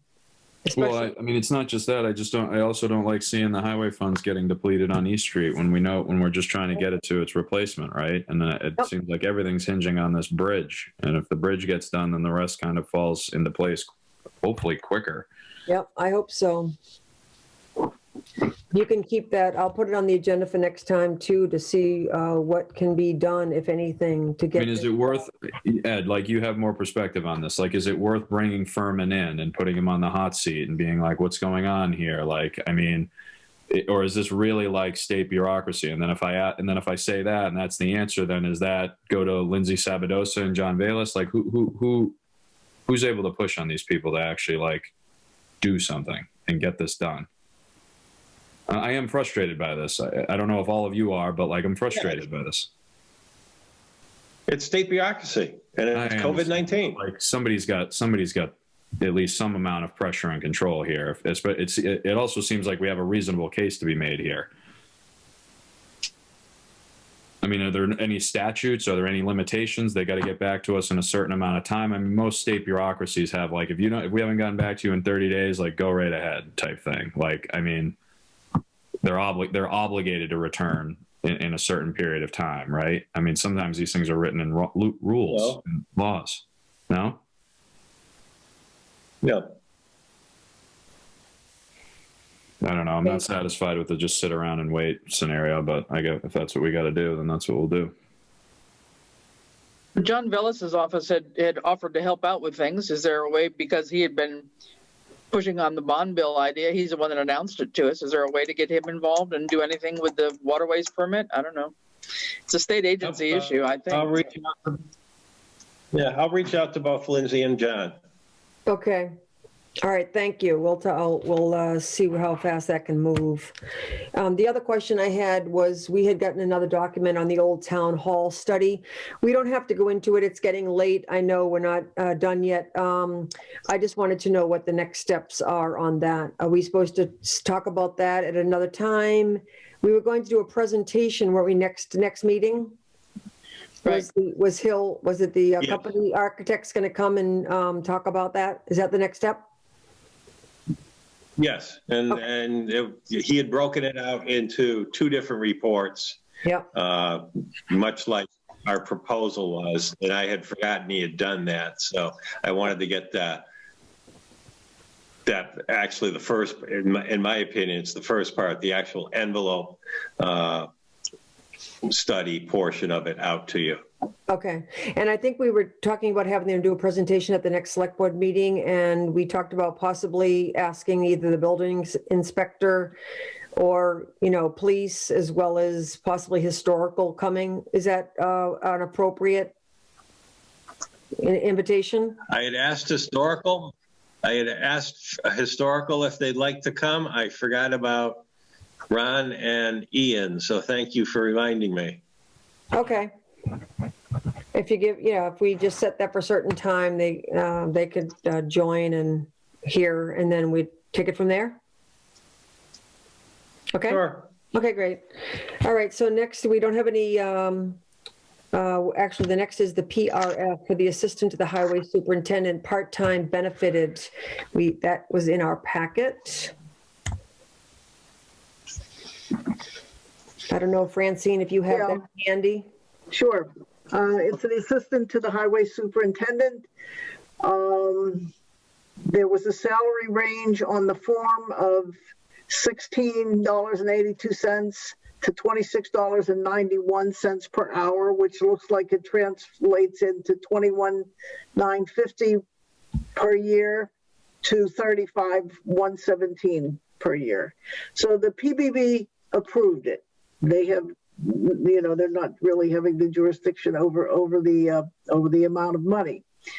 The finance committee last night looked at it and looked at the general fund and calculated what the balance was and what the hourly rate should be between now and the end of the year that stays within budget. They came up with a figure of 1764. But as I'm sitting here, not only is it sourced, this salary is sourced from the general fund, it's also sourced from the enterprise fund. So that may be what makes up that additional money, really makes up the difference for this salary range. So I need to get back to the Finance Committee and draw their attention to the transfer station wage line, where they might find some of this and get a clearer picture of what the total amount of money that's really available between now and the end of the year for this position. So that if there needs to be more flexibility in what Randall can offer this individual, then that can happen. My only concern here is that the pay scale salary that's listed on this form is from the report that Art did that we never passed. I mean, we're going at 6s and 7s as we try to document sources where these salaries, where then these wages come from. So it really is incumbent upon us to settle on something as a guide that department heads can use, when recruiting, and that everybody else can use in terms of budgeting, and it's really realistic. So that I'm going to come back to that at a later date. We'll just try to solve this one thing at this time. But obviously, it's being put to use what Art proposed, and yet we never really fully adopted it. But then for other positions, department heads are using the scale from the PQB, right? Right, and that's what I'm saying. There are two documents out there with different information. Both are old. One is older than the other. One is 2017. The other one is 2019. Yet PQB approved this. But yes, they approved it. They approved it. But they are not as focused so much on the budgetary thing of it as they are in the processing of the documentation. That comes, the funding obviously is the concern of the Finance Committee. Right. Yeah. I can raise that objection. But Francine, what would be the salary range using the PQB scale currently rather than the report? Are we in the same ballpark or not? Actually, no. I'd have to go back and look at that. But this was a grade 5. The lowest. I have it here. Sorry to put you on the spot. No, I know. I mean, we've just hired some other people that are, assistants to, the town clerk, assistant to the treasurer, right. Whatever. I mean, right. We've got to be some level of. And that's exactly what I'm saying.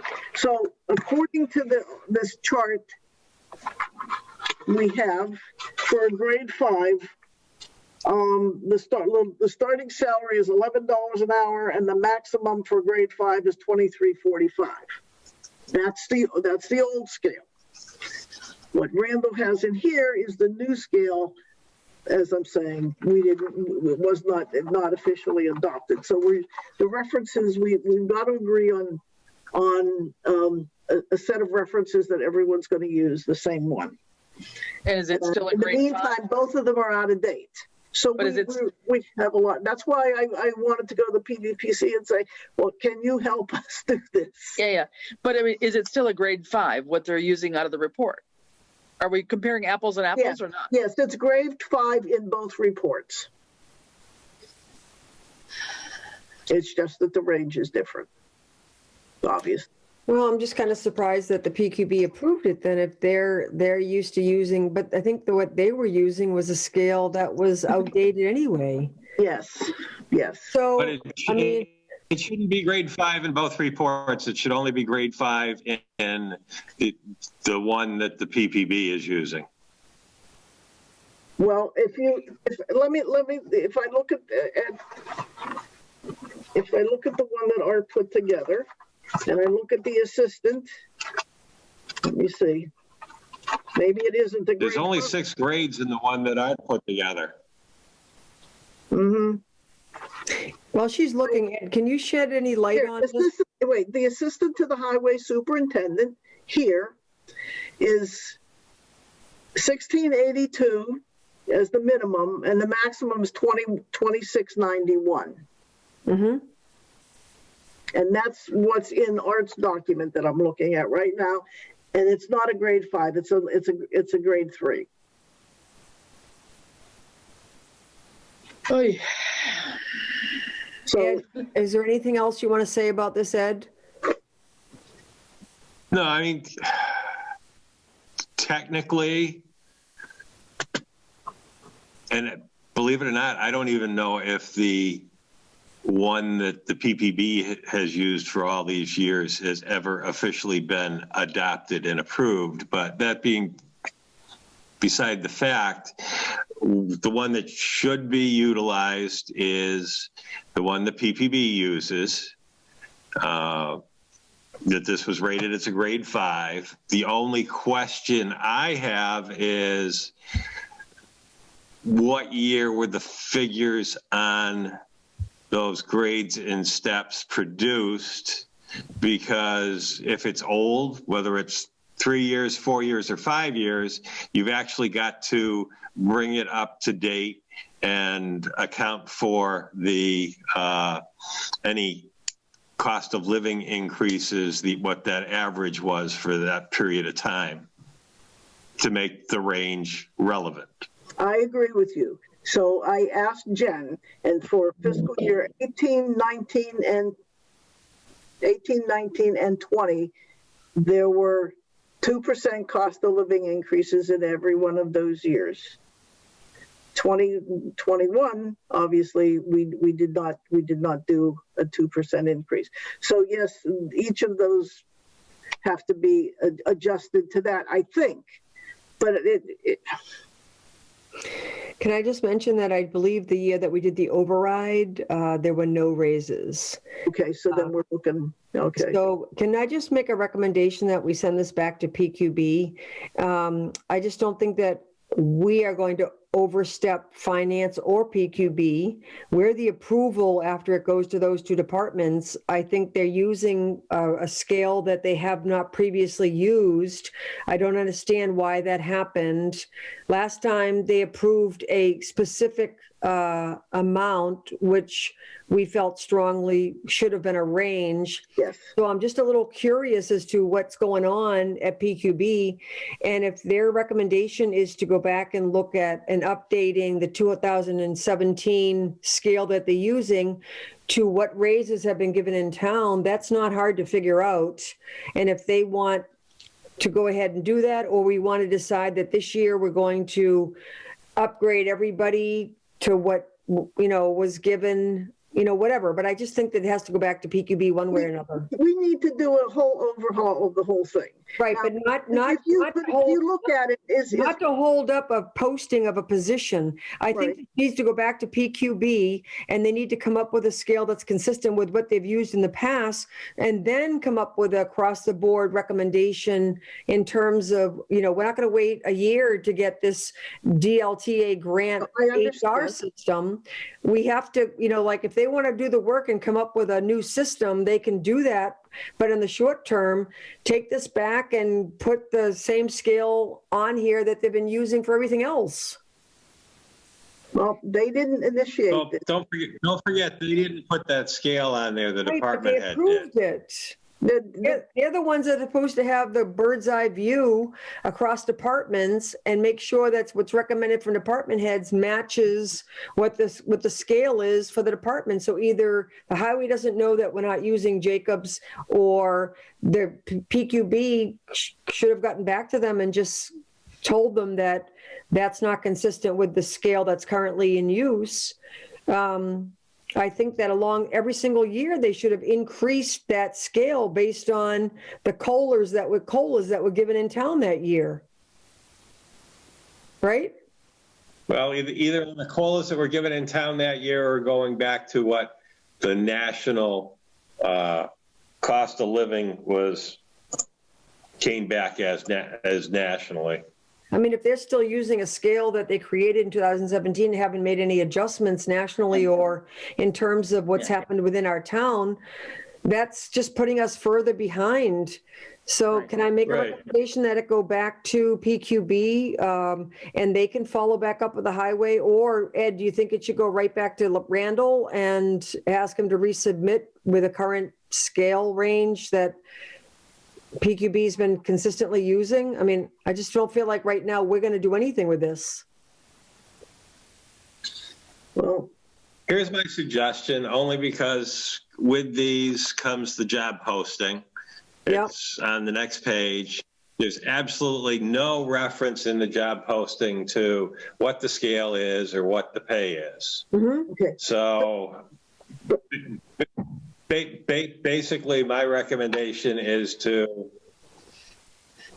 approve it and just say, okay, you're limited to what, not exceeding the salary of the previous assistant to the highway superintendent was. Right, which was 17 and change.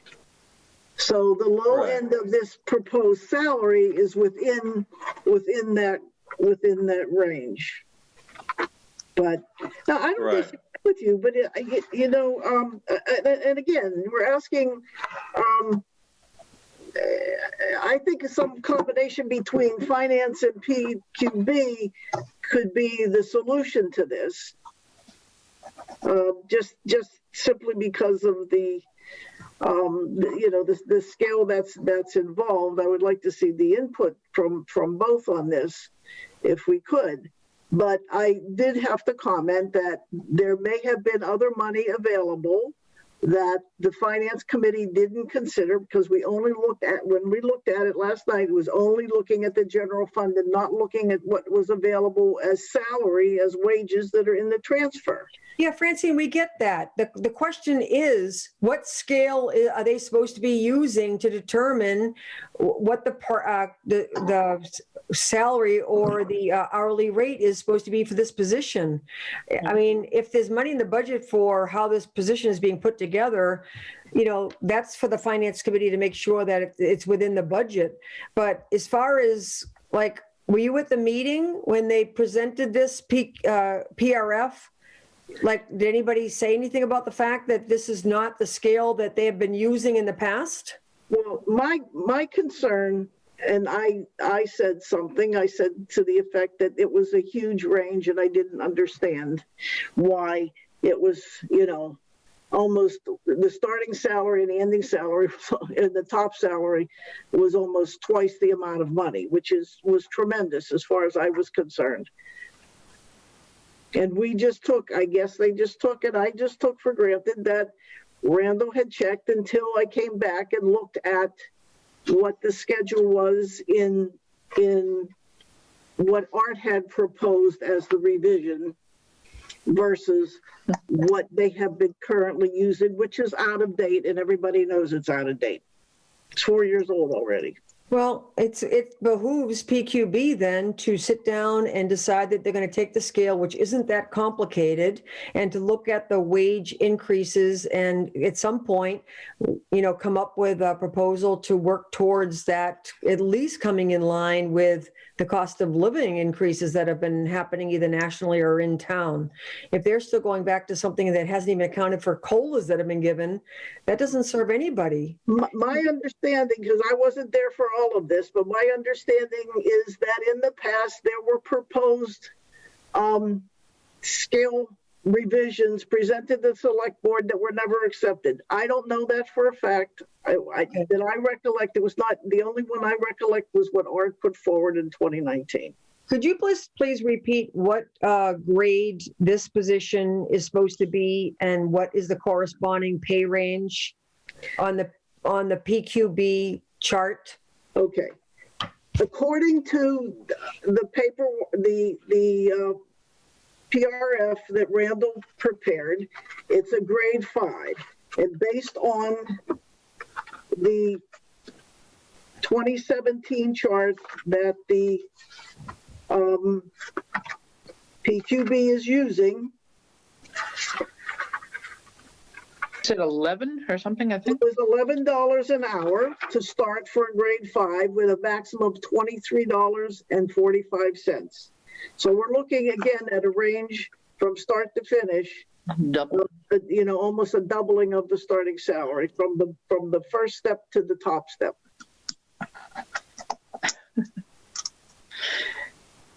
And your understanding is that this chart was created in 2017 and there have not been 2%, 4%, whatever increases. We're now 5 years beyond that, almost. Factored into this document that they've been using. Yes, that's true. They have not added COLAs when they were given. No. Okay, I do believe that there's only been either 1 or 2 years that they have gotten COLAs. So in my mind, we would be approving on a range of 11 something to 23.45, or we send it back to PQB. Okay. Or we say, go ahead and do the posting since it doesn't involve range anyway, and then we get this back for approval next time. Yeah, I'd rather not approve. I'd rather go ahead and have the flexibility to get the job posted if that can happen without formally approving this salary range. I mean, okay. I would support that too. I would support that too. I'd like to send this back to PQB. I'd like them to let the finance committee know how much is coming out of what line, because that's also important for the finance committee to know. And, or just that there's, there's enough in the wage line to cover that, and that we have, whatever is their system for providing it. I mean, if they want to start now, January 1 of 2021 and decide that they're going to start adding what has happened with the wages increases for COLAs, that they're going to start coming up with a new chart starting January 1. Okay. I think this might be the first PRF we've had, right? Yeah, but let me just say something to you. The PQB does,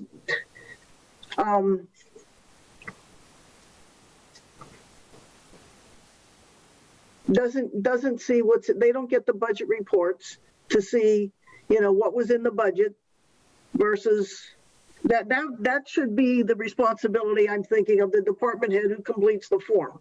Mm-hmm. And when I look and I add what's in the general fund to what's in the enterprise fund, yes, we could accommodate the rate of pay that Randall put there. It's just he's using a different scale as a reference as opposed to the ones that PQB uses. Yeah, but I think PQB should decide that as of January 1, 2021, they're increasing their chart to be based on the salaries either nationally or what the town has already approved for COLAs, and then give that chart to all the department heads so that when they fill out their PRFs, they're using whatever chart PQB is going to be using.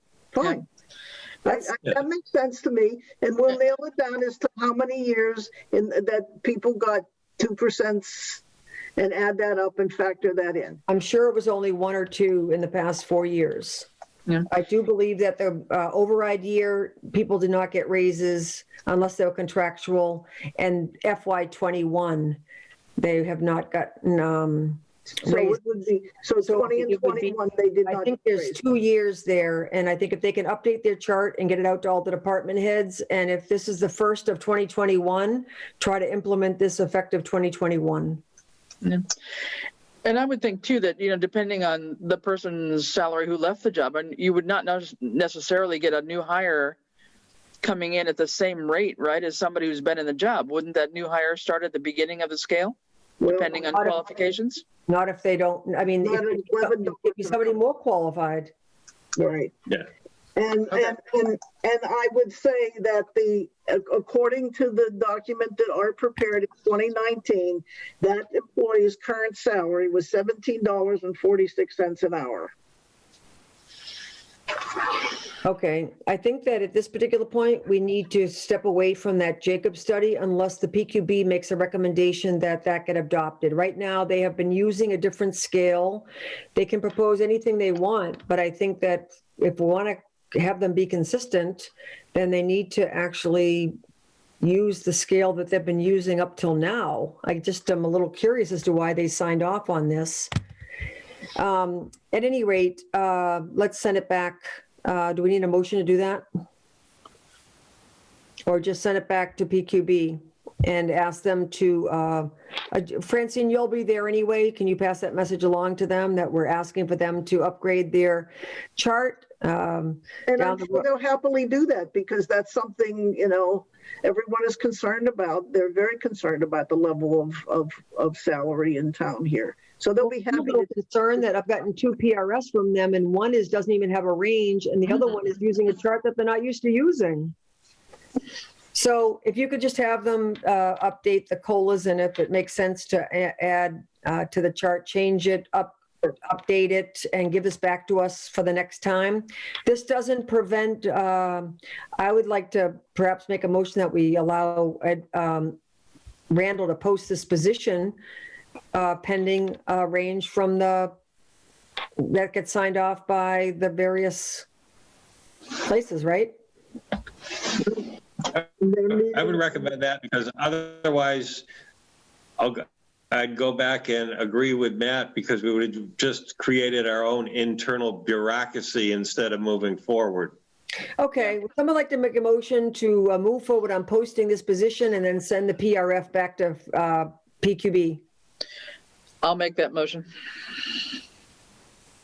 Is there a second? I'll second it. Okay, well, what further discussion?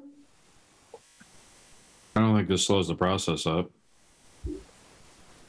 You don't think it slows it up? You think this is a good thing? Yeah. I mean, Okay. we're posting the position, we keep the ball moving, and then we figure out this wage scale thing. Sounds great. Okay, and just then it should go back to finance as well. Yep. Yep. Could I just ask a quick, who's in charge theoretically of designing the pay scale for the city? Like those books that never got approved? I mean, somebody did that and nobody approved it. I think if you send me information, or Francine gets it to me, we'll try to be consistent. I think that's the most important thing. Yeah. I think that what happened with the so Jacobs was, I think it was a compact grant, or we got a grant, and they did an analysis of salaries. And then the PQB did a very detailed analysis of the salaries in town and what the recommendation would be. And their recommendation after they did the presentation to us, and it was only done about a year ago, I think November, December of 2019, was that we start somewhere, whether it be with anybody who is a higher percentage off the mark, or start with administrative assistants, like the lower paid people in town, like start somewhere and work towards rectifying the salaries in town to make sure that they're closer to a benchmark. And so they presented us with the benchmark, and we didn't, decide to adopt it in force, because it would have been a significant cost to the town. So, and then last year was a disastrous year because of COVID and the lack of state funding, and everybody's department got cut 4%. So we were in no position to do that. So we had this presentation, and, all of us would love to be able to, I hope I'm speaking for everybody, we would love to be able to get up to where the salaries are consistent, and we're keeping and retaining good staff and have good offers to people. But that's kind of where we were left. Was we supported it, but we couldn't just raise people's salary in the mid-year, and then COVID hit. So I think we would like to make some adjustments, and I don't think we've made a commitment. It would be great for Finance Committee to make a recommendation on start here, or let's look at how far off people are from the percentage for their grade and start there. But that's kind of where we're at. Does anybody want to add to that? Well, I'm just wondering if it would be, kind of an exercise. I know finance is going to be busy with the budget hearings, but at some point to sort of take a look, and maybe finance could be part of this equation along with PQB, but I mean, to compare the two scales and just say, okay, is it worth really trying to update the one from 5 years ago? Or do we say that, look, we think a lot of work went into this Jacob study, and it's worth taking a look at and make a recommendation to us to possibly adopt that? I mean, that's what's got to come before us, no? Is somebody to recommend that hey, this is at least better than what we've been working with, and let's start here and adopt it so that then we can figure out which positions we want to start and look at that are way off base in terms of, some level of equity. I disagree with you, and I do think it should be a joint effort between the PQB and the finance. Yeah. It just makes sense to me. Yeah. And do you have a copy of the presentation that was done last year, Barbara? Do you know if the Finance Committee has a copy of that? I don't know. I know I don't have a copy. I gave one to Ken. Oh, all right. Because but Ken is also, the Chair liaison from FinCom to PPB. I don't know if he shared it with everybody else. I did share with the Finance Committee this old schedule that the PQB has been using, the 2-pager, those charts I just showed you. Okay. All right. So I don't think we've voted on that yet. I think the motion was to. Okay, so the motion was to encourage posting of the position and send the PRF back to PQB, then finance, and hopefully get back to us for the next time so we don't hold up on the posting of this position. And then it'd be great, Barbara, if the Finance Committee had a chance to see the presentation that was done not too long ago and to give us some guidance on, where to go from here. All right, so all in favor of the motion? What, Ed? I can say it after you vote. Okay, all in favor? Fishman, aye. Fowles, aye. Roland, aye. And Groden, aye. Can I just ask Ed, does this arts proposal, does that exist in electronic form? Because I only have it in paper. Yes, I do have it. I also know that it's. Yep. I would recommend that they access the select board meeting when he actually presented it, and I think it's also. Is it posted? Actually, I don't. Is it posted somewhere, Ed? I don't think so, but I've got it in electronic form also. Okay, good. If you could send that, you could either send it to me and I'll send it out, or you can send it out to finance. I made certain that the PQB, I gave it to them about a month ago because they didn't have it. Okay. I have to say something and vent. And I've seen it now both by the PPPB and by the Finance Committee. PRF is set up and it specifically asks for a pay scale salary, a pay scale, okay, or a salary. It asks for that pay scale. I have seen the PPPB cross off the pay scale and put in one single dollar amount. I've seen Finance last night cross off what was there and put in a shortened dollar amount. The PRF is not set up as a financial document to say what an individual is going to get. It is set up and specifically asks for that pay scale from the bottom to the top so the individual can know what they might expect and how they can grow in the future.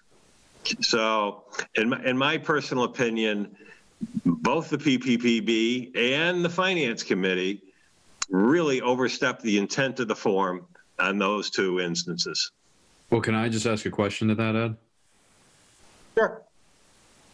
Well, my real question is I would imagine, I mean, the form, doesn't it behold us to say the upper bound of the range? And what if we can't afford the upper bound of the range? What would you say to that? You know what I mean? Like you post a range. I see your point, but then doesn't that form just allow then the negotiations to take place within that range? And what if we can't afford beyond a certain number that, like, say the high point of the range is just beyond what we can afford, but yet that's what we're authorized to negotiate to? Does that make sense? Well, you're not authorizing to negotiate. All you're doing is saying, here's the range.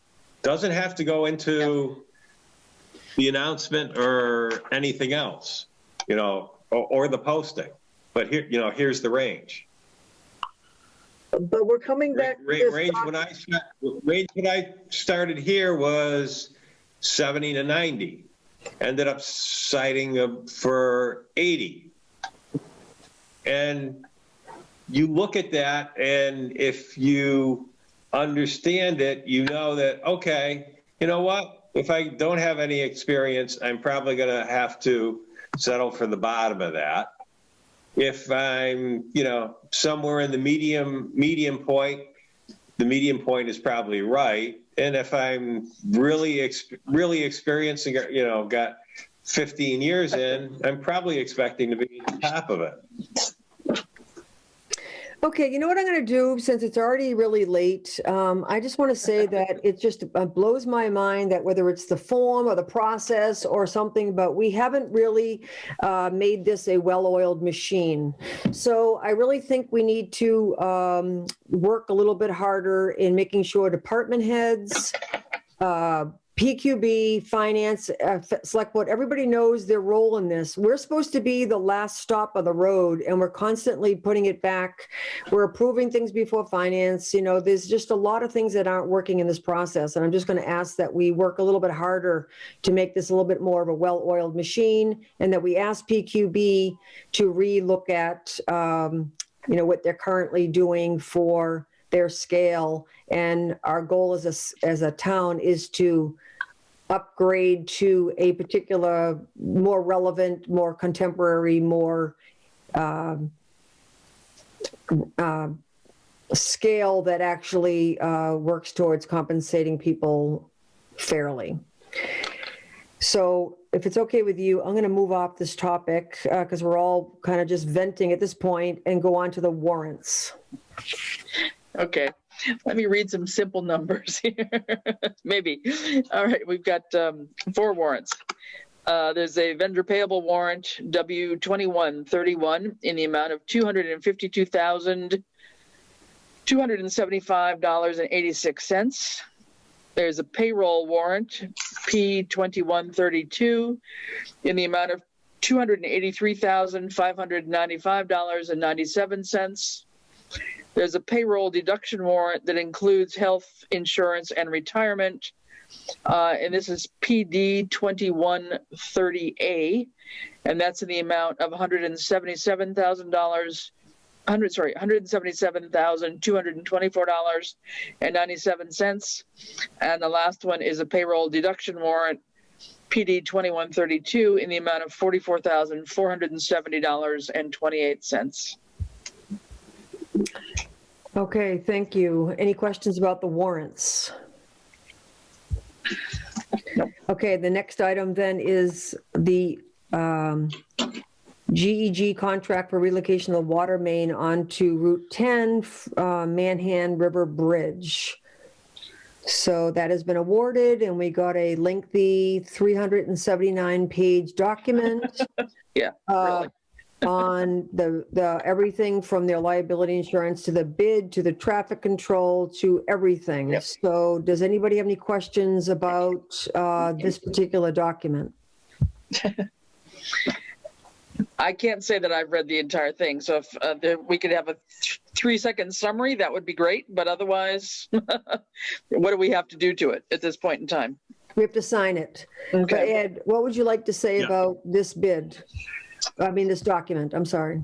Well, the bid itself actually came in lower than anticipated, so I think that is a good thing. CEI is the engineering consultant that the water department has used for a number of years. The document seems sound.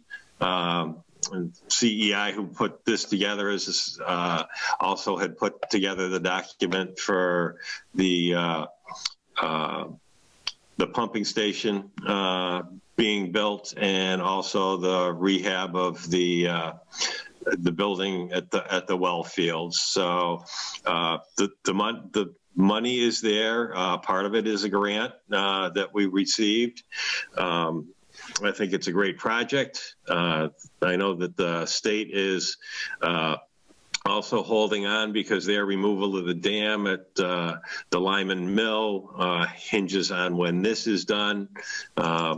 So I would recommend that the board sign the document so that this project can move forward. It's supposed to start the beginning of April 1st, and the project's duration is supposed to be 90 days.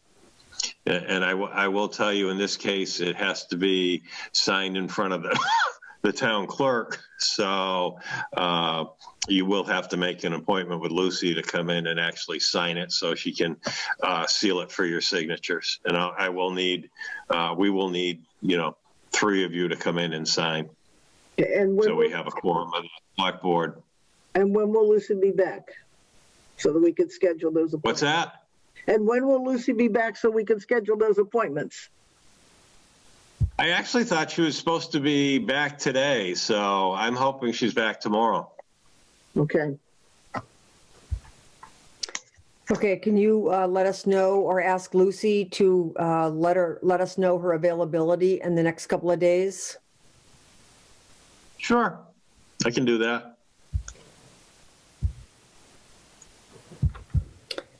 Okay, and I'm assuming that this contract also covers police detail and the preparation for one-lane road and all of that, right? If it needs to be? Yeah, and if there's any question on whether it's, a one-lane road and whether they're, going to use police or set up a temporary traffic light or whatever, that will all be worked out in the pre-construction meeting. Okay. All right. Would someone like to make a motion then that we sign off on this contract for relocation of the water pipe? Move that we sign off on the relocation of the water pipe. The contract, yep. I'll second it. With GEG. All right. So Francine and then Chris. Yeah, I'll second it. Any further questions? No. Just a thought. I had asked Lucy another question. I got the impression she might not be back till next week, actually. I had talked to her about another issue that I had to have her signature on. And so I don't think she's back this week. Is there anyone else in town hall that's a notary? No. Okay, that might be a good thing to think about. So if she can just email, or you can email what her availability would be, that would be great. Okay, all in favor? Or if I find someone else that's a notary, I'll let you know. Okay. Now, Janine used to be a notary. I don't know if that's something that you give up, and I know that she's now an employee in the assessor's office. Anyway, you can check that out if you want. Yeah, that's an idea. Yeah, I'll check that out. Thank you. Okay. Yeah, her term may have expired, but I'll find out. Okay. All right. All in favor? Fishman, aye. Paul's aye. No. Groden, aye. All right. Thank you. The next are the minutes to approve. We have October 20th and we have January 12th. Did everybody get a chance to look at those?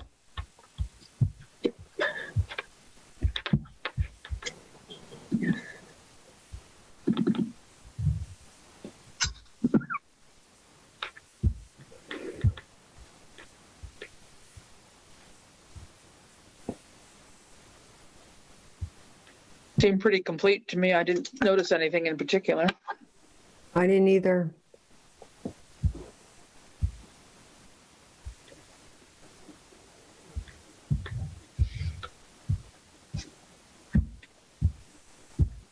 I did notice, though, that Judy did the first one, and now Kathy has submitted this second one. So as of this year, Kathy is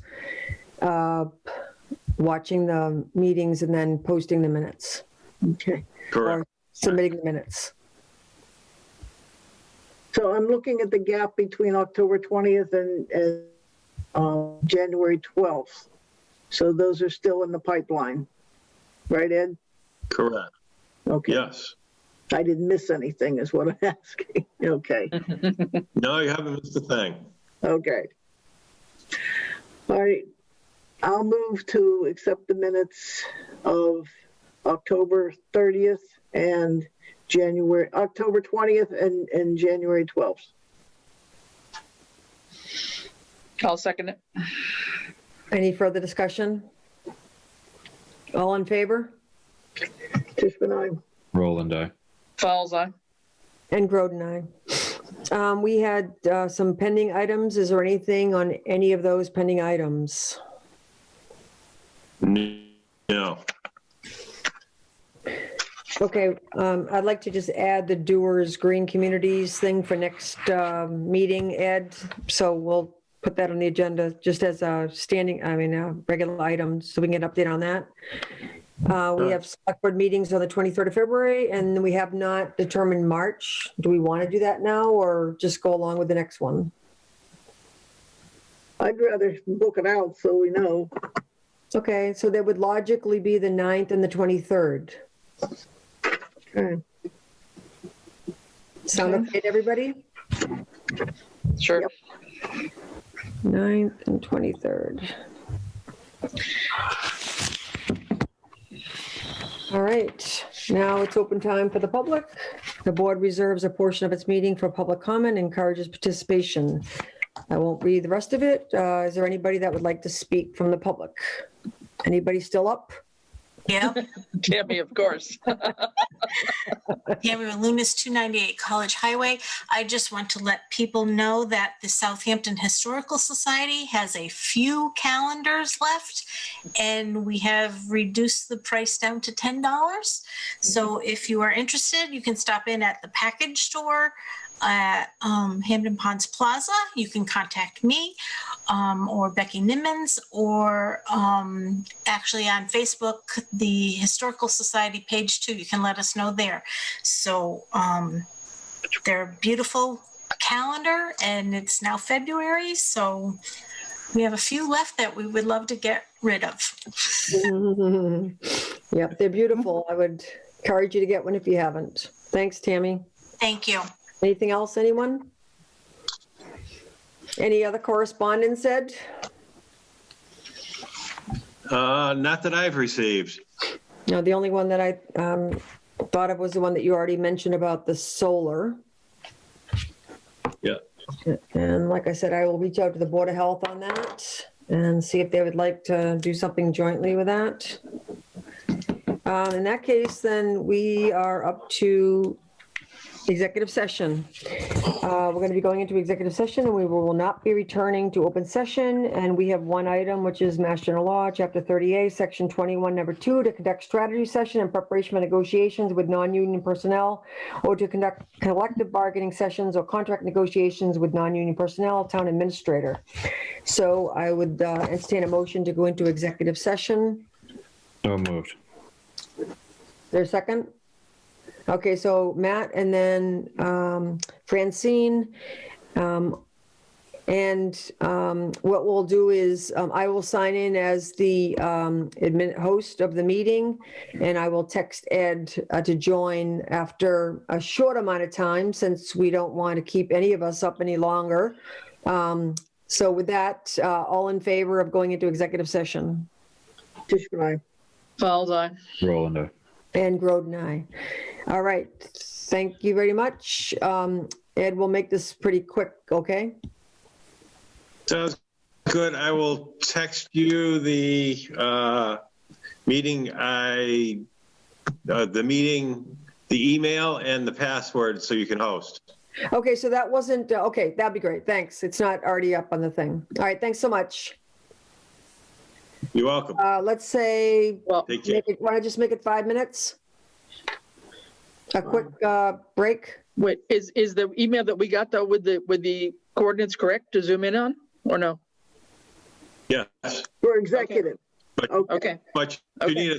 you need separate information to log into the actual account to host. To be the host. Okay, Okay. all right. Okay. So you can send that to me. Great, Ed, and I'll see you in about 5 minutes. Okay. Okay. Bye. Bye.